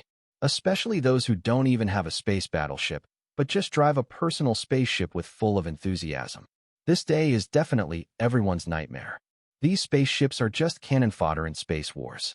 Their small spaceships are unable to attack distant enemies at all, and the enemy's attack can basically tear their spaceship apart with one shot, or even scratch a little bit. In this situation where they can only be beaten and have no way to fight back, they cannot retreat yet. Because God King Odin did not let them retreat, if they did, they would be deserters and would be killed on the spot. After finally getting through the stage of shooting, they got closer, but they had to face the densely packed, almost innumerable dark sects and starry sky behemoths. Although the Asgard Protoss are brave and invincible, they have not fought a war for more than 1,000 years, and they have long forgotten the cruelty and bloodiness of war. Hearing Odin's retreat order now, they naturally scrambled to go to Asgard Great Luffy. After hearing the order to retreat, Thor and Heimdall, who were fighting in the outermost periphery, did not stop fighting, but continued to kill the enemy. Even if you retreat, you don't just run all at once. That's called a rout. not a retreat. Someone must be in the back so that others can retreat safely. And they are the best candidates. I saw streaks of lightning shooting from Thor's Mjolnir and streaks of sword light from Heimdall's two-handed sword, destroying enemy space battleships one after another. But Odin at the moment began to feel anxious when he saw it. No matter how powerful the subheavenly father is, he is still not a level god father. Without backup, facing thousands of space battleships alone, it would be exhausting. Others died when they died, but Thor was his son, and Heimdall was his most capable general. If he died of exhaustion like this, Thanos would probably die of happiness. After a while, he immediately ordered all space battleships and spaceships on the left and right to stay, and let Thor and Heimdall come back first. Heimdall heard the order and returned immediately without hesitation. But the rise of Thor at the moment is venting the shadow cast by Thanos, ignoring the orders of the father god at all. So Odin had no choice but to ask Heimdall to bring Thor back. Finally, looking at the nearly collapsed left and right lines, he gritted his teeth and let the miniature spaceships stay in the rear, while the other spaceships all fell back to Asgard. At the moment, Asgard is slowly raising the shield. This shield is connected to the entire Asgard, as well as the resources that Odin has collected from the entire galaxy over the years. So as long as you hide in Asgard, even if you give Thanos 100 years, it is impossible to break through. And Thanos also definitely noticed Odin's movements, but he just watched and didn't shoot. Time was on his side. As long as Odin and Asgard are trapped and then slowly rule the galaxy, his chances of winning will only increase in the future. After more than 10 hours, after losing tens of millions of Asgard warriors, Odin finally fled back to Asgard with the remaining space battleships. At the same time, Asgard's protective shield was completely closed. Looking at Thanos, who was smiling mockingly outside the shield, Odin gripped the eternal lance. Thanos, you wait. He had already thought about it when he retreated. He's going to unseal Hela, and then take the three of them to fight Thanos. Hela has the strength of a level god father, and with the blessing of Asgard, the strength is even only a little worse than him. Then it's time for them to fight Thanos. Chapter 36. In a day, more than 100 space battleships are slowly heading towards the Great Lu Fei of Asgard. These are the latest space battleships produced by Thanos, coming to support the front line. On a large mothership, Loki is bored looking at the book in his hand. Since the last time Thanos visited, he seemed to be forgotten and no one came again. If it weren't for the robots providing food from time to time, he wondered if he had fallen into the cosmic wormhole again. Just when he thought he would die of old age in prison, someone suddenly took him onto another spaceship.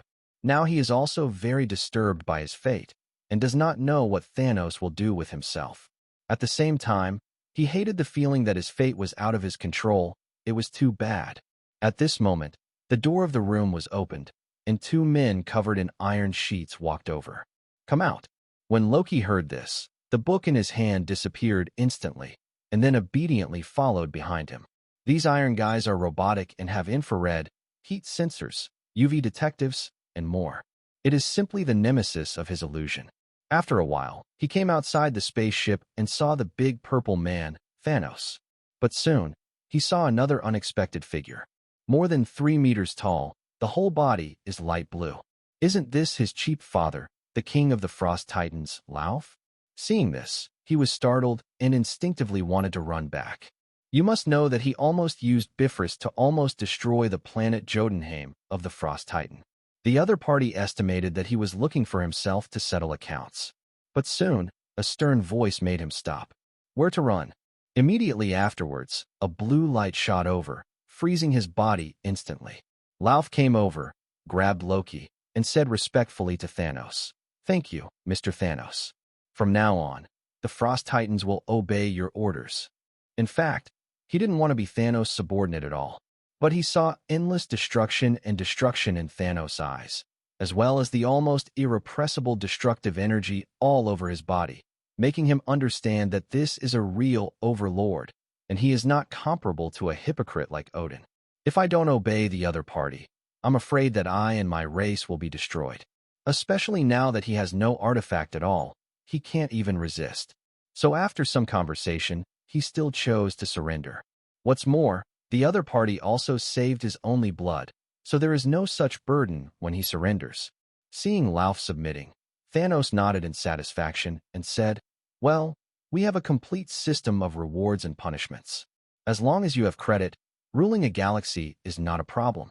Drawing big cakes is a skill. If the pie is not big enough, no one will take a look at it." And what he said was not false. As long as the credit is enough, it is indeed possible to rule a galaxy. But the premise is that the opponent has to lay down 10 galaxies before they will have enough credit to exchange for one galaxy. And Lauf is no idiot. In the life of more than 1,000 years, what kind of people have not seen? What kind of words have not been heard? For Thanos' promise, he just nodded lightly, and then left with his son. Although Loki almost destroyed Star Jotunheim, he is his only son after all, so it is impossible to really do anything to Loki. But the death penalty can be avoided, but the living crime cannot be escaped. Loki looked at Lauf's unfriendly eyes and quickly shouted, "Don't! Help me!" In the Temple of Asgard, Odin dismissed Thor and Heimdall and came alone to Bifrost. Then after a flash, he disappeared in place. In the next moment, he appeared in the underworld, the kingdom of Decedent. The sky here is full of darkness. Even the sun is black, the air is full of death, and the ground is full of bones. Immediately after Odin appeared, the bones on the ground were suspended, forming skeletons. Soon, the eyes of these skulls ignited the soul fire, and then rushed towards Odin with teeth and claws. In the underworld, any living creature will be hated and attacked. Seeing this, Odin's face turned black, and then he clenched the eternal spear and shot out a burst of energy. After a loud bang of boom, all the skeletons turned into dust, and a crack more than 100 meters wide and several kilometers long appeared on the ground. This is because the space in the underworld is solidified compared to the real world, so this movement is caused. And after this attack, no more skeletons were formed, and it seemed that even the undead were bullying. After a while, a huge, invisible shadow appeared in the void. "Odin, what are you doing in my underworld?" Although it was a question, it was in a questioning tone. Obviously, this black shadow didn't like Odin. Odin also knew that he didn't get along with the other party, so he said impatiently, "I'm here to take my daughter." After speaking, he sensed where Hela was and disappeared in a flash. When he reappeared, he was already in front of a tomb. This tomb is very large, more than 10 meters high, and covers an area of thousands of square meters. If you can't see the tombstone in front, you don't even know it's a tomb. In front of the tomb, there is a kneeling woman. This woman has long black hair, is wearing a black tights, and her whole body is filled with the breath of death. She is the goddess of death, Hela. Odin was also touched when he saw his daughter become like this. Did I treat her a little badly? When the 9 realms were not settled, Hela was the #1 general in his hands. He was born and died for him. I don't know how many enemies he killed and how many planets he conquered. But because of awakening the witch's blood, he sealed her in the underworld for more than 1,000 years. But soon, he shook his head. The blood of the royal family of Asgard cannot be tarnished, and it can only be the blood of Asgard who can become the god king of Asgard. Thinking of this, he showed firm eyes and said coldly, "Now I will give you a chance to return to Asgard with me, but you must obey my orders." Hela, who was originally kneeling in front of the tomb, heard the sound. The breath of death spreading all over her body entered her body and opened her eyes.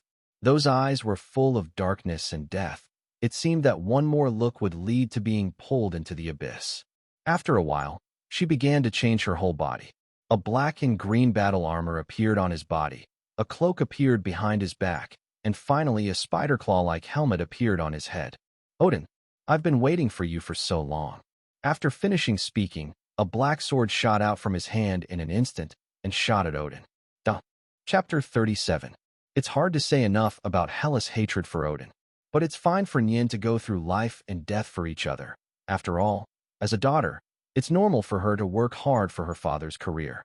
Later, because of awakenings which blood, Odin hated himself, and Hela had no complaints. After all, for the sake of the pure blood of the Asgard royal family, she can understand. But Odin should never should have sent a Valkyrie to hunt her down. You must know that Valkyrie was one of the first 9 realms she conquered when she fought in the Milky Way. Since then, she has led Valkyrie to conquer the galaxy, fought side by side countless times, and established a deep relationship. But Odin sent Valkyrie to besiege her, so she could only kill these own men with her own hands. Some of them even had close relationship with her. This made her hatred of Odin reach its limit. The next moment, ding! The black sword that Hela shot was interrupted by Odin's random swing. No amount of hatred can make up for the gap in strength between the two sides. Although both father and daughter are level godfathers, one is at the early stage of the Heavenly Father, and the other is at the later stage of the Heavenly Father. They are two small levels behind, and they are not rivals at all. Odin looked at his daughter with an ugly face and said coldly, "What do you want?" My daughter actually dared to do something to her. It was really against the sky.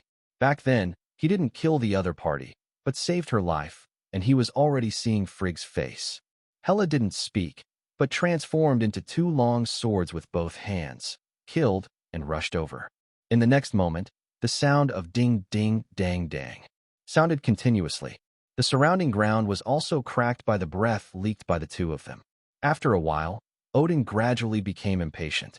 But when he thought of Thanos, he could only forcefully suppress the anger in his heart and continue to let Hela attack. After all, no matter who it is, they will be angry if they are sealed in the underworld for 1,000 years. But after an hour, Hela seemed to be tireless and continued to attack nonstop. And it still didn't defend at all and attacked desperately. Eventually, Odin's patience ran out. After parrying Hela's attack with the eternal spear in his hand, the tail of the gun swept across and knocked the opponent down. Is that enough? After speaking, seeing that Hela still wanted to stand up, he pressed the spear of eternity on the opponent's body. Do it again. Don't blame me for being rude. Seeing this, Hela resigned herself to lying on the ground and said weakly, "What do you want from me?" Seeing this, Odin also slowed down and said lightly, "I told you, as long as you obey me obediently, I will let you go back to Asgard." Although Hela's strength is not as good as his, in order to keep Hela, Frigga bound Asgard's energy core to Hela, giving the other party almost endless energy. So as long as Hela returns to Asgard, it will quickly recover its strength, and it will be even better. This is also the reason why he has been patient again and again. As long as Hela helps him contain Thanos, he has almost the strongest trick, Eternal Strike. When Hela heard this, she immediately showed a mocking smile. "Haha, it seems that you have met a strong opponent, otherwise you would not be able to find me." Odin nodded and said lightly, "I have encountered a very difficult opponent, but it doesn't necessarily mean you. I just want to give you a chance." If Hela really didn't cooperate, then he could only lower his face and go to the meeting of the gods for help. It's just that those greedy gods will probably make him pay a lot. When Hela heard this, she didn't continue to laugh, but calmed down. After a while, she nodded lightly and said, "Okay, but I want the eternal fire." During the 1,000 years in the underworld, she replaced all her magical and divine powers with the power of death, and she also gained a new understanding of the eternal fire. So at the moment she wanted to use the eternal fire to resurrect her former subordinates. Upon hearing this, Odin immediately nodded and said, "No problem." Although the eternal fire is important to him, it is just a flame that can only be seen. After all that thing, only the flame titan, Surti, is useful. Maybe the witch can borrow the power of the eternal fire, but so far, no one has seen it used. After reaching an agreement, Odin soon broke the seal and returned to Asgard with Hela. And at the moment Asgard, people panic. Everyone looked up at the sky. I saw tens of thousands of space battleships densely packed in the universe, firing lasers nonstop, attacking Asgard's protective shield.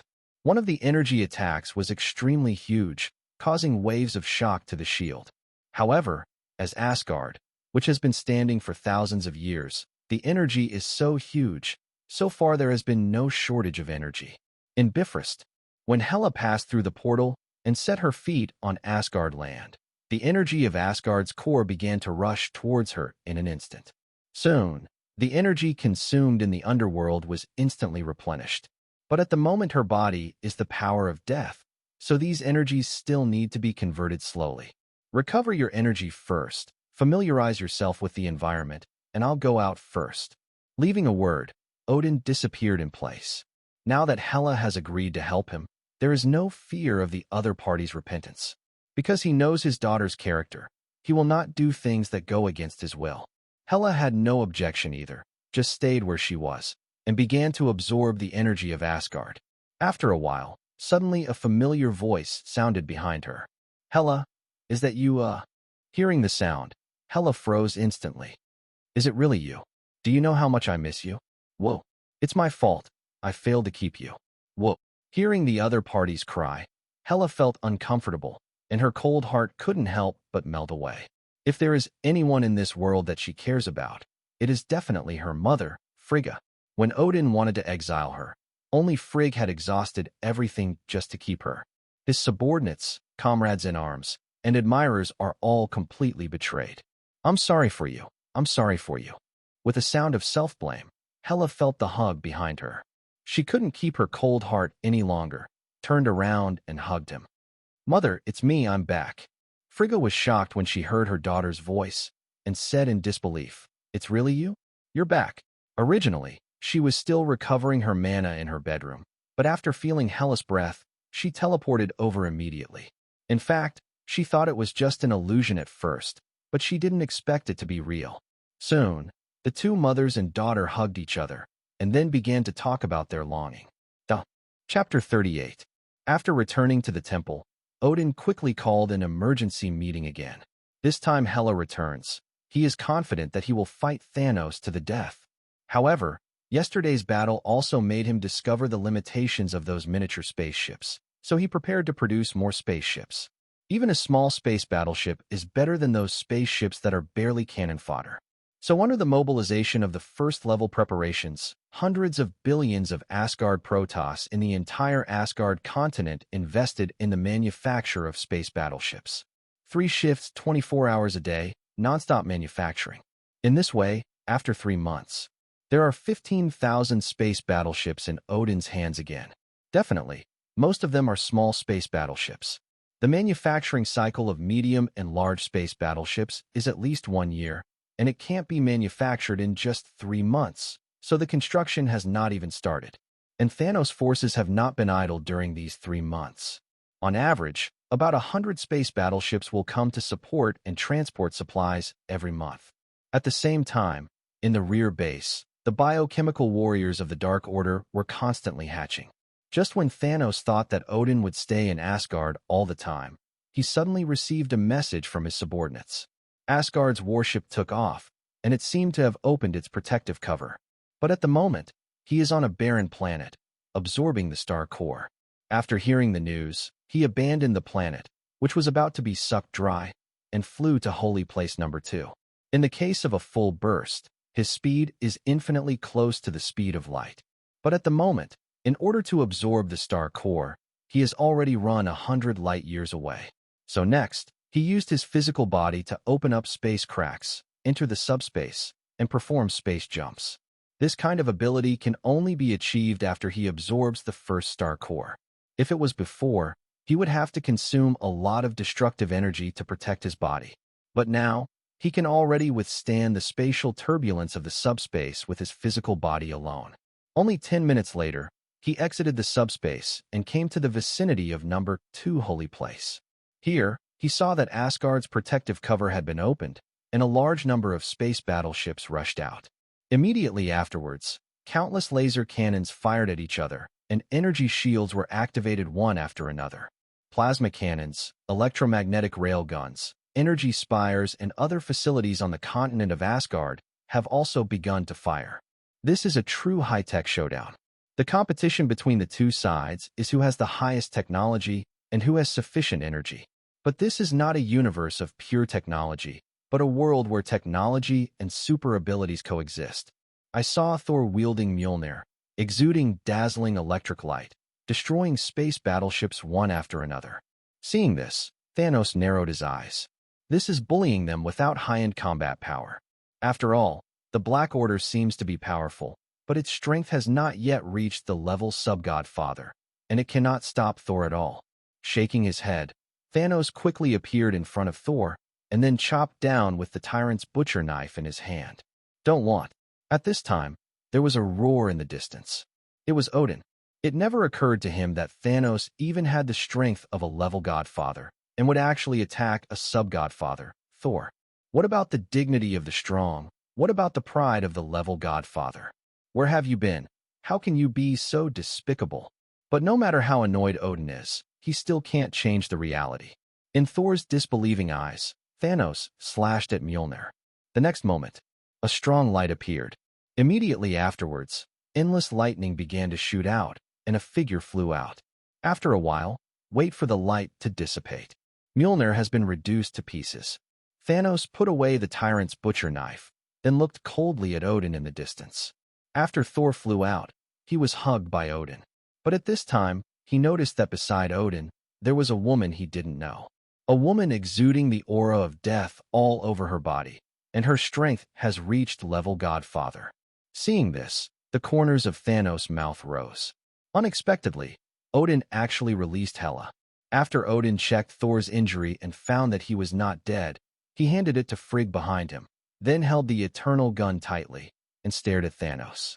Today we fight to the death. After speaking, he rushed over. In the last battle, he had already told him that Thanos could not be dealt with by long-range attacks, so there was no need to waste any more time. Just halfway through the rush, golden light radiated from his whole body.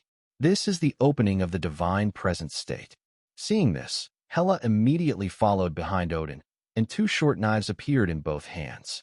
At the same time, a flame emerged from the blade.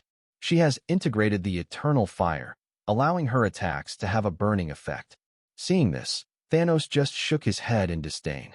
At the moment, he has absorbed nearly 2 planets, and his strength has greatly increased. He shot Thor just now, in order to guard against Odin's sneak attack, so he didn't use his full strength. Otherwise, the other party would have died long ago. However, although he disdainful in his heart, he still activated the ruler and the power of destruction. The next moment, Odin rushed in front of him. Ding! A loud noise echoed in the vacuum. The eternal spear collided with the tyrant's butcher knife again. But in the next second, Odin's face changed drastically. Because he thought it would be evenly matched, he was pushed back by Thanos' power. How can that be? You must know that he spent huge amounts of price in order to suppress the sequelae of God's arrival last time. And now that he is in full condition, how could he be suppressed? Didn't Thanos go all out last time? No, war is about life and death, so what to do with him? It should be a temporary power boost. Thinking of this, Odin's face became serious. Fortunately, Hela arrived at this time and shot at Thanos with black daggers one after another. When Thanos saw this, he pushed Odin away hard and knocked the opponent's dagger away. Soon, the three began to fight together. The power of destruction, the power of God, and the power of death exploded in this small space, causing tiny cracks to appear in the surrounding space. And Thanos at the moment feels better than ever. The explosion of the whole body's strength, the surging of the destructive power in the body, all of these fascinated and intoxicated him. Although I had a good fight with Odin last time, because I was worried about my troops, I haven't focused all my attention on the battle. But this time he didn't have to worry about the failure of the troops at all, and he could fight with ease. Soon, the tyrant's butcher knife in his hand waved more and more methodically, and even afterimages appeared one after another. This allowed him to even fight 1 against 2 without losing the slightest bit, occasionally overpowering Odin and Hela. But for Odin, it was very uncomfortable. From the strength that Thanos has shown now, he can completely crush him. If it wasn't for Hela's assistance, I'm afraid he would have been defeated long ago. And although Hela didn't know Thanos' previous strength, but at the moment, she also started to feel nervous. You must know that they are the Asgard Protoss, or the blood of the royal family, and they were born at the top of the food chain. Now it's actually 2 against 1, and it's still suppressed. It is estimated that even the king of God, Zeus, can't do this. Chapter 39. Boom. Bursts of firework, lit up in this dark universe, look so beautiful. But behind this beauty, one after another space battleships were destroyed and turned into dust. While the Asgard and Thanos forces were stalemate, some spatial rifts suddenly appeared on the periphery. Immediately afterwards, medium and large broken space battleships appeared. And looking at the style of the space battleship, it is Asgard's space battleship. It turned out to be the space battleships that escaped 4 months ago. After receiving Odin's call, the surviving Asgard Protoss dragged the defective warships and came back to support them. It has to be said that it is no wonder that the Asgard Protoss can rule the galaxy. In addition to the strong individual strength, there is also the belief of incomparable unity. And with these medium and large space battleships joining the battlefield, Black Order immediately felt huge amounts of pressure. So they flew out of their cars one after another and began to go to the front line to support. And Lauf also took his own Ice Titans to join the battle. Although Thanos' pancake is well drawn, he is also a 1,000-year-old fox, so naturally he will not be tempted by a pancake. But at the moment he has betrayed Odin. If Thanos loses, then their Frost Titans have no future. So seeing that Thanos' troops were in an unfavorable situation, he still chose to join the war. At this time, in Holy Place Number 2, the projection of the artificial intelligence Dark Blue was in the midair of the control room. When he saw the enemy's support, he immediately showed a humane expression. I saw him frowning tightly, with a thoughtful expression on his face.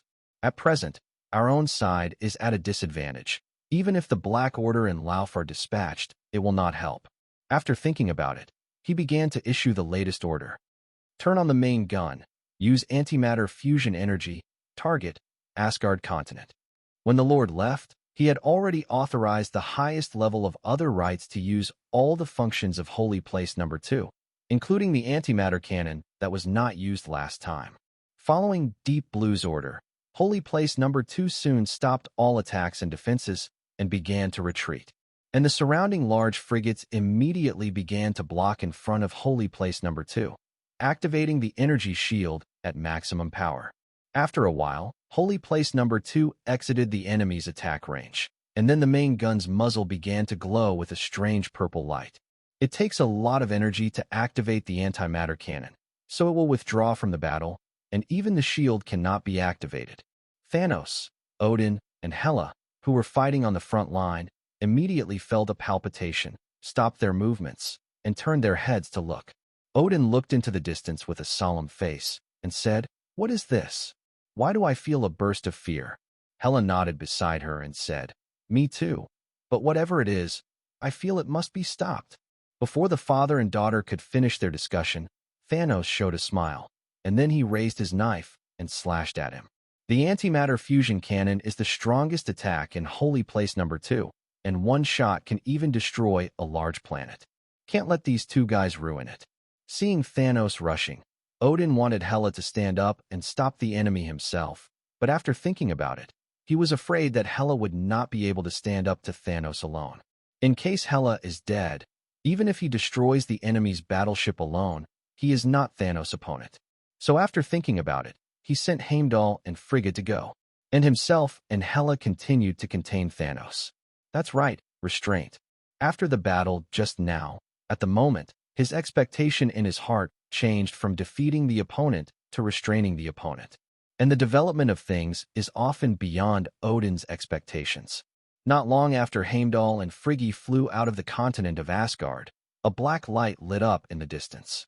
Everyone in Asgard never thought that light can also be black. After all, black is a light-absorbing property. Generally speaking, it is impossible for black light to appear. But at the moment, they did see a black light. So weird, so strange, and so heart-palpitating at the same time. In the next moment, the antimatter cannon fired instantly. The location of at the moment Holy Place Number 2 is about 1 million kilometers away from the continent of Asgard.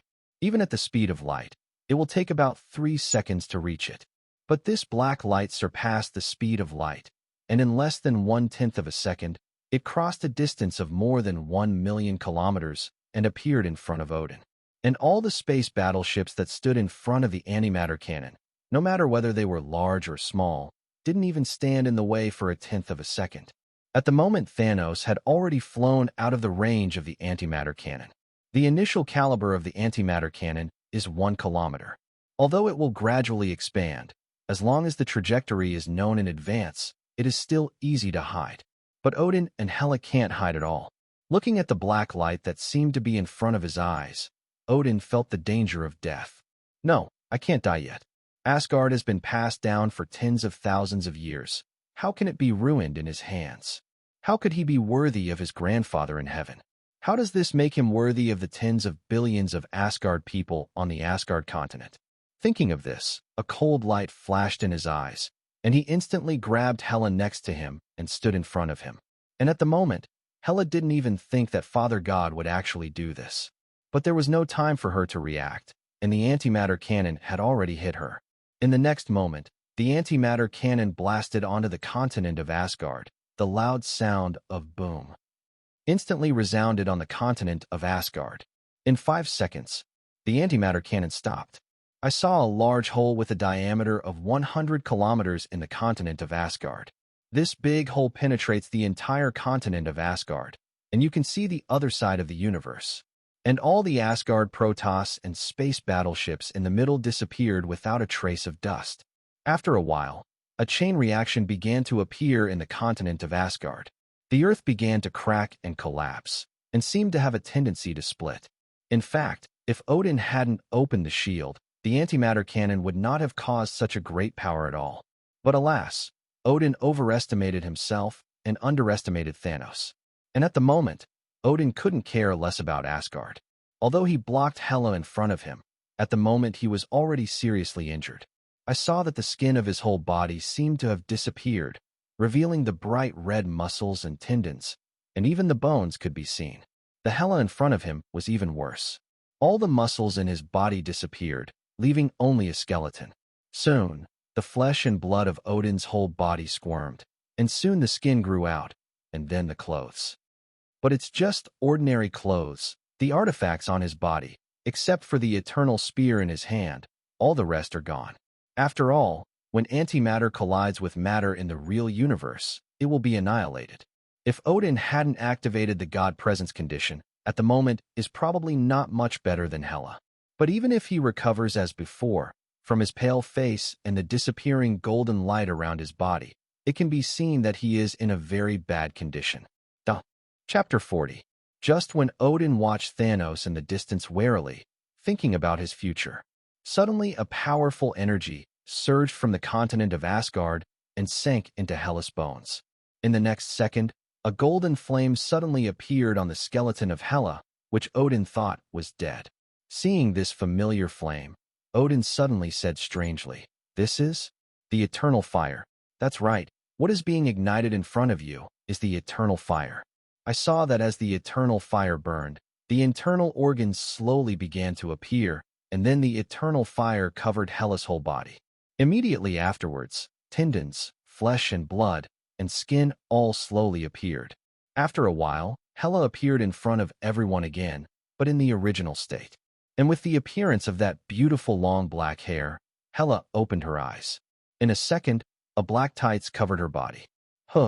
After letting out a few breaths lightly, she was also terrified in her heart. If she wasn't still near the continent of Asgard, if she hadn't cultivated in the underworld for thousands of years and knew the usefulness of the eternal fire, at the moment she was dead and couldn't die anymore. But she couldn't care about rejoicing immediately, but turned around, and then kept shooting at Odin with the black dagger in her hand. Odin was on guard against Hela, so he immediately picked up the Spear of Eternity and blocked the opponent's attack. "What are you doing? Now is not the time for infighting." Hela heard the words, but ignored them and continued to attack. Just now, she was almost killed by the other party. And it's his own biological father. How can he not let her hate it? Thanos, who was in the distance, saw the father and daughter fighting each other, and suddenly smiled, and did not rush to do it. How to turn his head to look at the Asgard warships outside who were still trying to resist tenaciously, and just swiped a few knives away. I saw the purple destructive power follow Blade, and quickly cut down on those battleships. Just like cutting tofu, warships one after another were destroyed in an instant. Seeing this, Odin, who was resisting Hela's attack, became impatient and said impatiently, "There is no end, don't force me to do it." The strange shot of the enemy just now destroyed at least 3,000 space battleships. At the moment's own troops are already at a disadvantage. If Thanos is allowed to destroy a few remaining large space battleships, then there is no need to fight this war. Just run away.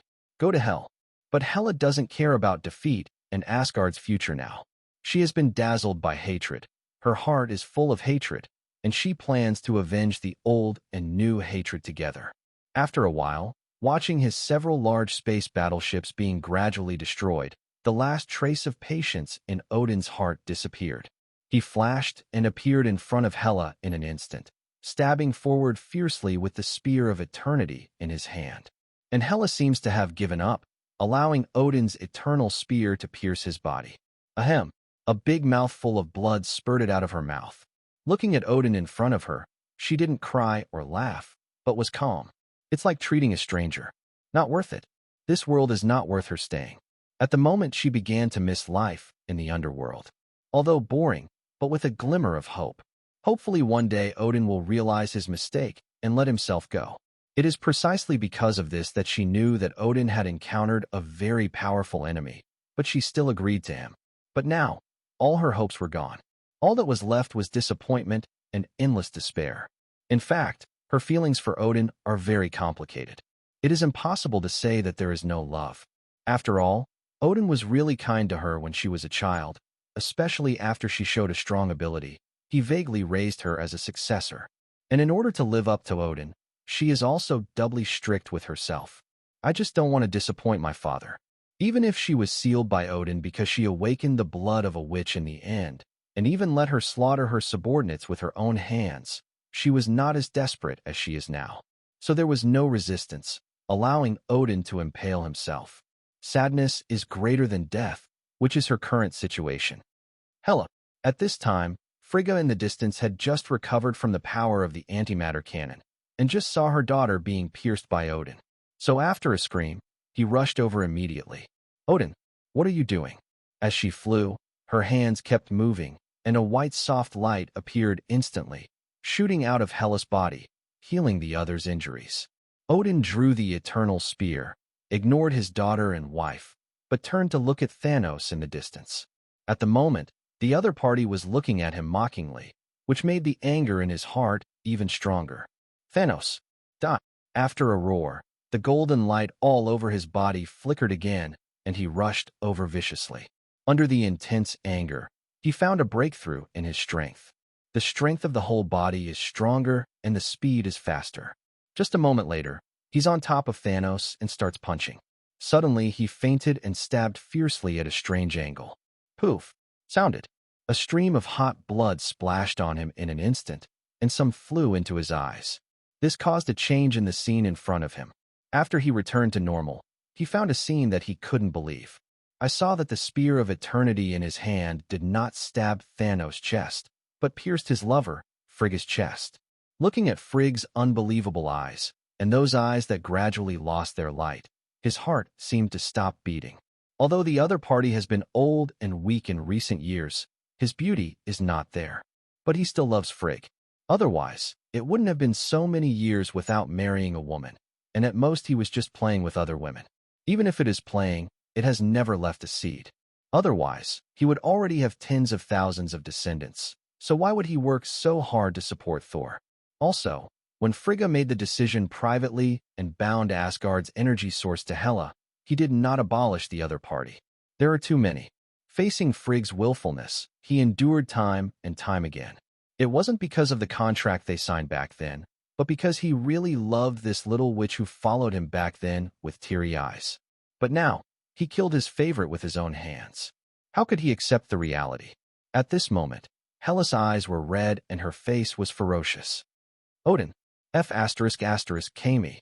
A powerful force of death erupted from Hela's body. In the distance, Thanos put away the mind gem with a sneer. What will this Odin do against the mind gem after losing his helmet protection? She dared to look at him unscrupulously. She was not afraid of death. Chapter 41. After using the mind gem to turn Hela and Odin against each other, the rest of the fight is pretty easy. After losing the medium and large space battleships, Asgard's troops were completely reduced to lambs to be slaughtered, and he didn't need to pay attention to them. But the guy Heimdall disappeared. After searching for a while, he found that the other party had run back to the continent of Asgard without knowing when.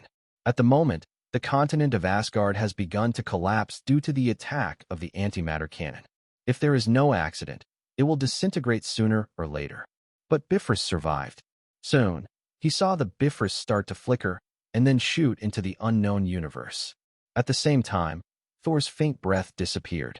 However, Heimdall did not leave, but after teleporting Thor away, he flew out of Bifrost and flew to outer space. Seeing this, he couldn't help feeling admiration for this guy after all. Who doesn't like such a loyal guy? In order to show his admiration for the opponent, he put away the blade of destruction and rushed towards the opponent with bare hands. Then punch after punch hit the past. For such a tough bone, he would beat him to death with his fists. Although Heimdall has reached the peak of the sub-celestial father, he has no resistance at all in the face of Thanos. It's just that when he blocked the opponent's two fists with the big sword at first, the weapon in his hand was interrupted and then punched to the flesh. Bang, bang, bang. Because he was not far away from the Asgard continent, the sound of punch after punch reached everyone's ears. After Odin stabbed Hela again and knocked him back, he saw that Heimdall had turned into a puddle of flesh. Do not. After a roar, Odin gave up trying to persuade Hela and rushed towards Thanos instead. If Frigga is his favorite woman, then Heimdall is his most loyal servant. The friendship of comrades in arms for more than 1,000 years sometimes even surpasses the relationship between monarchs and ministers. Otherwise, he would not have given Bifrost such an important thing to the other party to guard, and he has never doubted it for 1,000 years. Thanos just smiled coldly when he saw Odin rushing. Then he grasped the blade of destruction and opened the ruler and the power of destruction. Soon, the purple energy all over his body burst out, and then he slashed over. Ding! There was a loud noise. Odin blocked Thanos' attack with the Eternal Lance, but was knocked hundreds of meters away. This made Odin's face suddenly change. He couldn't maintain the state of at the moment, and the after effects gradually appeared. So not a match for Thanos at all. In an instant, Thanos disappeared and appeared behind Odin. The destruction blade in his hand was also chopped down without any hesitation. Perception of danger, Odin reluctantly turned around and raised the gun of eternity. Ding! Another loud noise. In the next moment, Odin was crushed by huge amounts of power and fell towards the continent of Asgard. At the same time, due to the sequelae, Odin felt pain all over his body, and his powers were almost exhausted, so he did not maintain the flight. Instead, let yourself fall to the ground. Soon, there was a sound of bang, and a cloud of dust was splashed. But Thanos could feel that although the opponent's breath was gradually weakening, he was not dead. The blood of the Asgard royal family is not so easy to die. However, a figure was one step ahead of him and flew down. It is Hela. I saw a strong death force exuding from her whole body, rushing down. At the same time, black daggers flew towards Odin nonstop. Don't underestimate these flying swords. Although Thanos and Odin were both things that were knocked into the air at random, it was a solid condensation of the power of death. After being shot, the target will be eroded by the power of death soon, causing the energy consumption of the whole body to accelerate, and finally the flesh may even rot directly. Seeing this, Thanos stopped the figure, and then looked coldly at the scene of father and daughter fighting each other. I saw that Hela condensed countless flying swords like 1,000 swords returning to the clan, and then shot at Odin on the ground one after another. All of a sudden, there was a continuous sound of rumbling, violent impact, and a large cloud of dust was raised. But Thanos could feel that although Odin's aura continued to decline, it did not increase in speed. Obviously, Hela's attack did not do much harm to the opponent. Seeing this, Thanos couldn't help but said, "You can't do this." Although the attack frequency is high, the single attack is low, and it can't cause damage to Odin at all. Hela heard this, turned her head to look at Thanos, and after a while, she condensed a 10-meter-long black sword and stabbed down fiercely. Boom! There was a loud noise. Seeing this, Thanos still shook his head and continued. This move seems powerful, but the energy is not concentrated enough. When Hela heard this, a thoughtful look appeared in her eyes. After a while, a 1-meter-long black sword condensed again. However, this black sword revealed a chilling aura. Everything in the world seems to be pierced in front of him. There was a sound of whoosh. With a sound barrier of 100 times the speed of sound, the black sword pierced in an instant. Ding sounded. I saw that Odin had stood up. Blood was flowing from his forehead and waist, and his left hand seemed to be dislocated. The only good right hand was holding the eternal spear, blocking Hela's attack. Ho-ho took a few breaths, and the next second, he knelt down on one knee again. The sequelae of God's presence, the attack of the antimatter cannon, and the attack of Thanos all made his body unable to bear it. Being able to support until now is entirely because of the reluctance to Asgard in my heart and the nostalgia for the tribe. Suddenly, he felt a tickle in his throat. After a few coughs, a mouthful of blood spurted out. But he still didn't fall down. Instead, he held the spear of eternity on the ground with the only good right hand. I can't die. When I die, Asgard is gone. With strong unwillingness and reluctance to give up, he persevered until now. But Hela has been completely blinded by hatred. Seeing that Odin was still holding on, she flew down. Odin, go to hell and repent. Boom! The loud noise resounded through the sky. In the end, Odin died in the hands of Hela with strong unwillingness and guilt. Looking at the black sword in his chest, and then at Hela who was full of hatred in front of him, he was finally free. At the moment, he let go of his identity as the God King of Asgard and looked at his daughter with the eyes of a father. I'm sorry, child, for the torment and pain I caused you. Slowly, the look lost in his eyes, and he gave Asgard a final unwilling look. He didn't ask Hela's forgiveness, because he knew he didn't deserve it. For Asgard, he gave up too much. At this time, the eternal gun in Odin's hand was slowly shattered because of the loss of divine power, and then turned into dust. Chapter 42. Thanos in midair, watching Hela complete the patricide, put away the ruler and the power of destruction. Then he flew above Hela, pointed the tyrant's butcher knife in his hand, and said coldly, "Surrender or die." He definitely won't let Hela go just because he killed his father. In his eyes, there are only two kinds of people in this universe: men and enemies. All who disobey him will perish. Hela looked up at Thanos above, and a black sword appeared in his hand. Although I had a few words with the other party just now, it doesn't mean that she is a woman who depends on others. I am the daughter of Odin, the goddess of death. After a roar, she rushed up. But Thanos just pressed hard and instantly knocked Hela to the ground. The gap in strength between the two sides cannot be made up by hatred at all. I'll ask you one last time, surrender or die. After speaking, an impatient look flashed in his eyes. If the other party still refuses, then he can only cut the roots. Hela still wanted to resist, but there seemed to be an incomparable force coming from above, making it impossible for her to shake it at all. After all, she is not good at strength, but an agile magician. In the end, she gave up resistance. So he dissipated the black sword in his hand, knelt down on one knee, lowered his proud head, and said respectfully, "I am willing to surrender." If she wasn't afraid of death, she wouldn't have been sealed by her father for 1,000 years, and she didn't choose to commit suicide. If she wasn't afraid of death, she wouldn't have been tortured in the underworld for thousands of years, and she still wouldn't have died. It is human nature to be afraid of death. Even the Protoss is no exception. Hearing this, Thanos put away the tyrant's butcher knife, nodded, and said, "Okay, take me to Odin's treasury." At the moment in the universe, the war has not stopped though. But Asgard is gone, so there's no need for him to be involved. As long as Obsidian and Lauf don't make too many mistakes, Hela nodded and said, "Okay, follow me."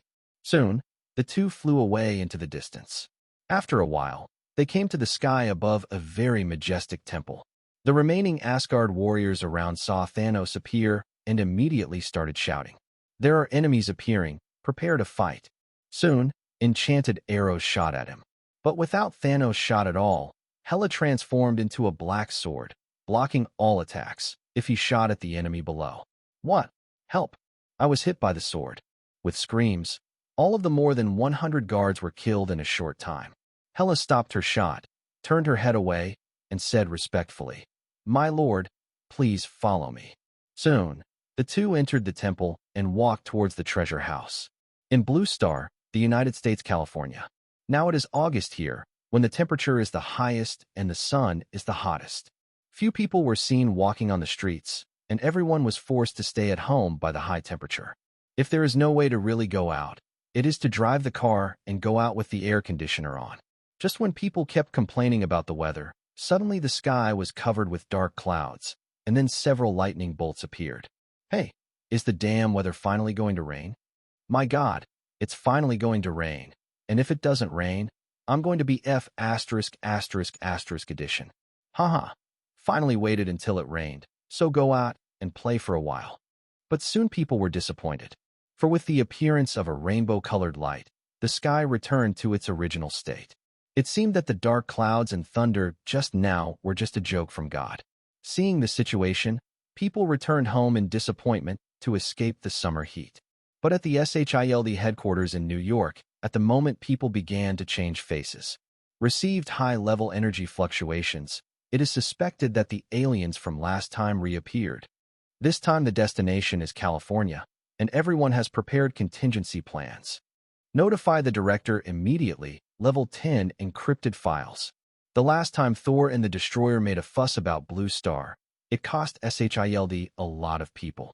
Although in the end a man called Thor destroyed the Destroyer, SHIELD had registered the Bifrost energy fluctuations. At the moment Bifrost was again aware, so immediately acted. In a minute, there was a knock on Nick's office door, and then began to report the situation. And 5 minutes later, a space carrier with huge amounts of space began to take off, and then flew towards its destination. However, although their actions were fast, it was still too late. When they arrived at Bifrost's foothold, Thor was nowhere to be found. On the other side of the Blue Star, here is the highest mountain range in Blue Star, and there is also a group of the most mysterious people in Blue Star. Because it is called Kamar Taj, a place where a group of magicians live in seclusion. Ancient One was wearing a yellow cloak, frowning, looking solemnly at Thor on the hospital bed. What the hell happened? It hurts so badly. As an Asgardian of Blue Star, currently the only one on Blue Star with the combat power of level Godfather, she definitely knows Thor. Not only Thor, but also familiar with Odin. Because Blue Star used to be one of the 9 realms, and its strength was not weak. But ever since it was invaded by the Frost Titan, Blue Star began to decline. The number of cultivators also dropped rapidly, and they withdrew from the ranking of the 9 realms. But it was also because of that battle that Odin defeated Lauf and ruled the galaxy. In that war, she also fought side by side with Odin. It is precisely because of this reason that even if Odin ruled the Milky Way, he did not touch the Blue Star. Because he has seen the power of Time Gem, Odin also made Infinity Gauntlet and wants to collect infinite gems. After thinking about it, Ancient One still opened the necklace and opened the Time Gem. The appearance of Thor with a serious injury made her feel a strong anxiety. There is even something more terrifying than the Dormammu invasion. So she's going to use the Time Gem to see what's going on in the future. But after watching it for a while, she became even more disturbed. How is it possible? Why everything will be normal in the future? Thor should not appear now. For the future, she used the Time Gem to predict it a long time ago. There was no picture of Thor appearing this time, so she felt so flustered when the other party appeared. Thought the future timeline, for some reason, changed. But predicting again, it's the same result. It doesn't seem to have changed at all. This is very scary. When this happens, there are only 2 possibilities. First, someone has mastered the origin of Time Gem, so her Time Gem cannot be used. The second is that the person she wants to predict has already reached the multi-universe level in the future, so it is impossible to predict at all. If it's the first of these 2 situations, that's fine. After all, if someone really has mastered the origin of Time Gem, it may not necessarily do anything to Blue Star. But if it is the second type, it means that the enemy they have to face is multi-universe level, so it exceeds the ability of Time Gem. At the multi-universe level, that is a powerhouse who can destroy the universe. It is not something she, or even all the superpowers in Blue Star, can fight against. Chapter 43. While Ancient One was thinking about it, Thor on the bed suddenly opened his eyes. No! With a yell, soon Thor felt pain all over his body. That move by Thanos was completely intent on killing him. At the moment, although the trauma was healed by Ancient One's spell, the destructive power in his body was still destroying his body. Ancient One heard the cry, so he immediately exited from Time Gem and said with concern, "Lie down first and don't move. I can't get rid of the energy in your body. It can only be consumed slowly with time." Thor looked at Ancient One and asked anxiously, Who are you? Where's this place? Where is my father god? Ancient One shook his head and said, My name is Ancient One, an Asgardian from Blue Star. As for Odin, I don't know. Thor heard something and instantly remembered something. It seems that the mother rescued him and then told Heimdall to teleport him to the Blue Star. No, I have to hurry back to Asgard and continue fighting. Thinking of this, he immediately raised his right hand, ready to summon his own Mjolnir. As an artifact, Mjolnir is made of a star core and has a steady stream of energy, which can help him quickly remove the destructive power from his body. But after a while, he didn't feel Mjolnir's presence. So he immediately remembered that his Mjolnir had been chopped into pieces by Thanos. It's over. Without Mjolnir, my combat effectiveness will be at least half less. Shaking his head, he quickly began calling out to Heimdall in his mind to take him back. But no matter how he called in his heart, he couldn't hear the other party's echo at all. It's not that the other party ignores him, but that there seems to be no one to call. It's like making a phone call on a cell phone. One is that no one answered the phone, and the other is that no one was found on the dialed phone. Could it be? Thinking of the possibility that the opponent may have died in battle, his eyes dimmed for a while, and he felt very uncomfortable. Seeing Thor's dumbfounded look, Ancient One asked, What happened to Asgard? Why did you suffer such serious injuries? After a while, Thor came back to his senses and said with a sad face, We were invaded by the enemy, and I was injured. The next moment, he raised his head, looked at the mysterious and powerful bald magician in front of him, and said, My father god is definitely still fighting now. Do you have a way to send me back? It's likely that Heimdall was only badly injured, so there was no way to answer his call, and he wasn't necessarily dead. As long as he didn't see the body, he didn't believe that the other party would die at all. Ancient One shook his head and said, Sorry, I can't help it. Although she has the ability to teleport to any corner of the galaxy, she doesn't know the coordinates of Asgard. We must know that the entire universe is constantly expanding and moving, and the coordinates are constantly changing. This is why Thanos has been unable to find the Milky Way before. Because maybe today's coordinates are here, and tomorrow I don't know where I flew to. If it's okay to teleport within a fixed star system, just calculate the distance and location of the destination based on the current fixed star's position, and then open the portal.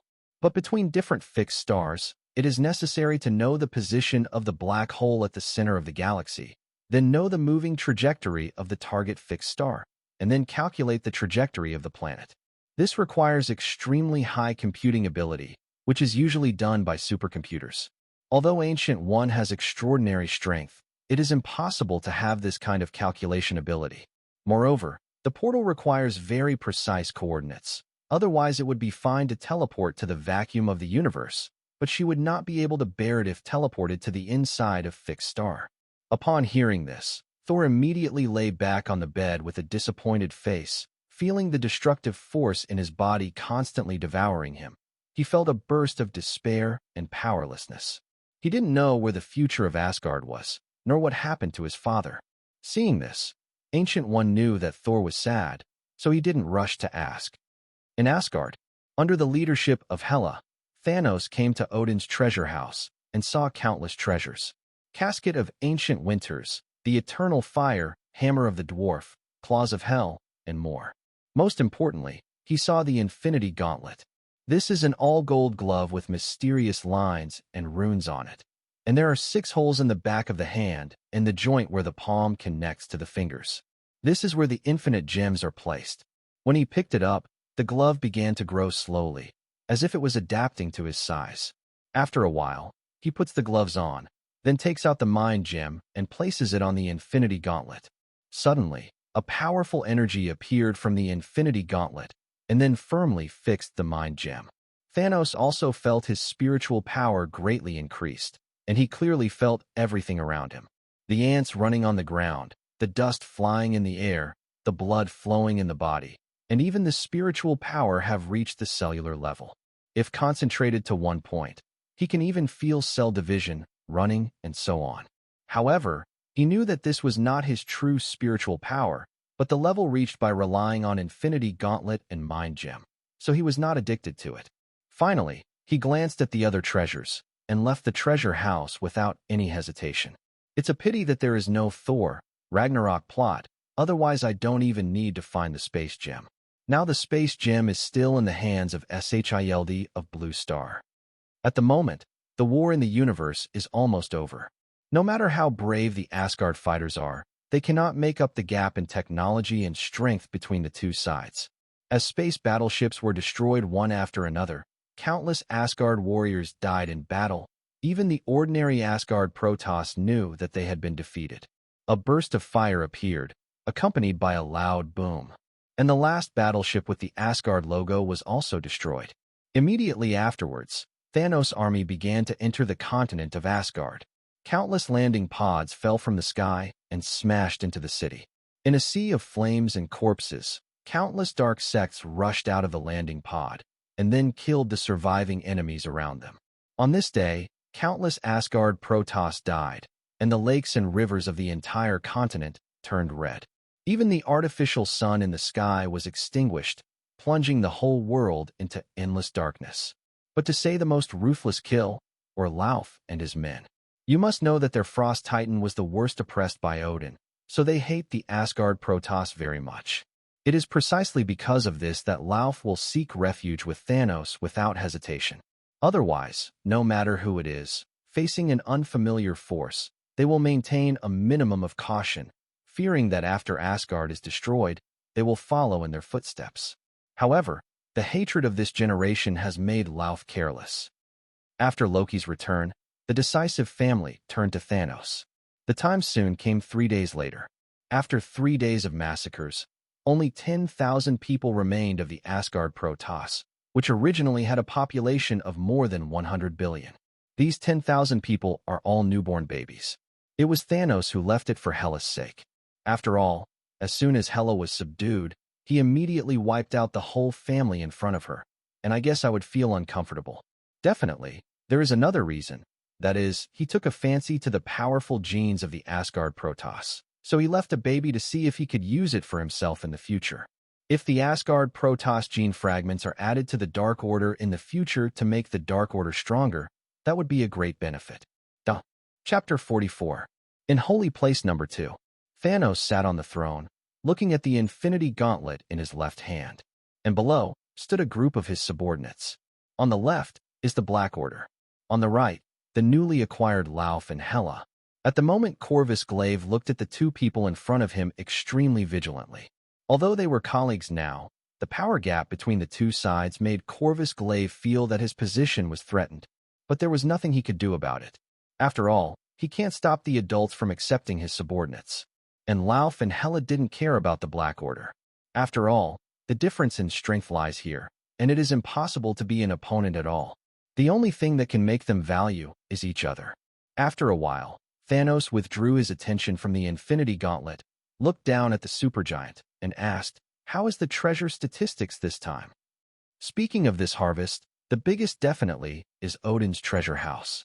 Although most of them are ordinary artifacts, there are also many powerful artifacts, such as Casket of Ancient Winters and the Eternal Fire, and so on.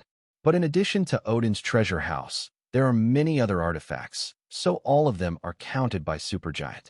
When Supergiant heard the question, he took a step forward and said respectfully, "My lord, a total of 1,732 artifacts were found this time, including 1,524 low-level artifacts and medium-level artifacts.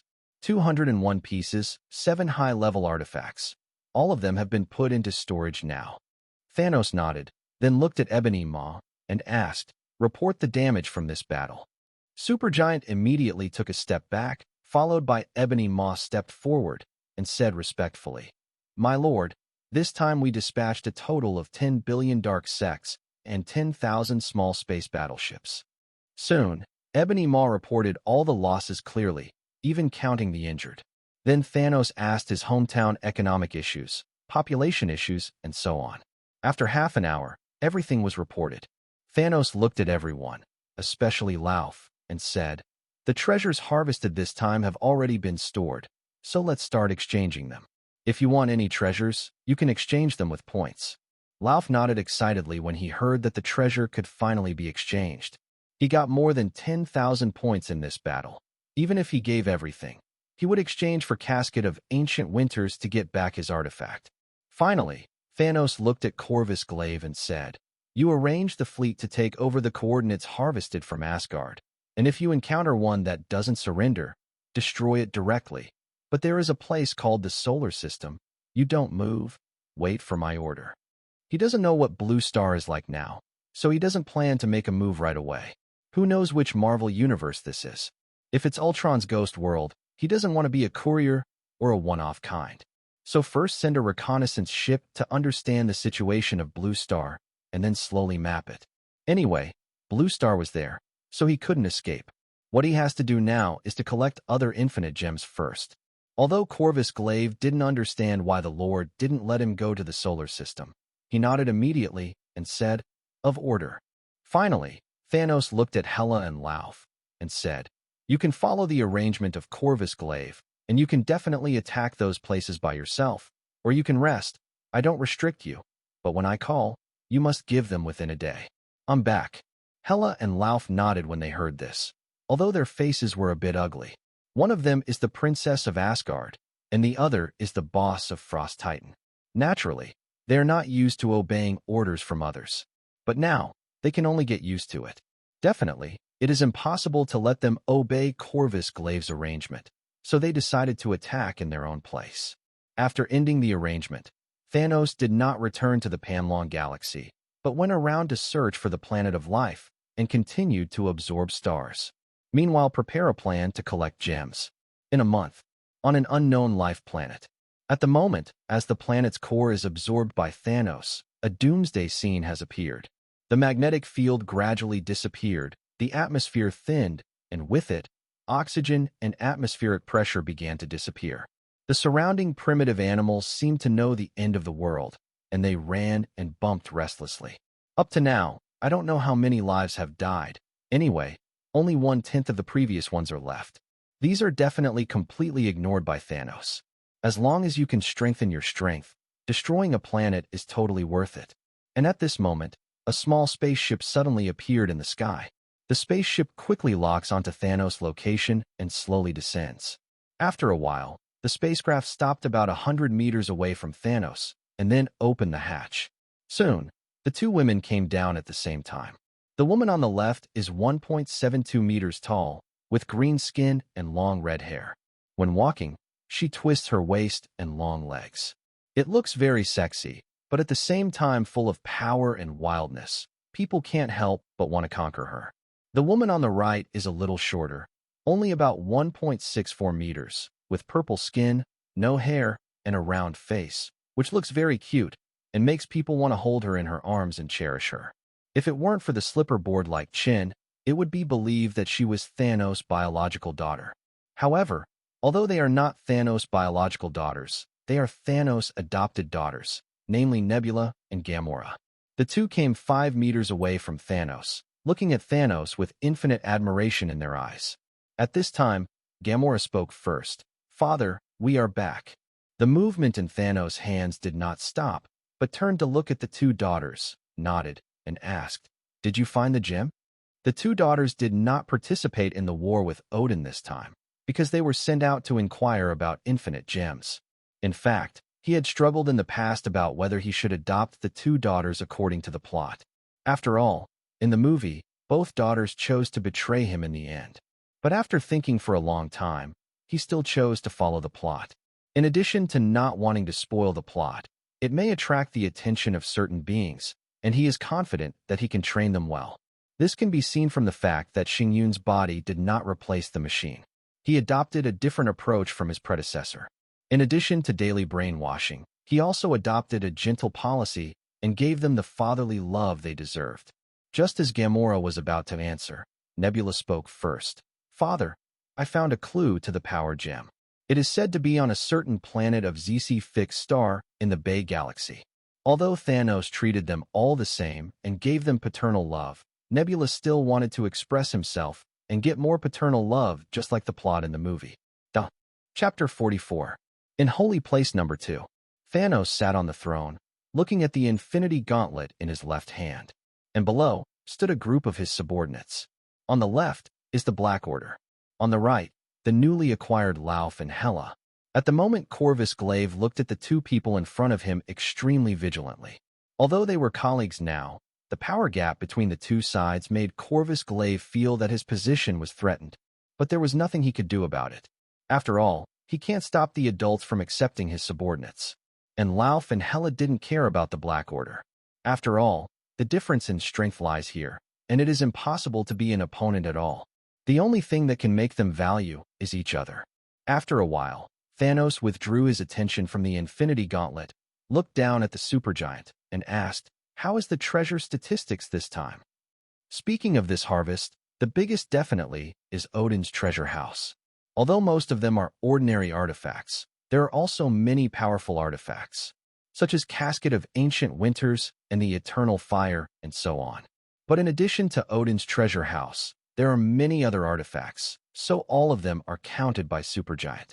When Supergiant heard the question, he took a step forward and said respectfully, "My lord, a total of 1,732 artifacts were found this time, including 1,524 low-level artifacts and medium-level artifacts. 201 pieces, 7 high-level artifacts. All of them have been put into storage now."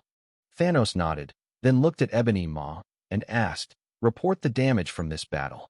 Supergiant immediately took a step back, followed by Ebony Maw stepped forward and said respectfully, "My lord, this time we dispatched a total of 10 billion dark sects and 10,000 small space battleships." Soon, Ebony Maw reported all the losses clearly, even counting the injured. Then Thanos asked his hometown economic issues, population issues, and so on. After half an hour, everything was reported. Thanos looked at everyone, especially Lauf, and said, "The treasures harvested this time have already been stored, so let's start exchanging them. If you want any treasures, you can exchange them with points." Lauf nodded excitedly when he heard that the treasure could finally be exchanged. He got more than 10,000 points in this battle. Even if he gave everything, he would exchange for Casket of Ancient Winters to get back his artifact. Finally, Thanos looked at Corvus Glaive and said, "You arranged the fleet to take over the coordinates harvested from Asgard, and if you encounter one that doesn't surrender, destroy it directly.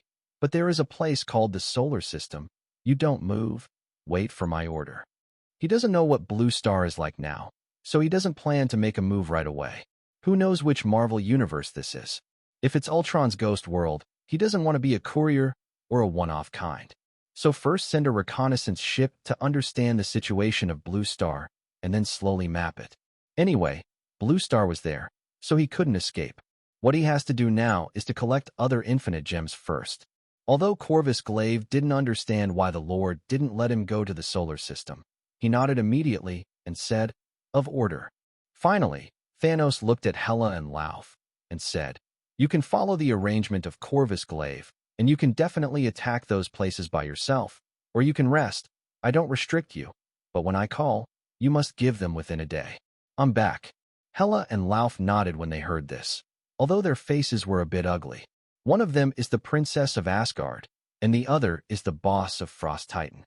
Naturally, they are not used to obeying orders from others. But now, they can only get used to it.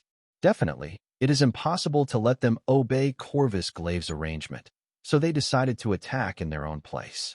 After ending the arrangement, Thanos did not return to the Panlong Galaxy, but went around to search for the planet of life and continued to absorb stars. Meanwhile, prepare a plan to collect gems. In a month, on an unknown life planet. At the moment, as the planet's core is absorbed by Thanos, a doomsday scene has appeared.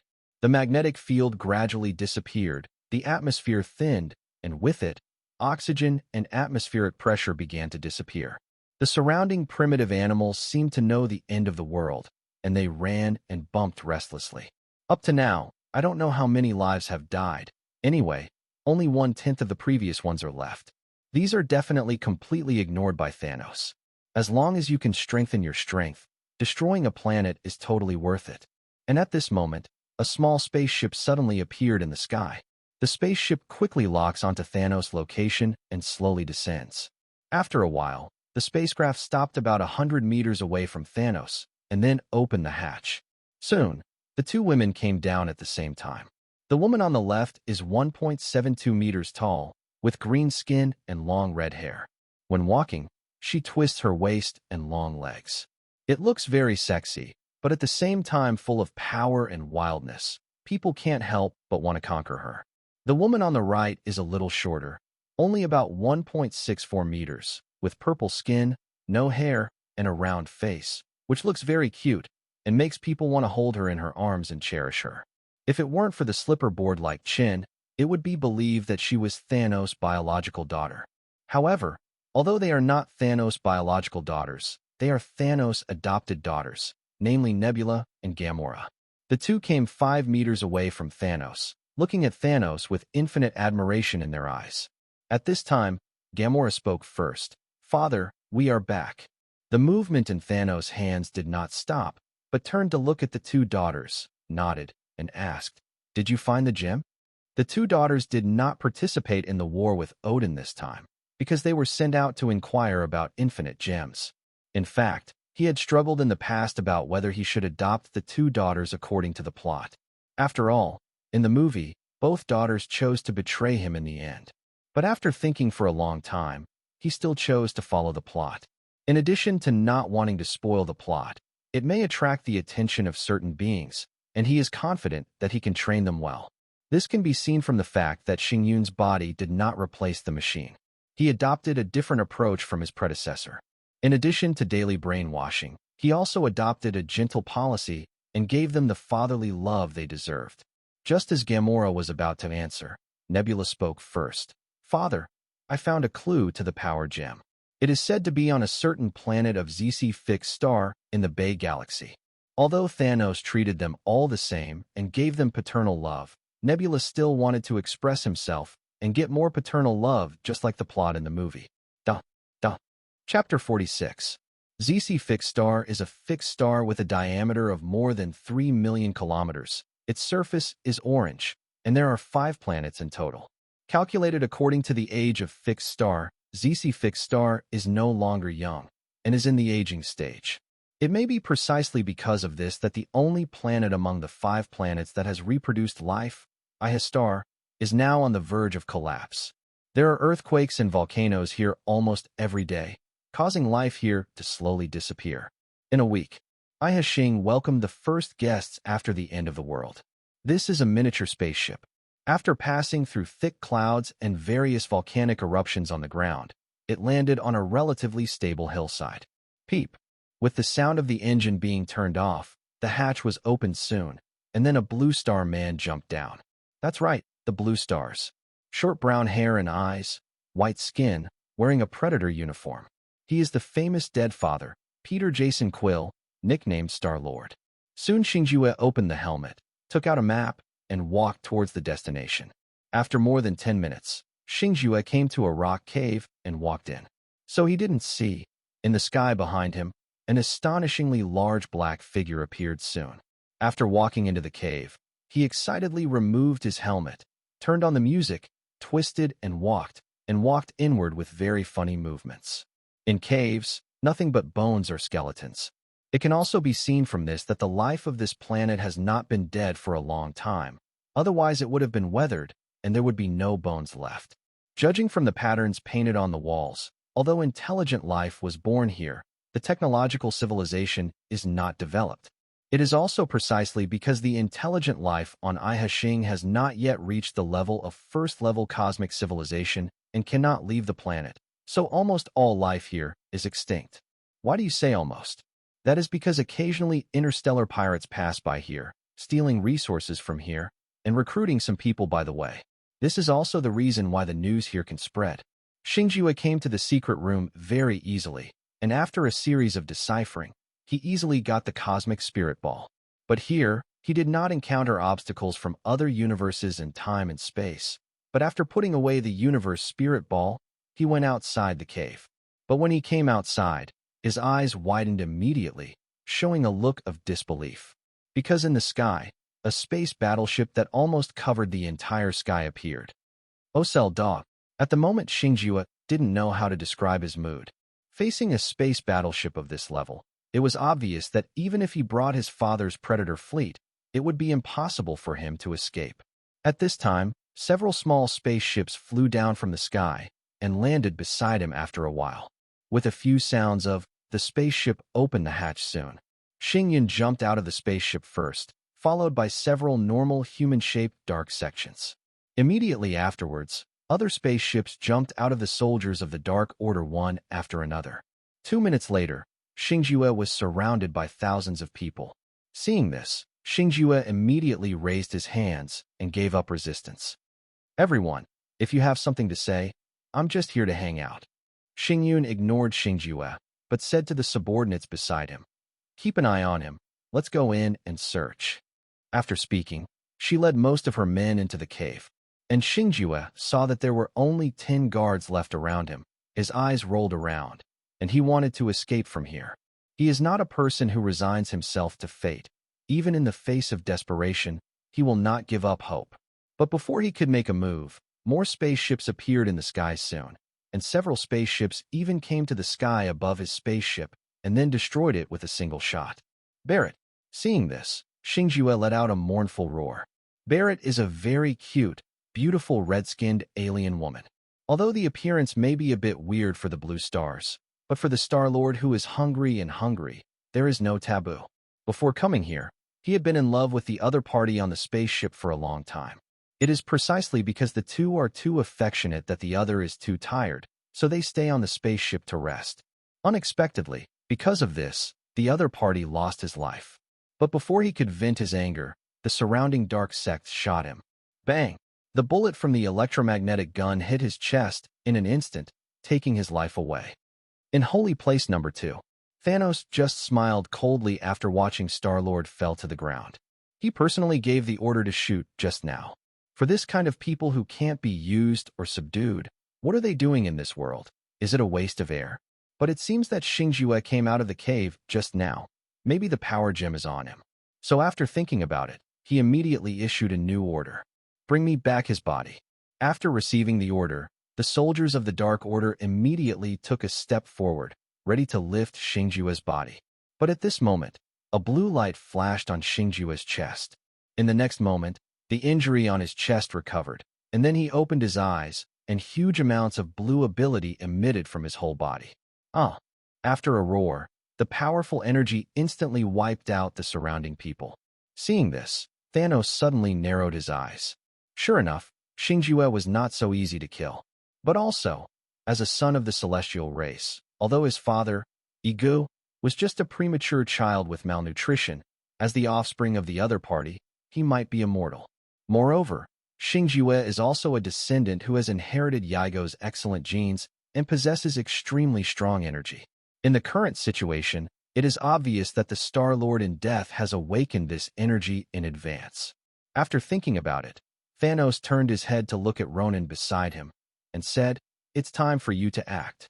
The reason why he asked Ronan to take the shot instead of doing it himself was naturally because he knew that the water in the Marvel Universe was too deep.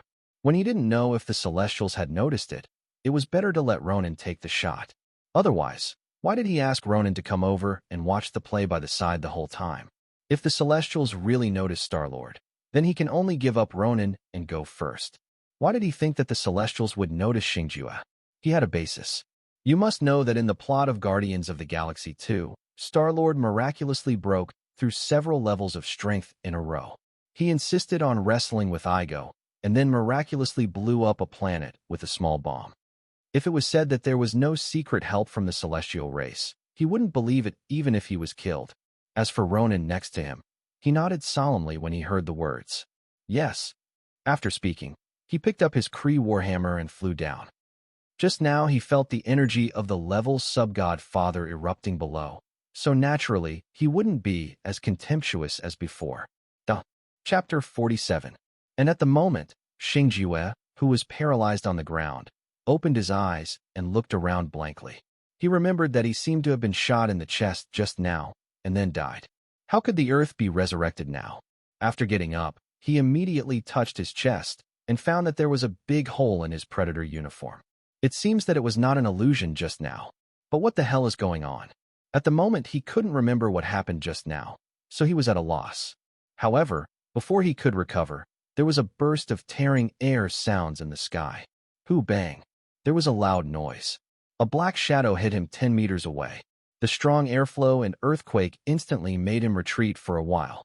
After he stood still and the dust dispersed, he saw a large pit appeared on the ground in front of him, and in the middle of the pit was a Cree with a vigilant expression and a hammer. This couldn't be the opponent who fell down just now. Oh my God, can't this be smashed to death? How strong is this? Soon, Star-Lord backed away again and again, trying to get away from the Cree who exuded a dangerous aura all over his body. But at this moment, there was movement behind him again. I saw Xingyun walking out of the cave with a group of men with ugly faces. Damn it, why is there nothing in it? After seeing Xingjue, although he was surprised why there was a hole in the opponent's clothes, he still walked over with a machine gun and said threateningly, "Boy, did you take the power gem?" After speaking, she put the machine gun in the charging stage. Compared with her kind-hearted sister, she has a colder personality. The death of life is relatively flat, so there is no psychological burden even if innocent people are killed indiscriminately. At the moment, Xingjue also wants to cry but has no tears. In this damn world, why did he accept such a task? If he had known it was so dangerous, even if the employer gave him more money, he would not have come. Also killed Barrett. Thinking of the death of his girlfriend, Xingjue suddenly felt anger and hatred, and immediately put away his funny thoughts. Although Xingjue is generally cynical, he loves to chatter and forget everything when he has nothing to do. But he attaches great importance to the feelings of his companions. Simply put, he values love and righteousness. And Barrett's death definitely touched his inverse scales. At this time, Xingyun saw that the man in front of him had not spoken for a long time, and immediately pulled the trigger impatiently. Sounded. But Nebula didn't hit anyone. It wasn't that she suddenly showed kindness and let the other party go, but that Xingjue seemed to have a sixth sense, and instantly moved to the right and dodged. This made her eyes widen. How is this possible? You must know that the bullet rate of the electromagnetic gun in her hand has reached 5 kilometers per second. Even she can't dodge it. Why can the other party, a seemingly weak man, dodge it? Ronan, who was about to make a move at the side, flickered a few times when he saw Xingyun made a move, and then stopped in his tracks. Because he couldn't figure out Xingjue's strength, he wanted Xingyun to test it first. After a while, Xingyun continued to fire a few shots, but the opponent dodged them with strange steps and even approached her side. It seemed that he wanted to take her hostage. So Xingyun immediately threw away the machine gun, took out the dagger, and prepared to fight the opponent in close quarters. However, Star-Lord at the moment seemed to be awakening a super ability, escaped Nebula's attack, then grabbed the opponent's arm, and then took out a pistol and pressed it against the opponent's temple. Seeing this, the surrounding Dark Order soldiers immediately raised their machine guns and aimed at Xingjue. But because Xingyun was in front, no one dared to fire the first shot. Those who don't want her to die, put down their weapons. At the moment, Thanos in Holy Place Number 2, seeing this scene, just smiled faintly and said, "Put down your weapons." Although he didn't care much about Xingyun's life, there was no need for her to sacrifice in vain. With Thanos' orders, the surrounding Dark Order soon laid down their arms. Seeing this, Xingyun immediately roared with an ugly face, "You despicable villain! If you have the ability, let me go and fight with dignity." Even when she was beaten to death, she never thought that one day she would be held hostage. At the moment, she felt that she had humiliated her father and even wanted to commit suicide. Definitely, Xingjue ignored him, but looked at Ronan not far away with a wary expression. Although he didn't know how he suddenly became so powerful, but in his feeling, the threat to him from all the people present was not as good as that person. And at this moment, Ronan couldn't sit still. I wanted Xingyun to test the opponent's strength, but I didn't expect it to be for nothing. But yes, Nebula is only at the Superman level, not even a level planet. So there is something wrong with being able to test it out. Thinking of this, he began to walk forward a little annoyed. He definitely doesn't care about a Nebula, but the father behind the other party is watching him from above. If Nebula is allowed to die, I don't know what Thanos will do to him. He didn't dare to take this bet. Let go of her, and I'll give you a fair fighting chance. Xingjue had already grabbed Nebula's neck at the moment, and when he heard Ronan's words, he immediately shook his head and said, "I'll give you a minute to let the murderer who destroyed my spaceship come over, or I'll kill her." At the moment, he only wanted to avenge Barrett, and he didn't think about his own safety at all. When Ronan heard that, he immediately looked up in embarrassment. His troops are all in the sky, and all those dispatched are Thanos' subordinates, so he has no right to mobilize them. But soon, a spaceship stopped above them, and then 5 humanoid warriors of the Dark Order jumped off the spaceship directly. Clearly, Thanos fulfilled Star-Lord's request. When Xingjue saw this, he immediately knew the weight of the hostages in his hands. So he immediately raised his gun and shot at the 5 Dark Sect fighters in front of him. With a few sounds of, 5 people fell down instantly. Although Star-Lord couldn't see their expressions because of the helmets and masks, it was immediately clear that these people were not normal people at all from the fact that these people remained motionless even in the face of death. At this time, Xingyan also seized the opportunity of Xingjue to shoot, and hit his elbow backward.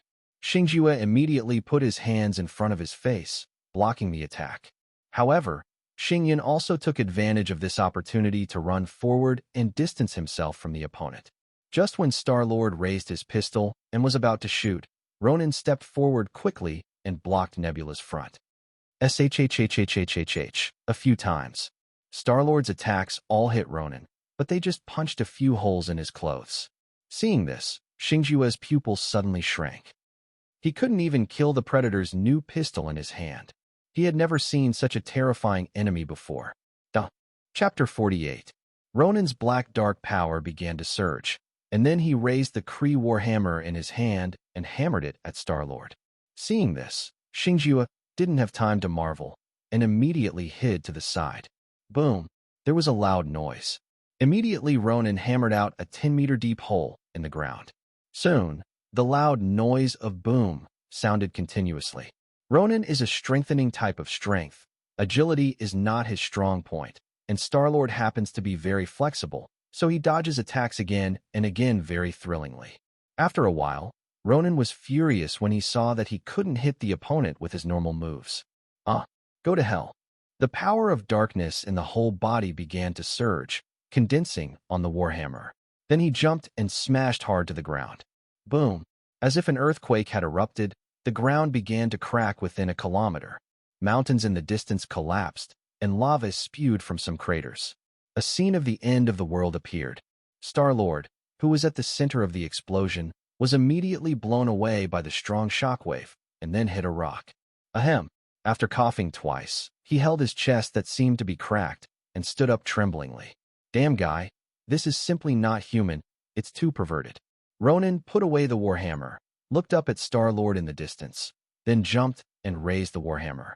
Obviously, after the battle just now, he thought that the opponent's previous explosion was just some kind of equipment, and the opponent's original strength was not to be feared at all, so he wanted to end the battle as soon as possible. Seeing this, Xingjue couldn't help feeling a burst of fear. This is the first time he has encountered such a powerful enemy. The attack of physical strength alone can be compared with space battleships. Enduring the pain all over his body, he hid to the side again. But this time in midair, Ronan suddenly used the power of darkness to conjure up a big hand made of black smoke and grabbed Star-Lord. After Xingjue was grabbed by the big hand, his pupils suddenly shrank. Looking at the Warhammer that was getting closer, he seemed to feel the fear of death. At this moment, a certain mysterious power in his body exploded again. The blue light instantly pushed away the big black hand on his body, and then rushed forward, dodging Ronan's attack. This time, Ronan was sure that the other party was not an ordinary person, and at the same time, Thanos on Holy Place too clearly felt the source of this power. Soon, Thanos looks up somewhere in the universe, and somewhere hundreds of thousands of light years away, there was also a man who looked up at where Thanos was. The two seemed to ignore the distance and saw each other. Definitely, in fact, the two didn't have ability to see each other at all, they just had a feeling of being spied on. At this time below, Ronan did not continue to attack, but asked solemnly, "Who are you? Why are you here?" Xingjue struggled to get up from the ground. He felt as if he was falling apart, and the muscles and bones all over his body groaned unbearably. "My name is Xingjue, and I am an adventurer." He definitely dare not call himself a predator anymore. After all, the predators are in the universe, but they are a group of existences whose reputation is even more embarrassing than pirates. Pirates are bound by some rules of the Pirate Alliance, so they have some scruples in doing things, but the predators are a bunch of outright scum. As long as they have money, they can do anything. His adoptive father, Yondu, used to be a member of the Pirate Alliance, but was kicked out because he violated the rules of the Pirate Alliance, so he formed the Predator team. The well-informed Ronin definitely knew that Star-Lord was lying, but he didn't tell the truth. He just said solemnly, "As long as you give us what you found here, we will let you go." Definitely, in his opinion, the strength has reached their level. Money is already a number. There is no need to talk about it. After all, Yadianfu originally represents power and status, which cannot be measured by money at all. But Star-Lord doesn't think so. For him, money is life, and nothing in the world is more important than money except partners. Now this guy in front of him doesn't even want to give out a penny, and he wants him to take out the harvest of this trip, which is more uncomfortable than killing him.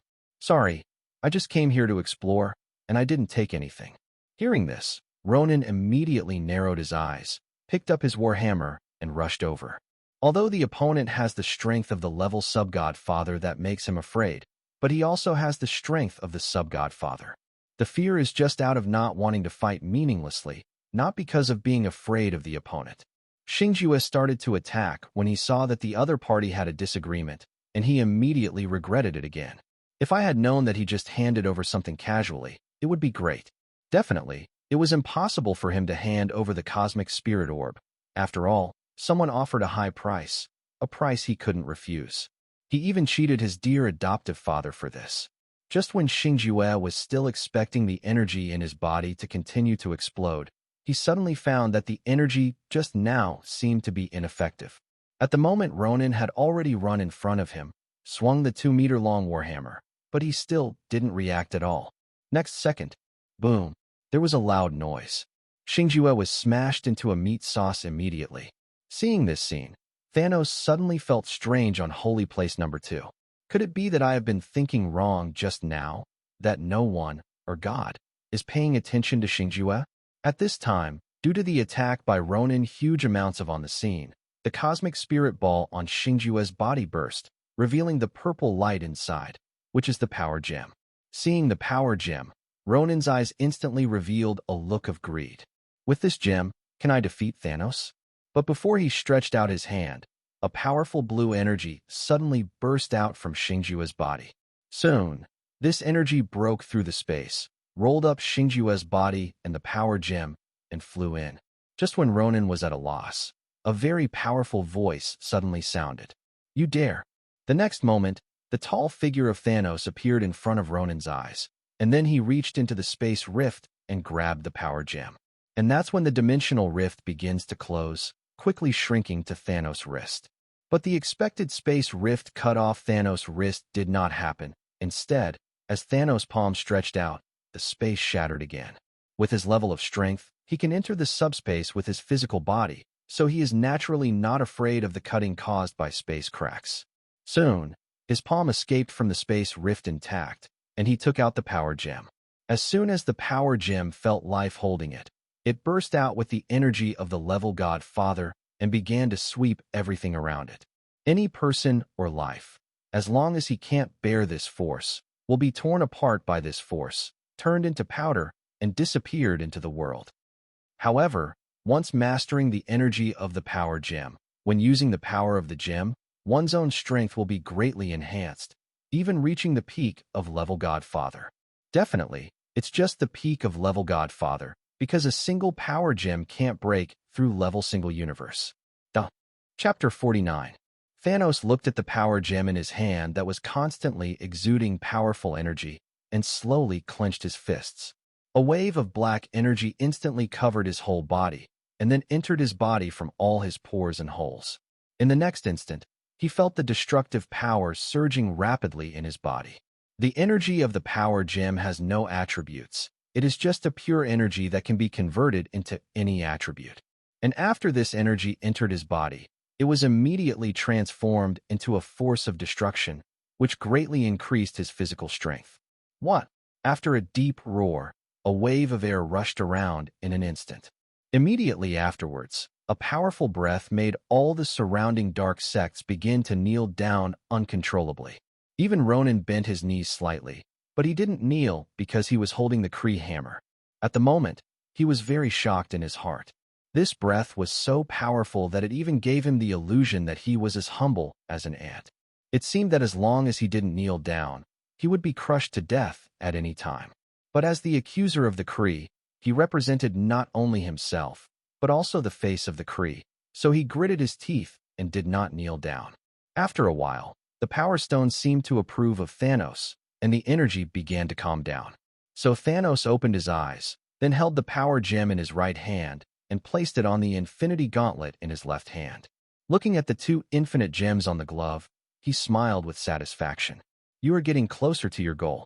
I don't know how high my strength can be if I get all 6 gems together. Then he looked at the place where Xingju had disappeared, showing a thoughtful look. Who is this unknown existence? Star-Lord's biological father, Egg? Or other gods?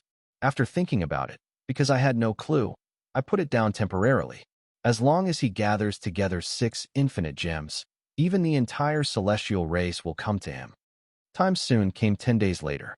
1,000,000 kilometers away from Xander, more than 100 space battleships appeared. In the lead is Ronin's car and his fleet, followed by Holy Place 2 and Thanos' fleet.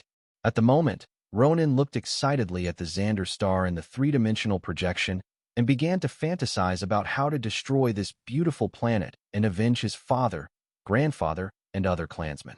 At this moment, a call request suddenly appeared on the projection. The other party is the highest accuser of the Carey Empire, that is, his boss. Seeing this, his face suddenly turned ugly.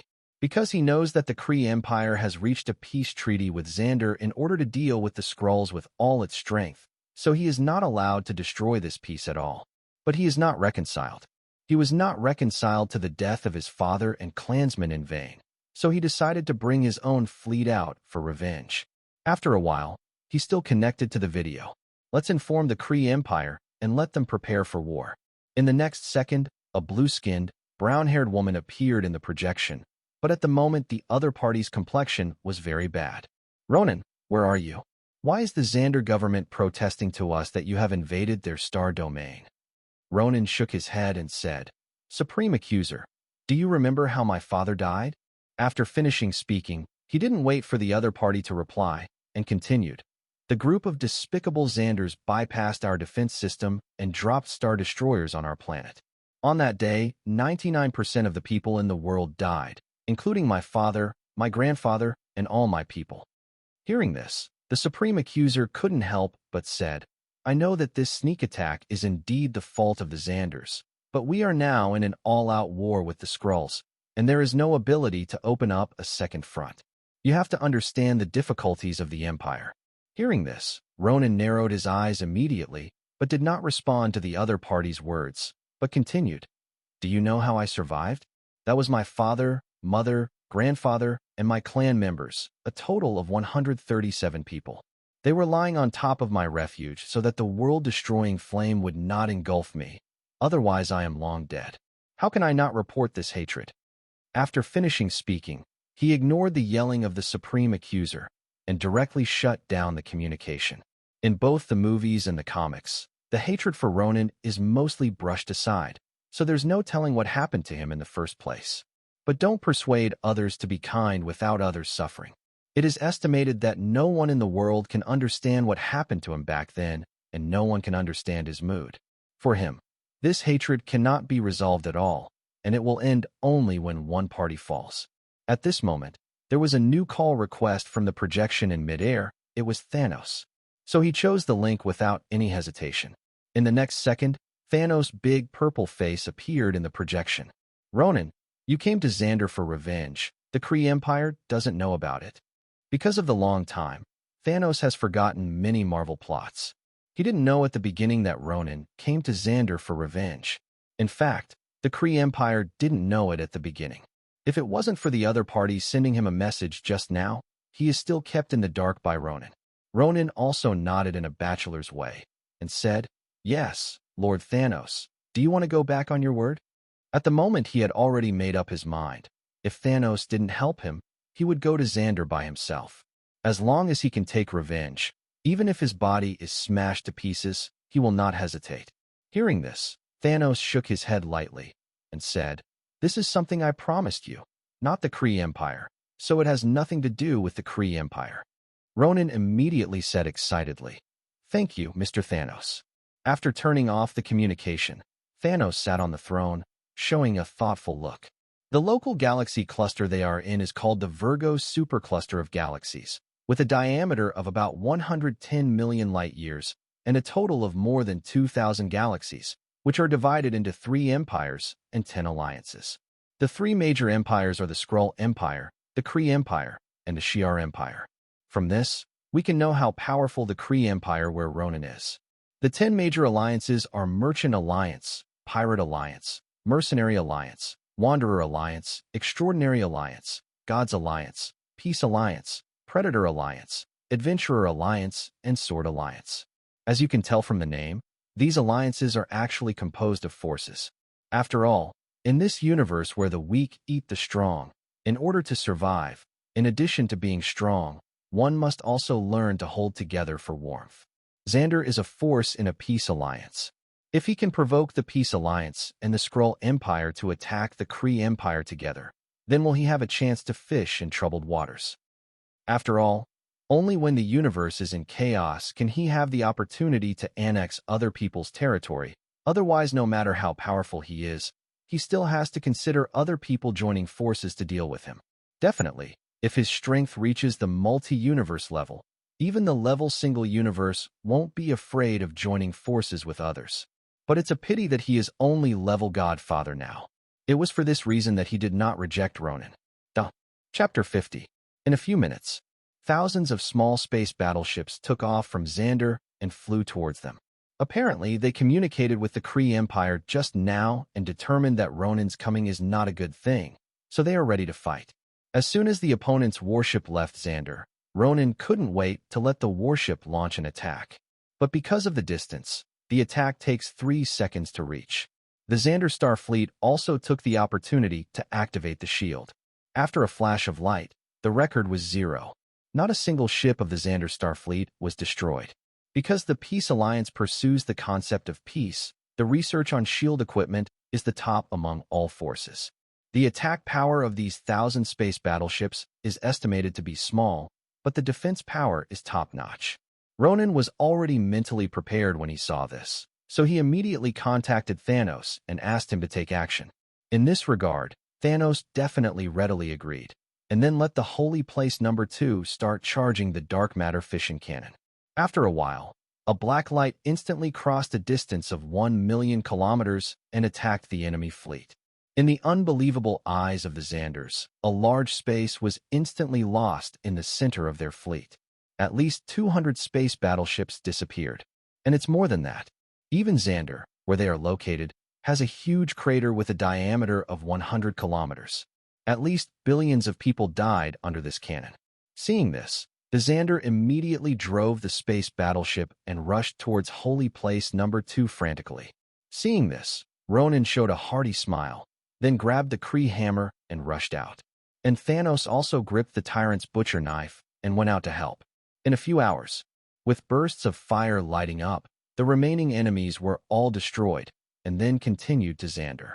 When they were only 1,000 kilometers away from their destination, Xander had already entered the first level alert, and all kinds of anti-aircraft artillery and positions were ready to go, just like a quill with spikes erected. At this, Thanos just smiled coldly, and then connected Ronan's communication. "Don't move, I'll take care of it."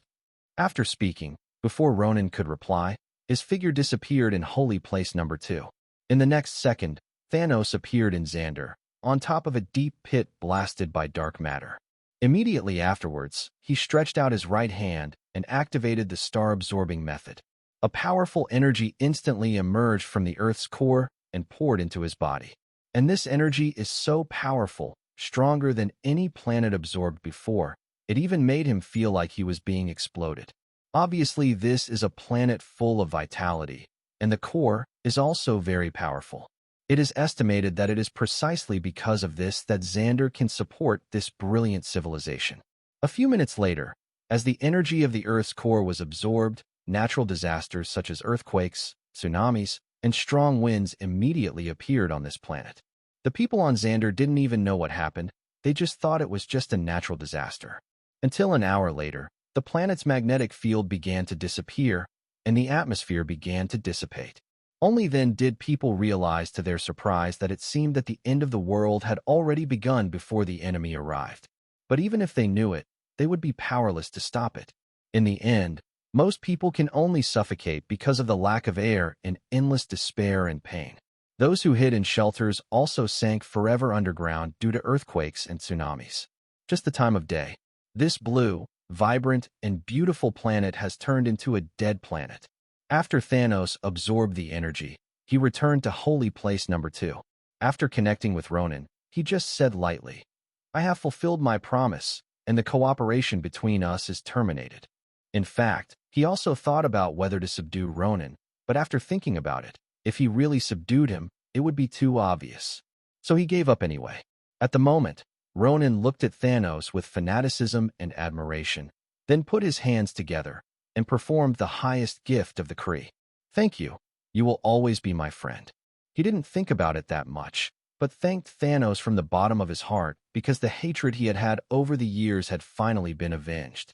After a while of greetings, the two separated. In 2 months, Thanos returned to the Milky Way, on a planet he named Titan. The reason why it was named Titan is because it is so similar to the planet he just crossed, whether it is file size, atmospheric pressure, or the proportion of the ocean. So I took the name. On the second day after he returned to the Holy Place, the generals of Obsidian, Lauf and Hela, came over one after another to report on the situation of the past 4 months. General Obsidian has already conquered 104 living planets, most of which are basically going through the process. After all, for these natives who have not even reached modern civilization, the space battleship is simply a dimensionality reduction blow, unless some natives with very strong individual strength are unable to resist at all. So facing the space battleship, the natives quickly surrendered. Definitely, there are also quite a few local indigenous rebels there. After all, this time Thanos came to rule, not to conquer. Conquest is just like Asgard, which only comes here to harvest resources at ordinary times, but does not interfere with local affairs. Although this is uncomfortable for the indigenous local ruling class, it is not unacceptable. Thanos' rule is to take over all local administrative powers with full power, and also implement family planning and equal distribution of resources, which is simply a devastating blow to the local ruling class. So the local rulers definitely revolted. And for this kind of person, Thanos' men naturally have a standard set of solutions. It is to implement a policy of extermination and then immigrate the people under their own rule. After Obsidian Friday's report is over, it's Lauf's turn to report. The opponent has only captured 7 planets in total, and all of them have implemented the policy of extermination, because he wants to leave space for his Ice Titan to survive. In this regard, Thanos did not say anything, but in his heart he labeled Lauf not to be a confidant. How can this kind of person who is wholeheartedly for his own race be like the Black Lawn 5 generals and do things for him wholeheartedly? The last one to report was Hela. She has only conquered 1 planet so far, and it's still a witch's planet. Obviously, she didn't take Thanos' words to heart at all, but returned to her mother's home planet, and after killing half of the population, she felt at ease as a salted fish. In this regard, Thanos still did not say anything, but let Lauf and Hela stay, waiting for his next order. After finishing the debriefing, Thanos turned on the system and began to check the attributes. Physique, 5'8", strength, 4'2", agility, 3'6'8", mental power, 1'29", active skill, power of destruction. Passive skills, Titan blood, super recovery, super constitution, super strength, super agility, strong mental power, tough skin. Unique skills. Ruler, star-absorbing Doffer equipment, Tyrant Butcherer, Tyrant's battle gear, Infinity Gauntlet, Power Gem, Mind Gemmed.